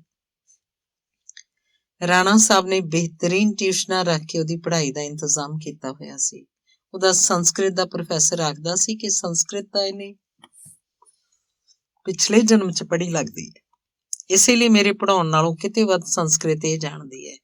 ਇਸ ਲਈ ਉਹ ਆਖਦੀ ਸੀ ਕਿ ਮੈਂ ਮਹਾਭਾਰਤ ਗ੍ਰੰਥ ਨੂੰ ਅੰਗਰੇਜ਼ੀ 'ਚ ਅਨੁਵਾਦ ਕਰਨਾ ਚਾਹੁੰਦੀ ਹਾਂ, ਤਾਂ ਜੋ ਦੁਨੀਆ ਜਾਣ ਸਕੇ ਕਿ ਅਸੀਂ ਕੌਣ ਹਾਂ ਤੇ ਕੀ ਹਾਂ। ਮੇਘਨਾ ਦੀਆਂ ਗੱਲਾਂ ਸੁਣ ਕੇ ਰਾਣਾ ਸਾਹਿਬ ਖੁਸ਼ ਹੁੰਦੇ, ਪਰ ਨਾਲ ਹੀ ਉਹ ਸੋਚਦੇ ਕਿ ਅਜਿਹਾ ਕਾਬਲ ਲੜਕਾ ਕਿੱਥੋਂ ਲੱਭਾਂਗੇ ਇਹਦੇ ਵਿਆਹ ਲਈ। ਫਿਰ ਸੋਚ ਲੈਂਦੇ ਕਿ ਆਪੇ ਮਿਲ ਜੂ ਜਿੱਥੇ ਸੰਜੋਗ ਹੋਇਆ। ਫਿਰ ਖਿਆਲ ਆਇਆ ਕਿਸੇ ਦਿਨ ਇਹਨੂੰ ਵਿਕਰਮ ਤੇ ਮੀਰਾ ਬਾਰੇ ਸੱਚੋ ਸੱਚ ਦੱਸਣਾ ਪਏਗਾ, ਤੇ ਸੱਚ ਦਾ ਪਤਾ ਉਹਨਾਂ ਨੂੰ ਵੀ ਨਹੀਂ ਸੀ। ਮੀਰਾ ਨੇ ਕਦੀ ਵਿਕਰਮ ਬਾਰੇ ਕੋਈ ਸ਼ਿਕਾਇਤ ਨਹੀਂ ਕੀਤੀ, ਤੇ ਵਿਕਰਮ ਨੇ ਵੀ ਭੁੱਲ ਕੇ ਮੀਰਾ ਬਾਰੇ ਕੋਈ ਔਖਾ ਸ਼ਬਦ ਨਹੀਂ ਬੋਲਿਆ। ਫਿਰ ਲਾਰਾ ਇਹਨਾਂ ਦੀ ਜ਼ਿੰਦਗੀ 'ਚ ਕਿੱਥੋਂ ਆ ਗਈ। ਫਿਰ ਰਾਣਾ ਸਾਹਿਬ ਆਪ ਹੀ ਸੋਚਦੇ ਕਿ ਕਰਮਾਂ ਦੀਆਂ ਖੇਡਾਂ ਨੇ। ਇਹ ਸੱਚ ਹੀ ਆਖਿਆ ਗਿਆ ਕਿ ਕਲਯੁਗ 'ਚ ਭਗਤਾਂ ਨੂੰ ਹੀ ਭੀੜਾਂ ਪੈਂਦੀਆਂ ਨੇ। ਫਿਰ ਸੋਚਦੇ ਕਿ ਜ਼ਮਾਨਾ ਬਦਲ ਗਿਆ, ਜਿੱਥੇ ਮੇਘਨਾ ਕਹੇਗੀ ਮੈਂ ਉੱਥੇ ਵਿਆਹ ਕਰ ਦਿਆਂਗਾ। ਜ਼ਰੂਰੀ ਨਹੀਂ ਕਿ ਰਾਹੁਲ ਹੀ ਅੰਤ 'ਚ ਸਭ ਕਾਸੇ ਦਾ ਮਾਲਕ ਬਣੇ। ਨਾਲੇ ਕਦੋਂ ਰਾਹੁਲ ਨੇ ਇੱਥੇ ਆ ਕੇ ਰਾਜਪੂਤ ਸੰਸਕ੍ਰਿਤੀ ਦਾ ਵਾਰਸ ਬਣਨਾ ਹੈ। ਉਧਰ ਮੀਰਾ ਤੇ ਬੀਬੀ ਦੇ ਪ੍ਰਯਾਗ 'ਚ ਪ੍ਰੋਫੈਸਰ ਤੋਂ ਬਿਨਾਂ ਜਿਵੇਂ ਇਕੱਲੀਆਂ ਹੋ ਗਈਆਂ। ਹੁਣ ਤਾਂ ਸਵੇਰ ਸ਼ਾਮ ਸ਼ਿਵ ਸਾਗਰ ਆ ਜਾਂਦਾ ਸੀ ਤੇ ਉਹਨਾਂ ਦਾ ਕੋਈ ਨਾ ਕੋਈ ਕੰਮ ਕਰ ਦਿੰਦਾ ਸੀ। ਉਹ ਵੀ ਚਲਿਆ ਗਿਆ, ਫਿਰ ਕੀ ਕਰਾਂਗੇ, ਬੀਬੀ ਸੋਚਦੀ ਸੀ। ਆਖਰ ਉਹ ਦਿਨ ਵੀ ਆ ਗਿਆ ਜਦੋਂ ਫਿਲਮ ਵਾਲਿਆਂ ਨੇ ਆਪਣਾ ਕੰਮ ਮੁਕਾ ਕੇ ਵਾਪਸ ਜਾਣਾ ਸੀ। ਉਹ ਸਭ ਸਮਾਨ ਪੈਕ ਕਰਕੇ ਟਰੱਕਾਂ ਤੇ ਲੱਦ ਵਾਪਸ ਤੁਰ ਪਏ। ਜਦੋਂ ਉਹਨਾਂ ਨੇ ਜਾਣਾ ਸੀ ਤਾਂ ਮੀਰਾ ਦੂਰ ਪ੍ਰੋਫੈਸਰ ਗਿਆਨ ਸਾਗਰ ਦੀਆਂ ਕੁਝ ਵਸਤਾਂ ਜਲ ਪ੍ਰਵਾਹ ਕਰਨ ਚਲੀ ਗਈ ਸੀ। ਪ੍ਰੋਫੈਸਰ ਦੀ ਐਨਕ, ਉਹਦਾ ਪੁਰਾਣਾ ਪੈਨ, ਪਰਸ, ਬਹੁਤ ਪੁਰਾਣੀ ਜੇਬੀ ਘੜੀ ਤੇ ਇੱਕ ਦੋ ਖਸਤਾ ਹੋ ਚੁੱਕੀਆਂ ਪੁਸਤਕਾਂ, ਇਹ ਸਭ ਚੀਜ਼ਾਂ ਇੱਕ ਡੱਬੇ 'ਚ ਪਾ ਕੇ ਜਲ ਪ੍ਰਵਾਹ ਕਰਨ ਗੰਗਾ ਵੱਲ ਚਲੀ ਗਈ ਸੀ। ਪ੍ਰੋਫੈਸਰ ਦਾ ਵੀ ਤਾਂ ਸੰਸਕਾਰ ਨਹੀਂ ਕੀਤਾ ਗਿਆ, ਜਲ ਸਮਾਧੀ ਦਿੱਤੀ ਗਈ ਸੀ। ਮੀਰਾ ਵੀ ਸੋਚਦੀ ਸੀ ਕਿ ਮੈਨੂੰ ਵੀ ਇਉਂ ਗੰਗਾ ਦੇ ਹਵਾਲੇ ਕਰ ਦੇਣਗੇ। ਹੋ ਸਕਦਾ ਇਉਂ ਮੈਂ ਆਪਣੇ ਪਾਪਾ ਨੂੰ ਜਾ ਮਿਲਾਂ। ਉਹ ਗੰਗਾ ਦੇ ਪਾਣੀ 'ਚ ਪੈਰ ਪਾਈ ਕਿਨਾਰੇ ਤੇ ਬੈਠੀ ਸੀ। ਉਹ ਸ਼ਿਵ ਸਾਗਰ ਨੂੰ ਆਖਰੀ ਵਾਰ ਮਿਲਣਾ ਨਹੀਂ ਸੀ ਚਾਹੁੰਦੀ। ਉਹ ਕਿਉਂ ਨਹੀਂ ਸੀ ਮਿਲਣਾ ਚਾਹੁੰਦੀ, ਇਸ ਬਾਰੇ ਉਹ ਆਪ ਵੀ ਨਹੀਂ ਸੀ ਜਾਣਦੀ। ਬਹੁਤ ਸ਼ਾਮ ਹੋਈ ਤੇ ਉਹ ਘਰ ਪਰਤੀ ਤਾਂ ਬੀਬੀ ਨੇ ਦੱਸਿਆ ਕਿ ਉਹ ਸਾਰੇ ਚਲੇ ਗਏ ਨੇ। ਸ਼ਿਵ ਸਾਗਰ ਕਿੰਨਾ ਚਿਰ ਤੱਕ ਤੈਨੂੰ ਮਿਲਣ ਲਈ ਉਡੀਕਦਾ ਰਿਹਾ। ਹਾਰ ਕੇ ਉਹ ਵੀ ਚਲਾ ਗਿਆ। ਮੀਰਾ ਚੁੱਪ ਹੀ ਰਹੀ। ਮੈਂ ਸੋਚਦੀ ਹਾਂ ਕਿ ਜੇ ਮੈਨੂੰ ਕੁਝ ਹੋ ਗਿਆ ਤੇਰਾ ਇੱਥੇ ਇਕੱਲੀ ਦਾ ਕੀ ਬਣੂ, ਬੀਬੀ ਨੇ ਕਿਹਾ। ਬੀਬੀ ਦੀ ਅਜੇ ਮੀਰਾ ਨੂੰ ਲੋੜ ਹੈ, ਮੀਰਾ ਨੇ ਹੱਸ ਕੇ ਕਿਹਾ। ਰੱਬ ਕੋਲ ਇੰਨਾ ਸੋਚਣ ਦੀ ਕਿੱਥੇ ਵਿਹਲ ਹੈ। ਰੱਬ ਨੇ ਦੁਨੀਆ ਦੇ ਕੰਮ ਨੂੰ ਚਲਾਉਣਾ ਜੋ ਹੁੰਦਾ ਹੈ। ਬੀਬੀ ਆਖਦੇ ਨੇ ਉਹ ਕਣ ਕਣ ਚ ਵਸਦਾ ਹੈ, ਤੂੰ ਕਹਿੰਦੀ ਵਿਹਲ ਹੀ ਕਿੱਥੇ ਹੈ, ਮੀਰਾ ਨੇ ਕਿਹਾ। ਤੂੰ ਨਹੀਂ ਸੁਣਿਆ ਅੰਨੇ ਦਾ ਹਾਥੀ ਨੂੰ ਦੇਖਣਾ। ਜਿਸ ਅੰਨੇ ਨੇ ਹਾਥੀ ਦੀ ਟੰਗ ਨੂੰ ਹੱਥ ਲਾ ਕੇ ਦੇਖਿਆ ਉਹ ਆਖਣ ਲੱਗਾ ਕਿ ਹਾਥੀ ਥਮਲੇ ਵਰਗਾ ਹੁੰਦਾ ਹੈ। ਜਿਸ ਅੰਨੇ ਪੂਛ ਫੜ ਕੇ ਦੇਖੀ ਉਹ ਬੋਲਿਆ ਹਾਥੀ ਡੰਡੇ ਵਰਗਾ ਹੈ। ਜਿਹਨੇ ਕੰਨ ਫੜ ਕੇ ਵੇਖਿਆ ਉਹ ਬੋਲਿਆ ਕਿ ਹਾਥੀ ਛੱਜ ਵਰਗਾ ਹੈ। ਅਸਲੀ ਹਾਥੀ ਨੂੰ ਉਹਨਾਂ ਚੋਂ ਕਿਸੇ ਨੇ ਨਾ ਜਾਣਿਆ। ਇਹੀ ਹਾਲ ਰੱਬ ਦਾ ਹੈ। ਜਿੰਨੀ ਕਿਸੇ ਨੂੰ ਸਮਝ ਲੱਗੀ ਉਹਨਾਂ ਰੱਬ ਬਣਾ ਲਿਆ। ਅਸਲ ਭੇਦ ਕਿਸੇ ਨੇ ਨਹੀਂ ਪਾਇਆ। ਚੱਲ ਬੀਬੀ, ਰੱਬ ਜਿਹਾ ਮਰਜ਼ੀ ਹੋਵੇ, ਆਪਾਂ ਉਹਨੂੰ ਆਖ ਦਿਆਂਗੇ ਕਿ ਬੀਬੀ ਦੀ ਅਜੇ ਮੈਨੂੰ ਲੋੜ ਹੈ। ਸ਼ਿਵ ਸਾਗਰ ਇੱਕ ਦਿਨ ਆਖਦਾ ਸੀ ਕਿ ਮੇਰੇ ਘਰ ਦੇ ਸਾਰੇ ਕੈਨੇਡਾ 'ਚ ਨੇ। ਉਹ ਸਭ ਮੈਨੂੰ ਆਖਦੇ ਨੇ ਕਿ ਤੂੰ ਵੀ ਇੱਥੇ ਆ ਜਾ, ਪਰ ਮੇਰਾ ਮਨ ਨਹੀਂ ਕਰਦਾ ਕੈਨੇਡਾ ਨੂੰ ਜਾਣ ਲਈ, ਬੀਬੀ ਦੱਸ ਰਹੀ ਸੀ। ਫਿਰ ਉਹਦਾ ਟੱਬਰ ਇੱਧਰ ਹੀ ਹੋਊ, ਮੀਰਾ ਨੇ ਪੁੱਛਿਆ। ਵਿਆਹ ਇਹਨੇ ਕੀਤਾ ਨਹੀਂ, ਟੱਬਰ ਕਾਹਦਾ ਹੋਣਾ। ਆਖਦਾ ਸੀ ਕੰਮਾਂ 'ਚ ਇੰਨਾ ਰੁੱਝ ਗਿਆ ਟਾਈਮ ਹੀ ਨਹੀਂ ਮਿਲਿਆ। ਕੋਈ ਪੁੱਛਣ ਵਾਲਾ ਹੋਵੇ ਵੀ ਫਿਲਮਾਂ ਬਣਾ ਕੇ ਕੀ ਕਰਨਾ ਜੇ ਕੱਲ ਨੂੰ ਬੁਢੇਪੇ ਵਾਲਾ ਵੇਲੇ ਤੁਹਾਨੂੰ ਵੇਖਣ ਵਾਲਾ ਹੀ ਕੋਈ ਨਾ ਹੋਇਆ, ਬੀਬੀ ਨੇ ਕਿਹਾ। ਜ਼ਮਾਨਾ ਬਦਲ ਗਿਆ ਬੀਬੀ, ਬੰਦੇ ਕੋਲ ਪੈਸੇ ਹੋਣੇ ਚਾਹੀਦੇ ਨੇ, ਫਿਰ ਬਥੇਰੇ ਰਿਸ਼ਤੇ। ਬਥੇਰਿਆਂ ਨਾਲ ਤੁਹਾਡਾ ਨਾਂ ਤਾਂ ਜਪਿਆ ਨਹੀਂ ਜਾਂਦਾ।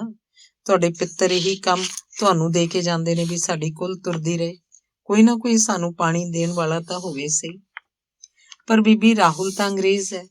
ਅੰਗਰੇਜ਼ ਤਾਂ ਦੂਜੇ ਜਨਮਾਂ 'ਚ ਵਿਸ਼ਵਾਸ ਹੀ ਨਹੀਂ ਰੱਖਦੇ। ਫਿਰ ਵਿਕਰਮ ਦੀ ਕੁੱਲ ਦਾ ਕੀ ਬਣੂ, ਮੀਰਾ ਨੇ ਪੁੱਛਿਆ। ਇਹ ਵੀ ਕੋਈ ਸਰਾਪ ਹੁੰਦਾ ਹੈ ਜਿੱਥੇ ਕੁੱਲ ਖੜ ਜਾਂਦੀ ਹੈ। ਮੀਰਾ, ਤੈਨੂੰ ਕਦੇ ਮੇਘਨਾ ਯਾਦ ਨਹੀਂ ਆਉਂਦੀ, ਬੀਬੀ ਨੇ ਪੁੱਛਿਆ। ਬੀਬੀ ਉਹ ਸਾਰਾ ਕੁਝ ਜਿਵੇਂ ਸੁਪਨਾ ਸੀ, ਮੀਰਾ ਨੇ ਜਵਾਬ ਦਿੱਤਾ। ਚਾਹ ਬਣਾਉਣ ਬੀਬੀ ਰਸੋਈ ਵੱਲ ਚਲੀ ਗਈ। ਅਗਲਾ ਦਿਨ ਬੱਦਲਵਾਈ ਦਾ ਦਿਨ ਸੀ। ਪਰਾਂ ਪਿੰਡ ਦੇ ਕਿਸੇ ਕਿਸੇ ਘਰ ਤੋਂ ਧੂੰਆਂ ਉੱਠ ਰਿਹਾ ਸੀ। ਪਿੰਡ ਦੇ ਪਸ਼ੂ ਚਰਾਂਦਾ ਵੱਲ ਜਾ ਰਹੇ ਸਨ। ਸਵੇਰੇ ਨਹਾ ਧੋ ਕੇ ਮੀਰਾ ਤਿਆਰ ਹੋ ਗਈ ਜਿਵੇਂ ਕਿਧਰੇ ਵਾਂਢੇ ਜਾਣਾ ਹੋਵੇ, ਪਰ ਉਹ ਕਿਧਰੇ ਵੀ ਨਹੀਂ ਸੀ ਗਈ। ਆਪਣੇ ਬਗੀਚੇ 'ਚੋਂ ਕੁਝ ਫੁੱਲ ਪੱਤੀਆਂ ਤੋੜ ਇੱਕ ਬਰੋਟੇ ਦੇ ਪੱਤੇ ਤੇ ਰੱਖੀ ਉਹ ਬੀਬੀ ਵੱਲ ਝਾਕ ਕੇ ਬੋਲੀ, ਬੀਬੀ ਮੈਂ ਘਾਟ ਤੇ ਚੱਲੀ ਆਂ ਗੰਗਾ ਮਾਂ ਨੂੰ ਨਮਸਕਾਰ ਕਰਨ। ਬੀਬੀ ਚੁੱਪਚਾਪ ਸੁਣਦੀ ਰਹੀ। ਉਹ ਜਾਣਦੀ ਸੀ ਕਿ ਮੀਰਾ ਦੇ ਸਾਰੇ ਨਿੱਕੇ ਮੋਟੇ ਕੰਮਾਂ ਦੇ ਬੜੇ ਗੂੜੇ ਅਰਥ ਹੁੰਦੇ ਸਨ। ਉਹਦੇ ਮਨ 'ਚ ਕੁਝ ਹੋਏਗਾ ਜੋ ਘਾਟ ਤੇ ਚੱਲੀ ਹੈ। ਆਲੇ ਦੁਆਲੇ ਦੇ ਪਹਾੜਾਂ ਵੱਲ ਵੇਖਦੀ, ਦਰਖਤਾਂ ਨੂੰ ਨਿਹਾਰਦੀ ਉਹ ਘਾਟ ਤੇ ਪਹੁੰਚ ਗਈ। ਉਹ ਦੇਖ ਕੇ ਹੈਰਾਨ ਹੋ ਗਈ ਕਿ ਸ਼ਿਵ ਸਾਗਰ ਉੱਥੇ ਇੱਕ ਪੱਥਰ ਤੇ ਬੈਠਾ ਗੰਗਾ ਨਾਲ ਜਿਵੇਂ ਗੱਲਾਂ ਕਰ ਰਿਹਾ ਹੋਵੇ। ਉਹ ਮੀਰਾ ਨੂੰ ਵੇਖ ਕੇ ਹੈਰਾਨ ਹੋਇਆ। ਨੇੜੇ ਆ ਕੇ ਮੀਰਾ ਨੇ ਉਹਨੂੰ ਪੁੱਛਿਆ, ਫਿਲਮ ਵਾਲੇ ਤਾਂ ਸਾਰੇ ਲੋਕ ਘਰ ਚਲੇ ਗਏ ਸੀ ਨਾ?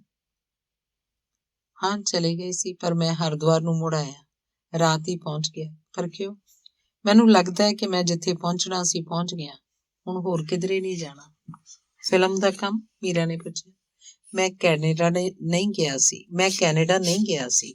ਲੱਗਦਾ ਸੀ ਫਿਲਮਾਂ ਹੀ ਮੇਰੀ ਜ਼ਿੰਦਗੀ ਹਨ, ਪਰ ਹੁਣ ਲੱਗਦਾ ਕਿ ਮੈਂ ਗਲਤ ਸੀ।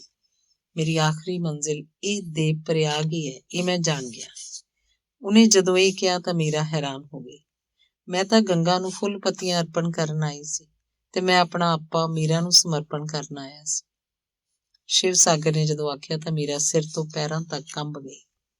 ਉਹ ਬੜੇ ਧੀਰਜ ਨਾਲ ਕਹਿਣ ਲੱਗੀ, ਸ਼ਿਵ ਤੂੰ ਅਜੇ ਛੋਟਾ ਹੈ, ਮੇਰੇ ਬਾਰੇ ਅਜੇ ਕੁਝ ਨਹੀਂ ਜਾਣਦਾ। ਤੂੰ ਆਪਣਾ ਪੈਂਡਾ ਖੋਟਾ ਨਾ ਕਰ। ਮੈਂ ਮੀਰਾ ਨਾਲੋਂ 3 ਵਰ੍ਹੇ ਛੋਟਾ, ਸਿਰਫ ਵਰ੍ਹਿਆਂ 'ਚ ਹੀ ਛੋਟਾ। ਉਂਝ ਮੈਂ 1 ਸਦੀ ਜਿੱਡਾ ਵੱਡਾ। ਮੈਨੂੰ ਮੀਰਾ ਬਾਰੇ ਕੁਝ ਵੀ ਜਾਣਨ ਦੀ ਲੋੜ ਨਹੀਂ। ਮੈਨੂੰ ਉਸ ਤੋਂ ਕੁਝ ਵੀ ਨਹੀਂ ਚਾਹੀਦਾ। ਮੈਂ ਉਸ ਤੋਂ ਕਦੇ ਕੁਝ ਵੀ ਨਹੀਂ ਮੰਗਾਂਗਾ। ਇਹ ਮੇਰਾ ਪ੍ਰਣ ਹੈ। ਮੈਂ ਤਾਂ ਸਿਰਫ ਪਲ ਤੋਂ ਪਲ ਹੀ ਉਹਦੀ ਛਾਂ 'ਚ ਬੈਠਣਾ ਚਾਹੁੰਦਾ ਤੇ ਉਹ ਵੀ ਉਹਦੇ ਪੈਰਾਂ ਕੋਲ। ਆਪਣੀ ਧੁੱਪ ਆਪਣੇ ਕੋਲ ਰੱਖੇ। ਮੀਰਾ ਸਭ ਕੁਝ ਸਮਝ ਰਹੀ ਸੀ। ਫੁੱਲ ਪੱਤੀਆਂ ਜਲ ਪ੍ਰਵਾਹ ਕਰਕੇ ਦਰਿਆ ਨੂੰ ਨਮਸਕਾਰ ਕਰਕੇ ਮੀਰਾ ਪਿਛਾਂ ਘਰ ਵੱਲ ਪਰਤ ਆਈ। ਨਾ ਉਹਨੇ ਕੁਝ ਸ਼ਿਵ ਨੂੰ ਆਖਿਆ, ਨਾ ਹੀ ਝਾਕੀ। ਸ਼ਿਵ ਉੱਥੇ ਹੀ ਪੱਥਰ ਤੇ ਮੂਰਤੀ ਵਾਂਗ ਬੈਠਾ ਮੀਰਾ ਨੂੰ ਜਾਂਦੀ ਨੂੰ ਦੇਖਦਾ ਰਿਹਾ। ਘਰ ਪਹੁੰਚ ਕੇ ਮੀਰਾ ਨੇ ਬੀਬੀ ਨੂੰ ਦੱਸਿਆ ਕਿ ਸ਼ਿਵ ਹਰਿਦੁਆਰ ਤੋਂ ਹੀ ਮੁੜ ਆਇਆ ਹੈ। ਬੀਬੀ ਸੁਣ ਕੇ ਚੁੱਪ ਕਰ ਗਈ। ਪਤਾ ਨਹੀਂ ਕਿਉਂ ਬੀਬੀ ਨੂੰ ਲੱਗਦਾ ਹੈ ਕਿ ਇਹ ਪਿਛਲੇ ਜਨਮਾਂ ਦੇ ਕੋਈ ਸੰਬੰਧ ਹੀ ਹੁੰਦੇ ਨੇ, ਕਿ ਕੋਈ ਬਗਾਨਾ ਵੀ ਤੁਹਾਡਾ ਆਪਣਾ ਬਣ ਜਾਂਦਾ ਹੈ ਤੇ ਕਦੇ ਕਦੇ ਢਿੱਡੋਂ ਜਾਈ ਵੀ ਉੱਪਰੇ ਹੋ ਜਾਂਦੇ ਨੇ। ਗਿਆਨ ਸਾਗਰ ਦੇ ਮੁੰਡੇ ਨੇ ਬਾਹਰ ਜਾ ਕੇ ਮੁੜ ਕੇ ਪਿਓ ਤੇ ਭੈਣ ਦੀ ਸਾਰ ਹੀ ਨਹੀਂ ਲਈ। ਇਹ ਇੱਕ ਸ਼ਿਵ ਪਤਾ ਨਹੀਂ ਕਿੱਧਰੋਂ ਆਇਆ ਤੇ ਆ ਕੇ ਹੁਣ ਇੱਥੋਂ ਇਸ ਤੋਂ ਜਾਇਆ ਨਹੀਂ ਜਾਂਦਾ। ਰੱਬ ਨੇ ਕਿੱਡੇ ਭੁਲੇਖੇ ਰੱਖੇ ਨੇ। ਮੈਂ ਵੀ ਤਾਂ ਇਸ ਪਰਿਵਾਰ ਦਾ ਕੋਈ ਪਿਛਲੇ ਜਨਮਾਂ ਦਾ ਕਰਜ਼ਾ ਦੇਣਾ ਸੀ, ਜਾਂ ਫਿਰ ਗਿਆਨ ਸਾਗਰ ਨੇ ਕੋਈ ਮੇਰਾ ਕਰਜ਼ਾ ਦੇਣਾ ਸੀ।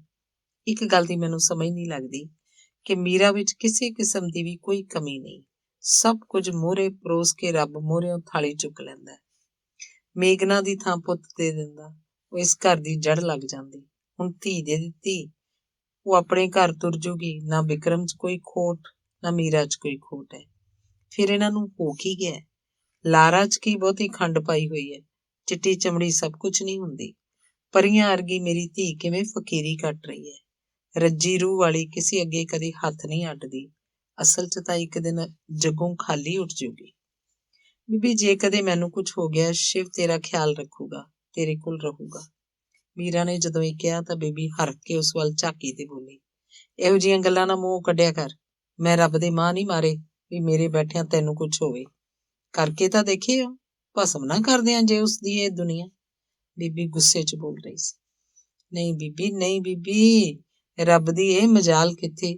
ਤੇਰੇ ਬਿਨਾਂ ਬੋਲਿਆਂ ਹੀ ਰੱਬ ਸਮਝ ਗਿਆ ਸੀ ਵੀ ਬੀਬੀ ਗੁੱਸੇ ਹੋ ਜੂ, ਇਸ ਲਈ ਉਹ ਸ਼ਿਵ ਨੂੰ ਮੋੜ ਲਿਆਇਆ। ਮੀਰਾ ਨੇ ਹੱਸ ਕੇ ਆਖਿਆ, ਸਾਰੀ ਉਮਰ ਉਹ ਤੋਂ ਕੁਝ ਨਹੀਂ ਮੰਗਿਆ, ਹੁਣ ਤਾਂ ਫਿਰ ਆਪੀ ਗੱਲਾਂ ਉਹਨੇ ਸਮਝਣੀਆਂ ਹੋਈਆਂ।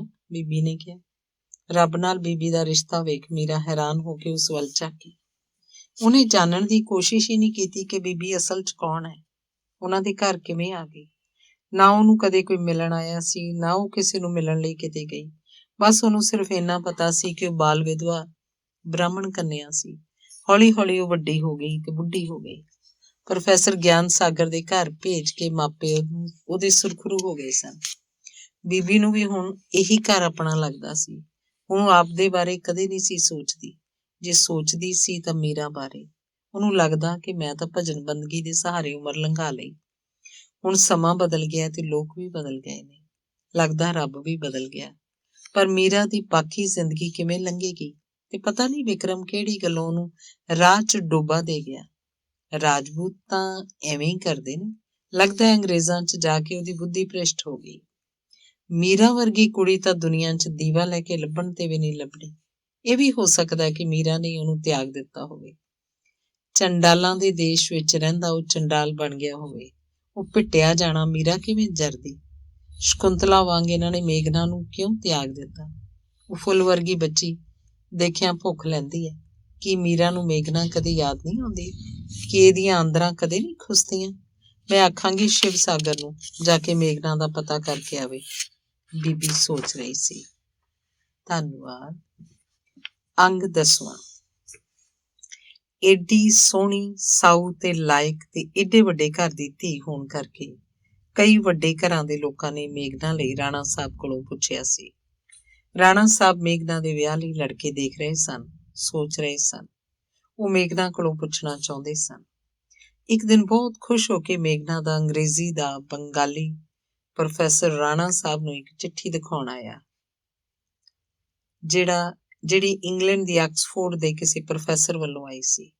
ਮੇਘਨਾ ਨੇ ਮਹਾਭਾਰਤ ਦੇ ਪਹਿਲੇ ਵਾਲੀਅਮ ਦਾ ਅੰਗਰੇਜ਼ੀ ਤਰਜਮਾ ਕਰਕੇ ਪ੍ਰੋਫੈਸਰ ਦੀ ਰਾਏ ਮੰਗੀ ਸੀ, ਜੋ ਆਕਸਫੋਰਡ ਯੂਨੀਵਰਸਿਟੀ ਪ੍ਰੈਸ ਦਾ ਡਾਇਰੈਕਟਰ ਹੀ ਸੀ। ਉਹਨੇ ਮੇਘਨਾ ਦੇ ਕੀਤੇ ਮਹਾਭਾਰਤ ਦੀ ਪਹਿਲੀ ਵਾਲੀਅਮ ਦੇ ਅੰਗਰੇਜ਼ੀ ਤਰਜਮੇ ਦੀ ਬੜੀ ਤਾਰੀਫ ਕੀਤੀ ਸੀ ਤੇ ਨਾਲ ਹੀ ਸਮੁੱਚੇ ਤਰਜਮੇ ਨੂੰ ਆਕਸਫੋਰਡ ਯੂਨੀਵਰਸਿਟੀ ਪ੍ਰੈਸ ਤੋਂ ਛਾਪ ਲੈਣ ਦੀ ਇੱਛਾ ਵੀ ਜ਼ਾਹਰ ਕੀਤੀ ਸੀ। ਇਹ ਬਹੁਤ ਵੱਡੀ ਗੱਲ ਸੀ ਤੇ ਇਸ ਤਰਜਮੇ ਦਾ ਬਹੁਤ ਪੈਸਾ ਵੀ ਮਿਲ ਜਾਣਾ ਸੀ। ਸਾਰੀ ਮਹਾਭਾਰਤ ਅੰਗਰੇਜ਼ੀ 'ਚ ਤਰਜਮਾ ਕਰਨ ਨੂੰ ਕਿੰਨਾ ਸਮਾਂ ਲੱਗ ਜਾਊਗਾ? ਰਾਣਾ ਸਾਹਿਬ ਨੇ ਪੁੱਛਿਆ। ਇਹ ਤਾਂ ਮੇਘਨਾ ਤੇ ਡਿਪੈਂਡ ਕਰਦਾ ਹੈ। ਉਂਝ ਉਹ ਕਾਫੀ ਛੇਤੀ ਕਰ ਲਏਗੀ ਕਿਉਂਕਿ ਉਹਨੂੰ ਅੰਗਰੇਜ਼ੀ ਦੀ ਕੋਈ ਸਮੱਸਿਆ ਨਹੀਂ। ਫਿਰ ਵੀ ਕਈ ਸਾਲ ਲੱਗ ਹੀ ਜਾਣਗੇ। ਚਲੋ ਮੇਘਨਾ ਨਾਲ ਸਲਾਹ ਕਰ ਲਾਂਗੇ। ਰਾਣਾ ਸਾਹਿਬ ਇਹ ਕਹਿ ਕੇ ਸੋਚਣ ਲੱਗ ਪਏ ਕਿ ਏਡੇ ਵੱਡੇ ਗ੍ਰੰਥ ਨੂੰ ਹੱਥ ਪਾਉਣ ਦਾ ਮੇਘਨਾ ਨੇ ਕਿਵੇਂ ਹੌਸਲਾ ਕਰ ਲਿਆ। ਬੰਗਾਲੀ ਪ੍ਰੋਫੈਸਰ ਰਾਣਾ ਸਾਹਿਬ ਦੀ ਗੱਲ ਸਮਝਦਾ ਸੀ। ਆਖਣ ਲੱਗਾ, ਇੱਕ ਦਿਨ ਮੇਘਨਾ ਵੱਡੀ ਔਰਤ ਬਣੇਗੀ। ਉਸ 'ਚ ਵੱਡੇ ਕੰਮ ਕਰਨ ਦੀ ਸਮਰੱਥਾ ਬਹੁਤ ਹੈ। ਮੈਂ ਨਹੀਂ ਚਾਹੁੰਦਾ ਕਿ ਕਈ ਸਾਲ ਉਹ ਇਸ ਕੰਮ 'ਚ ਰੁੱਝੀ ਰਹੇ। ਮੈਂ ਉਹਦੇ ਵਿਆਹ ਬਾਰੇ ਵੀ ਸੋਚਣਾ ਹੈ। ਰਾਣਾ ਸਾਹਿਬ ਬੋਲੇ, ਸਰ, ਮੇਘਨਾ ਲਈ ਲੜਕਾ ਲੱਭਣਾ ਆਸਾਨ ਨਹੀਂ ਹੋਏਗਾ। ਅਜਿਹੀ ਅਸਾਧਾਰਨ ਲੜਕੀ ਲਈ ਲੜਕਾ ਵੀ ਅਜਿਹਾ ਹੀ ਹੋਣਾ ਚਾਹੀਦਾ ਹੈ। ਮੈਂ ਤਾਂ ਇਹਦਾ ਰਿਸ਼ਤਾ ਕਿਸੇ ਰਾਇਲ ਫੈਮਿਲੀ 'ਚ ਕਰਨਾ ਚਾਹਾਂਗਾ। ਪ੍ਰੋਫੈਸਰ ਨੇ ਕਿਹਾ, ਪੈਸੇ ਵਾਲੇ ਲੋਕ ਤਾਂ ਤੁਹਾਨੂੰ ਬਥੇਰੇ ਮਿਲ ਜਾਣਗੇ, ਰਾਇਲ ਬਲੱਡ ਵੀ ਹੋਵੇ, ਇਹ ਮਿਲਣਾ ਅੱਜ ਕੱਲ੍ਹ ਮੁਸ਼ਕਿਲ ਹੋ ਗਿਆ ਹੈ। ਤੁਹਾਡੀ ਗੱਲ ਠੀਕ ਹੈ, ਰਾਣਾ ਸਾਹਿਬ ਬੋਲੇ। ਅੱਜ ਕੱਲ੍ਹ ਧਨਾਢਾਂ ਕੋਲ ਪੈਸਾ ਤਾਂ ਬਥੇਰਾ ਇਕੱਠਾ ਹੋ ਗਿਆ, ਪਰ ਨੀਅਤਾਂ 'ਚ ਅਮੀਰੀ ਹੋਵੇ ਉਹ ਤੁਹਾਨੂੰ ਦੇਖਣ ਨੂੰ ਨਹੀਂ ਮਿਲੇਗੀ, ਪ੍ਰੋਫੈਸਰ ਨੇ ਕਿਹਾ। ਐਸੀ ਗੱਲ ਨਹੀਂ, ਸਾਡੇ ਰਾਜਸਥਾਨ 'ਚ ਅਜੇ ਕੁਝ ਘਰਾਣੇ ਬਚੇ ਹੋਏ ਨੇ ਜਿਨ੍ਹਾਂ ਨੇ ਆਪਣੇ ਆਪ ਨੂੰ ਹੇਠਾਂ ਨਹੀਂ ਡਿੱਗਣ ਦਿੱਤਾ। ਅਜੇ ਵੀ ਉਹਨਾਂ ਵਿੱਚ ਰਾਜਪੂਤੀ ਗੁਣ ਦੇਖੇ ਜਾ ਸਕਦੇ ਨੇ, ਰਾਣਾ ਸਾਹਿਬ ਨੇ ਕਿਹਾ। ਪਰ ਉਹਨਾਂ ਵਿੱਚੋਂ ਬਹੁਤ ਆਪਣੇ ਬੱਚੇ ਬਾਹਰਲੇ ਮੁਲਕਾਂ 'ਚ ਭੇਜੀ ਜਾ ਰਹੇ ਨੇ। ਹੋਰ ਕੀ ਕਰਨ? ਆਪਣੇ ਲੋਕਾਂ ਦੇ ਸਾਹਮਣੇ ਕਿਵੇਂ ਉਹ ਆਪਣੀ ਅਣਖ ਇੱਜ਼ਤ ਨੂੰ ਛੱਡ ਦੇਣ? ਬਾਹਰ ਕੋਈ ਉਹਨਾਂ ਨੂੰ ਘੱਟੋ ਘੱਟ ਜਾਣਦਾ ਤਾਂ ਨਹੀਂ ਹੁੰਦਾ। ਉਹ ਗੱਲਾਂ ਕਰ ਹੀ ਰਹੇ ਸੀ ਕਿ ਮੇਘਨਾ ਇੱਕ ਫਾਈਲ ਜਿਸ ਵਿੱਚ ਪੇਪਰਾਂ ਦਾ ਥੱਬਾ ਸੀ ਪ੍ਰੋਫੈਸਰ ਨੂੰ ਦੇਣ ਆ ਗਈ। ਇੰਨਾ ਕੰਮ ਹੋਰ ਕਰ ਲਿਆ? ਪ੍ਰੋਫੈਸਰ ਨੇ ਪੁੱਛਿਆ।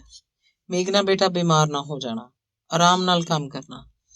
ਸਾਹਿਬ, ਕੋਈ ਅਜਿਹੀ ਮਸ਼ੀਨ ਨਹੀਂ ਜਿਹੜੀ ਮੇਘਨਾ ਬੋਲੀ ਜਾਏ ਤੇ ਉਹ ਟਾਈਪ ਕਰੀ ਜਾਏ? ਰਾਣਾ ਸਾਹਿਬ ਨੇ ਪੁੱਛਿਆ। ਫਿਰ ਉਹ ਕਹਿਣ ਲੱਗੇ, ਮੈਂ ਚਾਹੁੰਦਾ ਮੇਘਨਾ ਇਹ ਕੰਮ ਛੇਤੀ ਮੁਕਾ ਦੇਵੇ। ਇਸ ਤਰ੍ਹਾਂ ਕਰਦੇ ਹਾਂ, ਸ਼ਾਰਟ ਹੈਂਡ ਵਾਲੇ 2 ਬੰਦੇ ਡਿਕਟੇਸ਼ਨ ਲੈਣ ਵਾਲੇ ਲਏ ਜਾ ਸਕਦੇ ਨੇ ਤੇ ਦੂਸਰੇ 2 ਟਾਈਪ ਕਰੀ ਜਾਣ।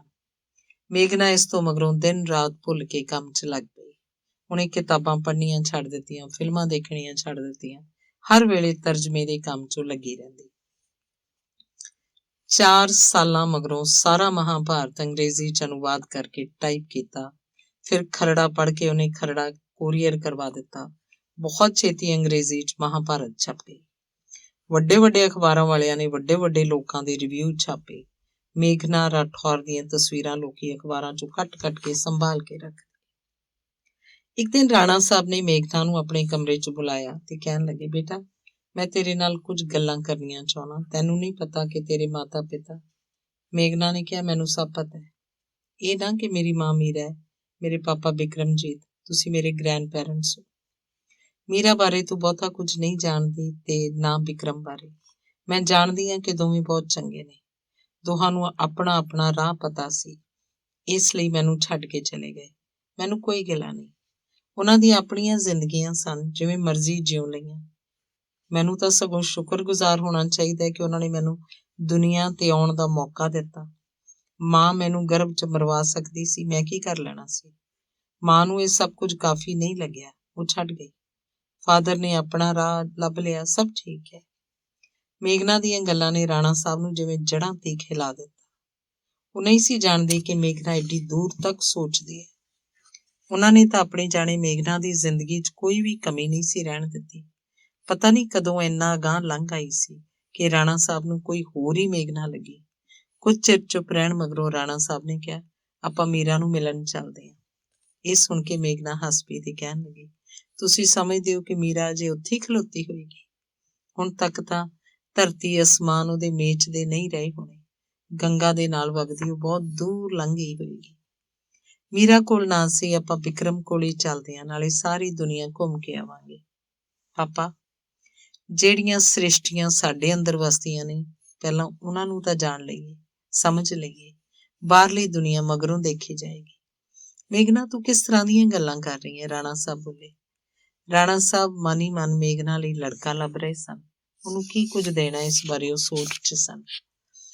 ਰਾਣਾ ਸਾਹਿਬ ਨੇ ਮੇਘਨਾ ਦੀ ਰਾਏ ਲੈਣੀ ਜ਼ਰੂਰੀ ਸਮਝੀ ਤੇ ਉਹਨੂੰ ਆਪਣੇ ਕੋਲ ਬਿਠਾ ਕੇ ਪੁੱਛਿਆ, ਮੇਘਨਾ ਮੇਰੇ ਬੇਟੇ, ਤੂੰ ਕਦੋਂ ਤੇ ਕਿਹੋ ਜਿਹੇ ਲੜਕੇ ਨਾਲ ਵਿਆਹ ਕਰਨਾ ਚਾਹੇਂਗੀ? ਕੁਝ ਮਹੀਨਿਆਂ ਨੂੰ ਰਾਹੁਲ ਨੇ 18 ਸਾਲ ਦਾ ਹੋ ਜਾਣਾ ਸੀ। ਜਵਾਬ ਦੇਣ ਦੀ ਥਾਂ ਮੇਘਨਾ ਨੇ ਬੜੇ ਧੀਰਜ ਨਾਲ ਪੁੱਛਿਆ, ਬੜੇ ਪਾਪਾ, ਤੁਸੀਂ ਮੈਨੂੰ ਬੇਟੀ ਦੀ ਥਾਂ ਬੇਟਾ ਕਿਉਂ ਆਖਦੇ ਹੋ? ਇਸ ਲਈ ਕਿ ਤੂੰ ਮੇਰੀ ਬੇਟੀ ਹੀ ਨਹੀਂ, ਮੇਰਾ ਬੇਟਾ ਵੀ ਹੈ, ਰਾਣਾ ਸਾਹਿਬ ਨੇ ਕਿਹਾ। ਤਾਂ ਫਿਰ ਬੜੇ ਪਾਪਾ, ਕੀ ਵਿਆਹ ਕਰਨਾ ਜ਼ਰੂਰੀ? ਮੇਘਨਾ ਨੇ ਪੁੱਛਿਆ। ਸੰਸਾਰ ਦੀ ਇਹੋ ਰੀਤ ਹੈ ਬੇਟਾ।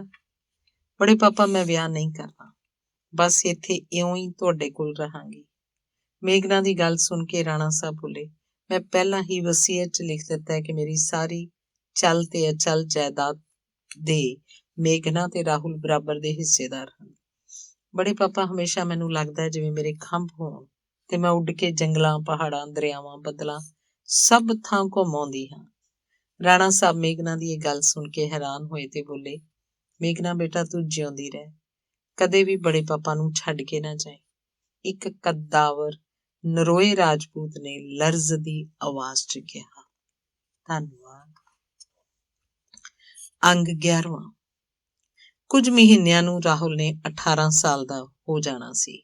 ਵਿਕਰਮ ਨੇ ਸੋਚਿਆ ਸੀ ਕਿ 18 ਹੋਣ ਤੇ ਘਰ ਦੀ ਚਾਬੀ, ਵਰਲਡ ਟੂਰ ਦਾ ਟਿਕਟ ਤੇ ਕੁਝ ਬੈਂਕ ਬੈਲੈਂਸ ਰਾਹੁਲ ਨੂੰ ਦੇਣ ਤੋਂ ਪਹਿਲਾਂ ਇੱਕ ਚੱਕਰ ਇੰਡੀਆ ਦਾ ਲਾਇਆ ਜਾਵੇ। ਇੱਥੇ ਆ ਕੇ ਵਿਕਰਮ ਰਾਣਾ ਸਾਹਿਬ ਨੂੰ ਦੱਸਣਾ ਚਾਹੁੰਦਾ ਸੀ ਕਿ ਮੇਘਨਾ ਨੇ ਇੱਕ ਨਾ ਇੱਕ ਦਿਨ ਵਿਆਹ ਕੇ ਆਪਣੇ ਘਰ ਚਲੇ ਜਾਣਾ ਹੈ। ਹੁਣ ਉਹਨਾਂ ਦਾ ਅਸਲੀ ਵਾਰਸ ਤਾਂ ਰਾਹੁਲ ਹੀ ਹੈ, ਜਿਹੜਾ ਰਿਸ਼ਟ ਪੁਸ਼ਟ, ਸਾਊ ਤੇ ਸੁਨੱਖਾ, ਕੱਦਾਵਰ ਰਾਜਪੂਤ ਘੱਟ ਤੇ ਅੰਗਰੇਜ਼ ਜ਼ਿਆਦਾ ਹੋਣ ਕਰਕੇ ਵੱਖਰਾ ਹੀ ਦਿਸਦਾ ਸੀ। ਸ਼ਾਇਦ ਰਾਣਾ ਸਾਹਿਬ ਨੂੰ ਖੁਸ਼ ਕਰਨ ਲਈ ਵਿਕਰਮ ਨੇ ਰਾਹੁਲ ਨੂੰ ਕੁਝ ਰਾਜਪੂਤੀ ਸੰਸਕਾਰ ਤੇ ਰਾਜਸਥਾਨੀ ਬੋਲੀ ਦੇ ਕੁਝ ਸ਼ਬਦ ਸਿਖਾ ਦਿੱਤੇ ਸਨ। 15 ਦਿਨਾਂ ਲਈ ਵਿਕਰਮ, ਲਾਰਾ, ਰਾਹੁਲ ਭਾਰਤ ਆਏ। ਆਪਣੇ ਪਿਓ ਦੀ ਘਰ ਦੀ ਸ਼ਾਨ ਦੇਖ ਕੇ ਰਾਹੁਲ ਪ੍ਰਭਾਵਿਤ ਹੋਇਆ। ਘਰ 'ਚ ਉਹਨਾਂ ਦੀਆਂ ਬੜੀਆਂ ਖਾਤਰਾਂ ਹੋਈਆਂ, ਪਰ ਮੇਘਨਾ ਬਾਰੇ ਖੁੱਲ੍ਹ ਕੇ ਗੱਲਾਂ ਨਹੀਂ ਸੀ ਕੀਤੀਆਂ ਗਈਆਂ। ਰਾਣਾ ਸਾਹਿਬ ਨੇ ਮੇਘਨਾ ਬਾਰੇ ਇੰਨਾ ਹੀ ਦੱਸਿਆ ਕਿ ਉਹ ਇੱਕ ਅਸਾਧਾਰਨ ਲੜਕੀ ਹੈ।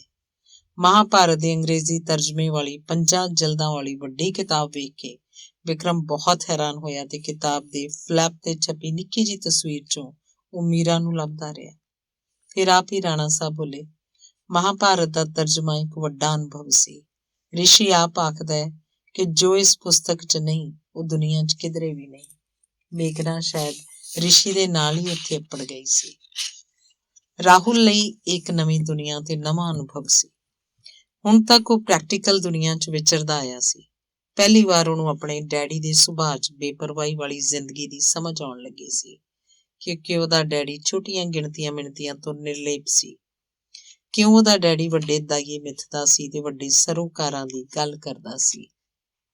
ਉਹਦਾ ਦਾਦਾ ਰਾਣਾ ਸਾਹਿਬ ਰਾਹੁਲ ਨੂੰ ਬਿਨਾਂ ਮੱਥੇ ਵੱਟ ਪਾਇਆ ਮਹਿੰਗੇ ਤੋਂ ਮਹਿੰਗੇ ਸਟੋਰਾਂ ਵਿੱਚੋਂ ਚੀਜ਼ਾਂ ਖਰੀਦ ਕੇ ਦੇ ਰਿਹਾ ਸੀ। ਉਹਦੇ ਦਾਦੇ ਦਾ ਠਾਠ ਬਾਠ ਕਿਸੇ ਵਲਾਇਤੀ ਰਾਜੇ ਤੋਂ ਘੱਟ ਨਹੀਂ ਸੀ। ਪਹਿਲੀ ਵਾਰ ਰਾਹੁਲ ਨੂੰ ਮਹਿਸੂਸ ਹੋਇਆ ਕਿ ਉਹ ਆਮ ਲੜਕਾ ਨਹੀਂ, ਉਹਦਾ ਡੈਡੀ ਤੇ ਦਾਦਾ ਵੀ ਕੋਈ ਆਮ ਬੰਦੇ ਨਹੀਂ। ਜਿਸ ਦਿਨ ਉਹਨਾਂ ਨੇ ਵਾਪਸ ਆਉਣਾ ਸੀ, ਉਹਨਾਂ ਨੂੰ 5 ਸਟਾਰ ਹੋਟਲ 'ਚ ਖਾਣਾ ਖਿਲਾਇਆ ਗਿਆ। ਬੈਂਕ ਦਾ ਵੱਡਾ ਚੈੱਕ ਗਿਫਟ ਦਿੱਤਾ ਗਿਆ ਤੇ ਰਾਣਾ ਸਾਹਿਬ ਨੇ ਇੱਕ ਏਅਰਲਾਈਨ ਦਾ ਸਿਰਨਾਮਾ ਦਿੱਤਾ, ਜਿਹਨੂੰ ਫੋਨ ਕਰਕੇ ਕਦੇ ਵੀ ਉਹ ਕਿਤੇ ਜਾਣ ਤੇ ਟਿਕਟ ਮੰਗਵਾ ਸਕਦੇ ਸਨ ਤੇ ਪੈਸੇ ਉਹ ਰਾਣਾ ਸਾਹਿਬ ਤੋਂ ਆਪ ਲੈ ਲੈਣਗੇ। ਰਾਣਾ ਸਾਹਿਬ ਨੇ ਰਾਹੁਲ ਨੂੰ ਆਖਿਆ ਕਿ ਅਗਲੀ ਵਾਰੀ ਜਦ ਤੂੰ ਆਏਂਗਾ, ਮੈਂ ਤੈਨੂੰ ਆਪਣੇ ਰਾਜਸਥਾਨ 'ਚ ਲੈ ਕੇ ਚੱਲਾਂਗਾ, ਤਾਂ ਹੀ ਤੈਨੂੰ ਪਤਾ ਲੱਗੇਗਾ ਕਿ ਤੂੰ ਕੌਣ ਹੈ। ਭਾਰਤ ਤੋਂ ਵਾਪਸ ਆ ਕੇ ਰਾਹੁਲ ਨੇ ਵਿਕਰਮ ਤੇ ਲਾਰਾ ਨੂੰ ਆਖਿਆ ਕਿ ਇਸ ਵਾਰੀ ਤੁਸੀਂ ਵਰਲਡ ਟੂਰ ਤੇ ਮੇਰੇ ਨਾਲ ਚੱਲੋ। ਟਿਕਟਾਂ ਲਈ ਦਾਦਾ ਜੀ ਨੇ ਆਖ ਹੀ ਦਿੱਤਾ। ਵਿਕਰਮ ਤੇ ਲਾਰਾ ਨੂੰ ਰਾਹੁਲ ਦੀ ਇਹ ਗੱਲ ਬੜੀ ਚੰਗੀ ਲੱਗੀ। 1.5 ਮਹੀਨੇ ਦੇ ਵਰਲਡ ਟੂਰ ਦਾ ਪ੍ਰੋਗਰਾਮ ਸੀ। ਧੰਨਵਾਦ। ਅਖੀਰਲਾ ਅੰਗ 12ਵਾਂ। ਮੀਰਾ ਦਾ ਰਾਣਾ ਸਾਹਿਬ ਦੇ ਘਰ ਨਾਲ ਜਿਵੇਂ ਕੋਈ ਵਾਹ ਵਾਸਤਾ ਨਹੀਂ ਸੀ ਰਹਿ ਗਿਆ। ਕਿਸੇ ਨੇ ਉਹਨੂੰ ਮੇਘਨਾ ਦੇ ਬਾਰੇ ਕਦੇ ਕੁਝ ਨਹੀਂ ਸੀ ਦੱਸਿਆ। ਸ਼ਾਇਦ ਉਹ ਸੋਚਦੇ ਸਨ ਕਿ ਜਿਸ ਔਰਤ ਨੇ ਇਸ ਘਰ ਦੀ ਕਦੇ ਪਰਵਾਹ ਨਹੀਂ ਕੀਤੀ ਤੇ ਆਪਣੀ ਬੱਚੀ ਨੂੰ ਵੀ ਉੱਕਾ ਹੀ ਭੁਲਾ ਦਿੱਤਾ, ਉਹਨੂੰ ਮੇਘਨਾ ਬਾਰੇ ਦੱਸਣ ਦੀ ਕੀ ਲੋੜ ਹੈ। ਦੇਵ ਪ੍ਰਯਾਗ ਦੇ ਛੋਟੇ ਜਿਹੇ ਪਿੰਡ ਦੇ ਕੋਲ ਇੱਕ ਬਾਗ 'ਚ ਛੋਟੇ ਜਿਹੇ ਘਰ 'ਚ ਬੀਬੀ ਦੇ ਨਾਲ ਜਿਹੜੀ ਮੀਰਾ ਹਮੇਸ਼ਾ ਸ਼ਾਂਤ ਚਿੱਤ ਰਹਿ ਰਹੀ ਸੀ, ਉਹ ਅੱਜ ਜਿਵੇਂ ਅੱਖਾਂ ਉਘੇੜ ਆਲੇ ਦੁਆਲੇ ਦੇਖ ਰਹੀ ਸੀ। ਪਹਿਲੇ ਉਹਨੇ ਸੂਰਜ ਨੂੰ ਨਮਸਕਾਰ ਕੀਤੀ, ਫਿਰ ਉਹਨੇ ਧਰਤੀ ਨੂੰ ਨਮਸਕਾਰਿਆ, ਮਗਰੋਂ ਉਹਨੇ ਗੰਗਾ ਵੱਲ ਮੂੰਹ ਕਰਕੇ ਹੱਥ ਜੋੜ ਵੰਦਨਾ ਕੀਤੀ। ਮਗਰੋਂ ਉਹਨੇ ਹੱਥ ਜੋੜ ਕੇ ਸਿਰ ਨਿਵਾ ਕੇ ਪਤਾ ਨਹੀਂ ਕਿਸ ਨੂੰ ਨਮਸਕਾਰ ਕੀਤੀ। ਮਗਰੋਂ ਨਹਾ ਧੋ ਕੇ ਤਿਆਰ ਹੋ ਕੇ ਉਹਨੇ ਬੀਬੀ ਨੂੰ ਦੱਸਿਆ, ਅੱਜ ਮੈਂ ਹਰਿਦੁਆਰ ਜਾ ਕੇ ਵਿਕਰਮ ਨੂੰ ਤਾਰ ਭੇਜਣੀ ਹੈ। ਬੀਬੀ ਹੈਰਾਨ ਸੀ। ਇੰਨੇ ਵਰ੍ਹਿਆਂ ਮਗਰੋਂ ਅੱਜ ਉਹਨੂੰ ਵਿਕਰਮ ਕਿੱਥੋਂ ਯਾਦ ਆ ਗਿਆ, ਪਰ ਉਹ ਬੋਲੀ ਕੁਛ ਨਾ। ਅੱਜ ਕੱਲ੍ਹ ਮੀਰਾ ਦਾ ਕਦੇ ਰਾਤ ਨੂੰ ਡਰ ਕੇ ਉੱਠ ਜਾਣਾ, ਕਦੇ ਗੰਗਾ ਦੇ ਕਿਨਾਰੇ ਕਈ ਮੀਲ ਤੁਰਦੇ ਜਾਣਾ, ਕਦੇ ਇਕੱਲੀ ਗੱਲਾਂ ਕਰੀ ਜਾਣਾ, ਕਦੇ ਸ਼ਿਵ ਨੂੰ ਖਿੱਚ ਕੇ ਪੈਣਾ, ਬੀਬੀ ਨੂੰ ਕੁਝ ਵੀ ਸਮਝ ਨਹੀਂ ਸੀ ਲੱਗ ਰਿਹਾ। ਮੀਰਾ ਦੇ ਜਾਣ ਤੋਂ ਚੋਖੇ ਚਿਰ ਮਗਰੋਂ ਸ਼ਿਵ ਆਇਆ। ਉਹਨੇ ਮੀਰਾ ਬਾਰੇ ਪੁੱਛਿਆ ਤੇ ਇਹ ਜਾਣ ਕੇ ਹੈਰਾਨ ਹੋਇਆ ਕਿ ਵਿਕਰਮ ਨੂੰ ਤਾਰ ਦੇਣ ਉਹ ਹਰਿਦੁਆਰ ਡਾਕਖਾਨੇ ਗਈ ਹੈ। ਸਾਰਾ ਦਿਨ ਸ਼ਿਵ ਉੱਥੇ ਹੀ ਬੈਠਾ ਰਿਹਾ। ਉਹ ਜਿਵੇਂ ਧਰਤੀ 'ਚ ਹੀ ਗੱਡਿਆ ਗਿਆ ਸੀ। ਉਸ 'ਚ ਹਿੱਲਣ ਜੁਲਣ ਦੀ ਤਾਕਤ ਵੀ ਨਹੀਂ ਸੀ ਰਹੀ। ਪਤਾ ਨਹੀਂ ਉਹ ਕੀ ਸੋਚ ਰਿਹਾ ਸੀ। ਹਰਿਦੁਆਰ ਡਾਕਖਾਨੇ ਪਹੁੰਚ ਕੇ ਮੀਰਾ ਨੇ ਤਾਰ ਵਾਲਾ ਫਾਰਮ ਲਿਆ ਤੇ ਉਸ ਉੱਪਰ ਵਿਕਰਮ ਦਾ ਪਤਾ ਲਿਖਿਆ ਤੇ ਹੇਠਾਂ ਲਿਖਿਆ, ਵਿਕਰਮ, ਮੀਂਹ ਮੇਰੇ ਉੱਪਰ ਬਰਸ ਰਿਹਾ ਹੈ। ਅਜੇ ਤਾਂ ਮੈਂ ਭਿੱਜ ਰਹੀ ਹਾਂ। ਮੈਂ ਡਰਦੀ ਹਾਂ ਇਹ ਮੈਨੂੰ ਹੜਾ ਕੇ ਸਾਗਰ 'ਚ ਨਾ ਡੁਬੋ ਦੇਵੇ। ਸੂਰਜ ਤੀਲੀਆਂ ਬਾਲ-ਬਾਲ ਕੇ ਮੇਰੇ ਉੱਪਰ ਸੁੱਟ ਰਿਹਾ ਹੈ। ਇਹ ਤੀਲੀਆਂ ਭਾਂਬੜ ਬਲ ਵੀ ਸਕਦੀਆਂ ਨੇ ਤੇ ਮੈਨੂੰ ਭਸਮ ਕਰ ਦੇਣਗੀਆਂ। ਵਿਕਰਮ, ਕਾਲੀ ਬੋਲੀ ਹਨੇਰੀ ਚੜੀ ਆ ਰਹੀ ਹੈ। ਮੈਨੂੰ ਕਿਧਰੇ ਕੋਈ ਰਾਹ ਨਹੀਂ ਦਿਸਦਾ। ਮੈਨੂੰ ਲੱਗਦਾ ਹੈ ਕੋਈ ਜਵਾਲਾਮੁਖੀ ਫਟਣ ਵਾਲਾ ਹੈ ਜੋ ਮੈਨੂੰ ਨਿਗਲ ਜਾਏਗਾ। ਇਹ ਜਿਹੜੀਆਂ ਦੂਰ ਬਿਜਲੀਆਂ ਚਮਕ ਰਹੀਆਂ ਨੇ, ਮੈਨੂੰ ਸਾੜ ਕੇ ਸੁਆਹ ਕਰ ਦੇਣਗੀਆਂ। ਮੀਰਾ ਨਾਂ ਦੀ ਔਰਤ ਦੁਨੀਆ 'ਚ ਕਿਧਰੇ ਨਹੀਂ ਦਿਸੇਗੀ। ਵਿਕਰਮ, ਮੈਨੂੰ ਸੰਭਾਲ ਲੈ, ਮੈਨੂੰ ਬਚਾ ਲੈ। ਮੈਂ ਬਹੁਤ ਬੇਵਸ ਹੁੰਦੀ ਜਾ ਰਹੀ ਹਾਂ। ਮੈਂ ਤੈਨੂੰ ਆਵਾਜ਼ਾਂ ਦੇ ਰਹੀ ਹਾਂ। ਪੂਰੇ 30 ਦਿਨ ਮੈਂ ਤੈਨੂੰ ਉਡੀਕਾਂਗੀ। ਮੀਰਾ। ਹਨੇਰਾ ਹੋਏ ਮੀਰਾ ਵਾਪਸ ਆ ਗਈ। ਬੀਬੀ ਨੇ ਕੁਛ ਨਹੀਂ ਪੁੱਛਿਆ ਤੇ ਨਾ ਹੀ ਮੀਰਾ ਨੇ ਕੁਛ ਦੱਸਿਆ। ਸ਼ਿਵ ਜਿਵੇਂ ਨਿਚੋੜਿਆ ਗਿਆ ਸੀ। ਸਾਹ ਸਤਹੀਣ ਉਹ ਉਦਰਿਆ ਜਾਂ ਮੀਰਾ ਵੱਲ ਵੇਖ ਰਿਹਾ ਸੀ। ਮੀਰਾ ਜਿਵੇਂ ਮਣਾ ਮੂੰਹ ਭਾਰ ਤੋਂ ਸੁਰਖਰੂ ਹੋ ਗਈ ਸੀ। ਉਹ ਸ਼ਿਵ ਨੂੰ ਪਹਿਲੀ ਵਾਰ ਮਿਲੀ ਹੋਵੇ। ਉਹਨੂੰ ਪੁੱਛ ਰਹੀ ਸੀ ਕਿ ਤੂੰ ਆਪਣੀ ਮਾਇਆ ਨਗਰੀ ਛੱਡ ਕੇ ਇੱਥੇ ਨਿੱਕੇ ਜਿਹੇ ਪਿੰਡ ਵਿੱਚ ਕਿਉਂ ਰਹਿ ਰਿਹਾ ਹੈ? ਇੱਥੋਂ ਦੇ ਲੋਕ ਤਾਂ ਮੇਰੇ ਪੌਦਿਆਂ ਵਰਗੇ ਨੇ। ਗੰਗਾ ਦੇ ਕਿਨਾਰੇ ਬੈਠ ਕੇ ਘੰਟਿਆਂ ਬੱਧੀ ਤੂੰ ਕਿਸ ਨਾਲ ਗੱਲਾਂ ਕਰਦਾ ਰਹਿੰਦਾ? ਗੰਗਾ ਨਾਲ ਜਾਂ ਆਪਣੇ ਆਪ ਨਾਲ? ਮੀਰਾ ਨੂੰ ਤੂੰ ਨਹੀਂ ਜਾਣਦਾ ਕਿ ਉਹ ਕੌਣ ਹੈ। ਉਹ ਖੁਦ ਵੀ ਨਹੀਂ ਜਾਣਦੀ ਕਿ ਕੌਣ ਹੈ। ਲੋਕ ਆਖਦੇ ਨੇ ਜਾਂ ਬੀਬੀ ਦੱਸਦੀ ਹੈ ਕਿ ਮੀਰਾ ਮਾਇਆ ਤੇ ਗਿਆਨ ਸਾਗਰ ਦੀ ਧੀ ਹੈ। ਉਹ ਦੋਵੇਂ ਹਵਾ 'ਚ ਰਲ ਗਏ ਨੇ। ਇੱਕ ਮੀਰਾ ਬਾਵਰੀ ਹੋਈ ਕ੍ਰਿਸ਼ਨ ਨੂੰ ਲੱਭਦੀ ਰਹੀ ਸੀ। ਪਹਿਲਿਆਂ ਵੇਲਿਆਂ 'ਚ ਇਹ ਕੋਈ ਪਾਰਬਤੀ ਵੀ ਹੋਈ ਹੈ ਜੋ ਕਹਿੰਦੀ ਸੀ ਕਿ ਮੇਰੇ ਹੁੰਦਿਆਂ ਮੇਰੇ ਪਤੀ ਦੀ ਹੇਠੀ ਕੌਣ ਕਰ ਸਕਦਾ ਹੈ, ਤੇ ਉਹ ਹਵਨ ਕੁੰਡ 'ਚ ਜਾ ਬੈਠੀ ਸੀ। ਜਾਣਦੀ ਸੀ ਕਿ ਮੇਰਾ ਫਨਾਹ ਹੋਣਾ ਹੀ ਠੀਕ ਹੈ। ਸ਼ਿਵ ਹੈਰਾਨ ਹੋਇਆ ਉਹਦੀਆਂ ਗੱਲਾਂ ਸੁਣਦਾ ਰਿਹਾ। ਉਹਨੂੰ ਕਈ ਵਾਰੀ ਪੁੱਛ ਚੁੱਕੀ ਸੀ ਕਿ ਉਹ ਕਿਹੜੇ ਦੇਸ਼ ਤੋਂ ਆਇਆ। ਇਹ ਖੰਭ ਤੂੰ ਕਿੱਥੋਂ ਲਏ ਨੇ? ਤੇਰੀਆਂ ਜਟਾਵਾਂ ਕਿੱਥੇ ਨੇ? ਤੂੰ ਭਸਮ ਕਿਉਂ ਨਹੀਂ ਮਲ ਕੇ ਰੱਖਦਾ? ਸ਼ਿਵ ਕੋਲ ਕਿਸੇ ਵੀ ਗੱਲ ਦਾ ਕੋਈ ਜਵਾਬ ਨਹੀਂ ਸੀ। ਹਰ ਰੋਜ਼ ਹੀ ਉਹ ਇੱਕ ਨਵੀਂ ਕਹਾਣੀ ਛੋਹ ਲੈਂਦੀ ਸੀ। ਜਦੋਂ ਮੈਂ ਨਦੀ ਹੁੰਦੀ ਸੀ, ਸਾਗਰ ਵੱਲ ਨੂੰ ਤੁਰੀ ਜਾਂਦੀ ਸੀ, ਪਤਾ ਹੈ ਰਸਤੇ 'ਚ ਮੈਨੂੰ ਕੌਣ-ਕੌਣ ਮਿਲਿਆ ਸੀ? ਬੁੱਢਾ ਪਿੱਪਲ, ਰੇਸ਼ਮੀ ਚਮਕੀਲੀਆਂ ਮੱਛੀਆਂ, ਸਿਰਫ ਮੂੰਹ ਨਾਲ ਰਾਮ-ਰਾਮ ਕਰਦੇ ਪੰਡਤ, ਨਵ ਜੰਮੀ ਪਤਲੇ ਕੱਪੜੇ 'ਚ ਲਪੇਟੀ ਕਿਸੇ ਦੀ ਨਜਾਇਜ਼ ਕੰਨਿਆ, ਤੇ ਮੈਂ ਸਾਰੀਆਂ ਗੱਲਾਂ ਜਾ ਕੇ ਸਾਗਰ ਨੂੰ ਦੱਸੀਆਂ ਸੀ। ਕਿਸੇ ਦਿਨ ਮੀਰਾ ਆਖਦੀ ਕਿ ਮੈਂ ਇੱਕ ਬੱਦਲੀ ਸੀ, ਪਿੰਡਾਂ, ਖੇਤਾਂ, ਸ਼ਹਿਰਾਂ, ਬਾਗਾਂ ਉੱਪਰ ਦੀ ਲੰਘਦੀ, ਸਭ ਕੁਝ ਦੇਖਦੀ ਜਾਂਦੀ ਆ। ਲੋਕ ਪੁੱਛਦੇ ਨੇ ਕਿ ਮੀਰਾ ਕੌਣ ਹੈ? ਆਪਣੇ ਬਾਰੇ ਤਾਂ ਮੈਨੂੰ ਹੀ ਪਤਾ ਨਹੀਂ ਲੱਗਦਾ। ਮੈਂ ਕਿਸੇ ਨੂੰ ਕੀ ਦੱਸਾਂ? ਮੂਰਖ ਨੇ। ਹਰ ਕਿਨਕਾ ਸਭ ਕੁਝ ਸਮਝਦਾ, ਬੋਲ ਕੇ ਦੱਸਣਾ ਜ਼ਰੂਰੀ ਤਾਂ ਨਹੀਂ ਹੁੰਦਾ। ਕਦੇ ਉਹ ਦੱਸਦੀ ਕਿ ਮੈਂ ਕਿਹੜੇ-ਕਿਹੜੇ ਗ੍ਰੰਥ ਪੜ੍ਹੇ ਹੋਏ ਨੇ। ਉਦੋਂ ਮੈਨੂੰ ਸੰਸਕ੍ਰਿਤ ਆਉਂਦੀ ਸੀ। ਉਹ ਸਾਰੀ ਸੰਸਕ੍ਰਿਤ ਮੈਂ ਮੇਘਨਾ ਨੂੰ ਦੇ ਆਈ ਸੀ। ਪਰ ਮੈਂ ਭੁੱਲ ਹੀ ਗਈ ਸੀ ਕਿ ਉਹ ਇੰਨਾ ਭਾਰ ਨਹੀਂ ਚੁੱਕ ਸਕੇਗੀ। ਮੇਰੇ ਪਾਪਾ ਵੀ ਇੱਕ ਸਾਗਰ ਸਨ, ਗਿਆਨ ਸਾਗਰ। ਪਿਛਲੇ ਜਨਮ 'ਚ ਰਿਸ਼ੀ ਹੁੰਦੇ ਸਨ, ਇਸੇ ਲਈ ਮੇਰੀ ਰੂਹ 'ਚੋਂ ਪਤਾ ਨਹੀਂ ਕਿੰਨੀਆਂ ਅਸੰਖ ਰੌਸ਼ਨੀਆਂ ਧਰ ਗਏ ਨੇ। ਤਦੇ ਤਾਂ ਮੈਂ ਉੱਡ ਸਕਦੀ ਹਾਂ, ਜਦੋਂ ਮਨ ਕਰੇ ਮਰ ਸਕਦੀ ਹਾਂ। ਇਉਂ ਹੀ ਗੱਲਾਂ ਕਰਦੀ ਉਹ ਦਿਨ ਲੰਘਾ ਰਹੀ ਸੀ ਤੇ ਫਿਰ 30ਵਾਂ ਦਿਨ ਵੀ ਆ ਗਿਆ। 30ਵੇਂ ਦਿਨ ਦੇ ਬੀਤ ਜਾਣ ਤੇ ਵੀ ਜਦੋਂ ਵਿਕਰਮ ਨਹੀਂ ਸੀ ਪਹੁੰਚਿਆ ਤਾਂ ਮੀਰਾ ਨੇ ਜਿਵੇਂ ਸੁੱਖ ਦਾ ਸਾਹ ਲਿਆ ਤੇ ਜਿਵੇਂ ਮਣਾ ਮੂੰਹੀ ਭਾਰ ਉਹਦੇ ਉੱਪਰੋਂ ਲਹਿ ਗਿਆ ਹੋਵੇ। ਹੁਣ ਉਹ ਆਪਣੀ ਦੇਹ ਤੋਂ ਤੇ ਪੈਰ ਰੱਖ ਕੇ ਇਹ ਤੋਂ ਪਾਰ ਲੰਘ ਆਈ ਸੀ। ਇਸ ਤੋਂ ਮਗਰੋਂ ਨੇ ਸ਼ਿਵ ਨੂੰ ਪੁੱਛਿਆ, ਸ਼ਿਵ ਮੇਰੀ ਗੱਲ ਮੰਨੇਗਾ? ਇਹ ਸੁਣ ਕੇ ਸ਼ਿਵ ਨੇ ਹਾਂ 'ਚ ਸਿਰ ਹਿਲਾਇਆ। ਸ਼ਿਵ, ਤੂੰ ਆਪਣੀ ਮਾਇਆ ਨਗਰੀ ਨੂੰ ਵਾਪਸ ਪਰਤ ਜਾ। ਬੀਬੀ ਨੂੰ ਤੂੰ ਹਰਿਦੁਆਰ ਦੇ ਬਿਰਧ ਆਸ਼ਰਮ 'ਚ ਛੱਡ ਆਈ। ਸ਼ਿਵ ਚੁੱਪ ਹੀ ਰਿਹਾ। ਡੂੰਘੀ ਰਾਤ ਗਈ। ਬੋਝਲ ਕਦਮਾਂ ਨਾਲ ਵਾਪਸ ਪਿੰਡ ਵੱਲ ਉਹ ਆਪਣੇ ਅੱਧ-ਪਛੱਦੇ ਘਰ ਵੱਲ ਜਾ ਰਿਹਾ ਸੀ। ਉਸ ਤੋਂ ਕੁਝ ਵੀ ਸੋਚਿਆ ਨਹੀਂ ਸੀ ਜਾ ਰਿਹਾ। ਅਗਲੇ ਦਿਨ ਉਹ ਆਪਣੇ ਬਿਸਤਰੇ ਤੋਂ ਹੀ ਨਾ ਉੱਠਿਆ, ਜਿਵੇਂ ਉਸ ਵਿੱਚ ਸਾਹ ਸਤ ਨਾ ਬਚੇ ਹੋਣ। ਤੀਸਰੇ ਦਿਨ ਉਹ ਮੀਰਾ ਦੇ ਘਰ ਵੱਲ ਹੌਲੀ-ਹੌਲੀ ਜਾ ਰਿਹਾ ਸੀ। ਉਹਨੂੰ ਇਹ ਵੀ ਨਹੀਂ ਸੀ ਪਤਾ ਕਿ ਉਹ ਮੀਰਾ ਨੂੰ ਕੀ ਜਵਾਬ ਦੇਵੇਗਾ। ਸਿਖਰ ਦੁਪਹਿਰੇ ਉਹ ਮੀਰਾ ਦੇ ਘਰ ਪਹੁੰਚਿਆ। ਵਰਾਂਡੇ 'ਚ ਬੈਠੀ ਖਾਲੀ ਸੁੰਨੀਆਂ-ਸੁੰਨੀਆਂ ਅੱਖਾਂ ਨਾਲ ਸ਼ਿਵ ਨੂੰ ਦੇਖਿਆ। ਬੀਬੀ, ਮੀਰਾ? ਸ਼ਿਵ ਨੇ ਪੁੱਛਿਆ। ਮੈਨੂੰ ਤਾਂ ਉਹਦੀ ਕੋਈ ਸਮਝ ਨਹੀਂ ਲੱਗੀ। ਗੰਗਾ ਘਾਟ ਵੱਲ ਜਾਣ ਤੋਂ ਪਹਿਲਾਂ ਮੀਰਾ ਮੈਨੂੰ ਆਖਦੀ ਸੀ ਕਿ ਬੀਬੀ ਚੰਗਾ ਹੋਇਆ ਵਿਕਰਮ ਨਹੀਂ ਆਇਆ। ਕਿਸੇ ਕਮਜ਼ੋਰ ਪਲ ਮੈਂ ਉਹਨੂੰ ਹਾਕ ਮਾਰ ਬੈਠੀ ਸੀ। ਹੁਣ ਮੈਂ ਆਪਣੀ ਦੇਹ ਉੱਪਰ ਪੈਰ ਧਰ ਕੇ ਅਗਾਂਹ ਲੰਘ ਆਈ ਹਾਂ। ਬੀਬੀ ਦੇਖ, ਸਭ ਕੁਝ ਹੀ ਬਦਲ ਗਿਆ। ਸੂਰਜ ਕਿੰਨਾ ਖੁਸ਼ ਦਿਸਦਾ ਹੈ। ਬੱਦਲ ਸੂਰਜ ਨਾਲ ਲੁਕਣ ਮੀਟੀ ਖੇਡ ਰਹੇ ਨੇ। ਅਖੇ ਹਵਾ ਪੱਤਿਆਂ ਨਾਲ ਗੱਲਾਂ ਕਰ ਰਹੀ ਹੈ। ਫੁੱਲ ਬੂਟੇ ਹੱਸ ਰਹੇ ਨੇ ਤੇ ਪਹਾੜ ਕਿੰਨੇ ਖੁਸ਼ ਨੇ। ਇਹ ਸਭ ਕੁਝ ਹਮੇਸ਼ਾ ਇਉਂ ਹੀ ਰਹੇਗਾ। ਅਨੰਤ ਕਾਲ ਤੱਕ ਮੈਂ ਵੀ ਇਉਂ ਹੀ ਰਹਾਂਗੀ।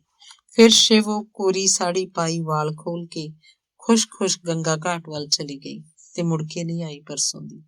ਤੂੰ ਘਾਟ ਤੇ ਜਾ ਕੇ ਦੇਖਦਾ ਸਹੀ, ਬੀਬੀ ਨੇ ਕਿਹਾ। ਸ਼ਿਵ ਉਖੜੇ ਸਾਹਾਂ ਨਾਲ ਭਾਰੀ ਭਾਰੀ ਕਦਮ ਚੁੱਕਦਾ ਹੌਲੀ ਹੌਲੀ ਤੁਰਦਾ ਗੰਗਾ ਘਾਟ ਤੇ ਪਹੁੰਚਿਆ। ਘਾਟ ਸੁੰਨਾ ਸੀ। ਦਰਿਆ ਹਮੇਸ਼ਾ ਵਾਂਗ ਉਸੇ ਤਰ੍ਹਾਂ ਵਗ ਰਿਹਾ ਸੀ। ਧੰਨਵਾਦ।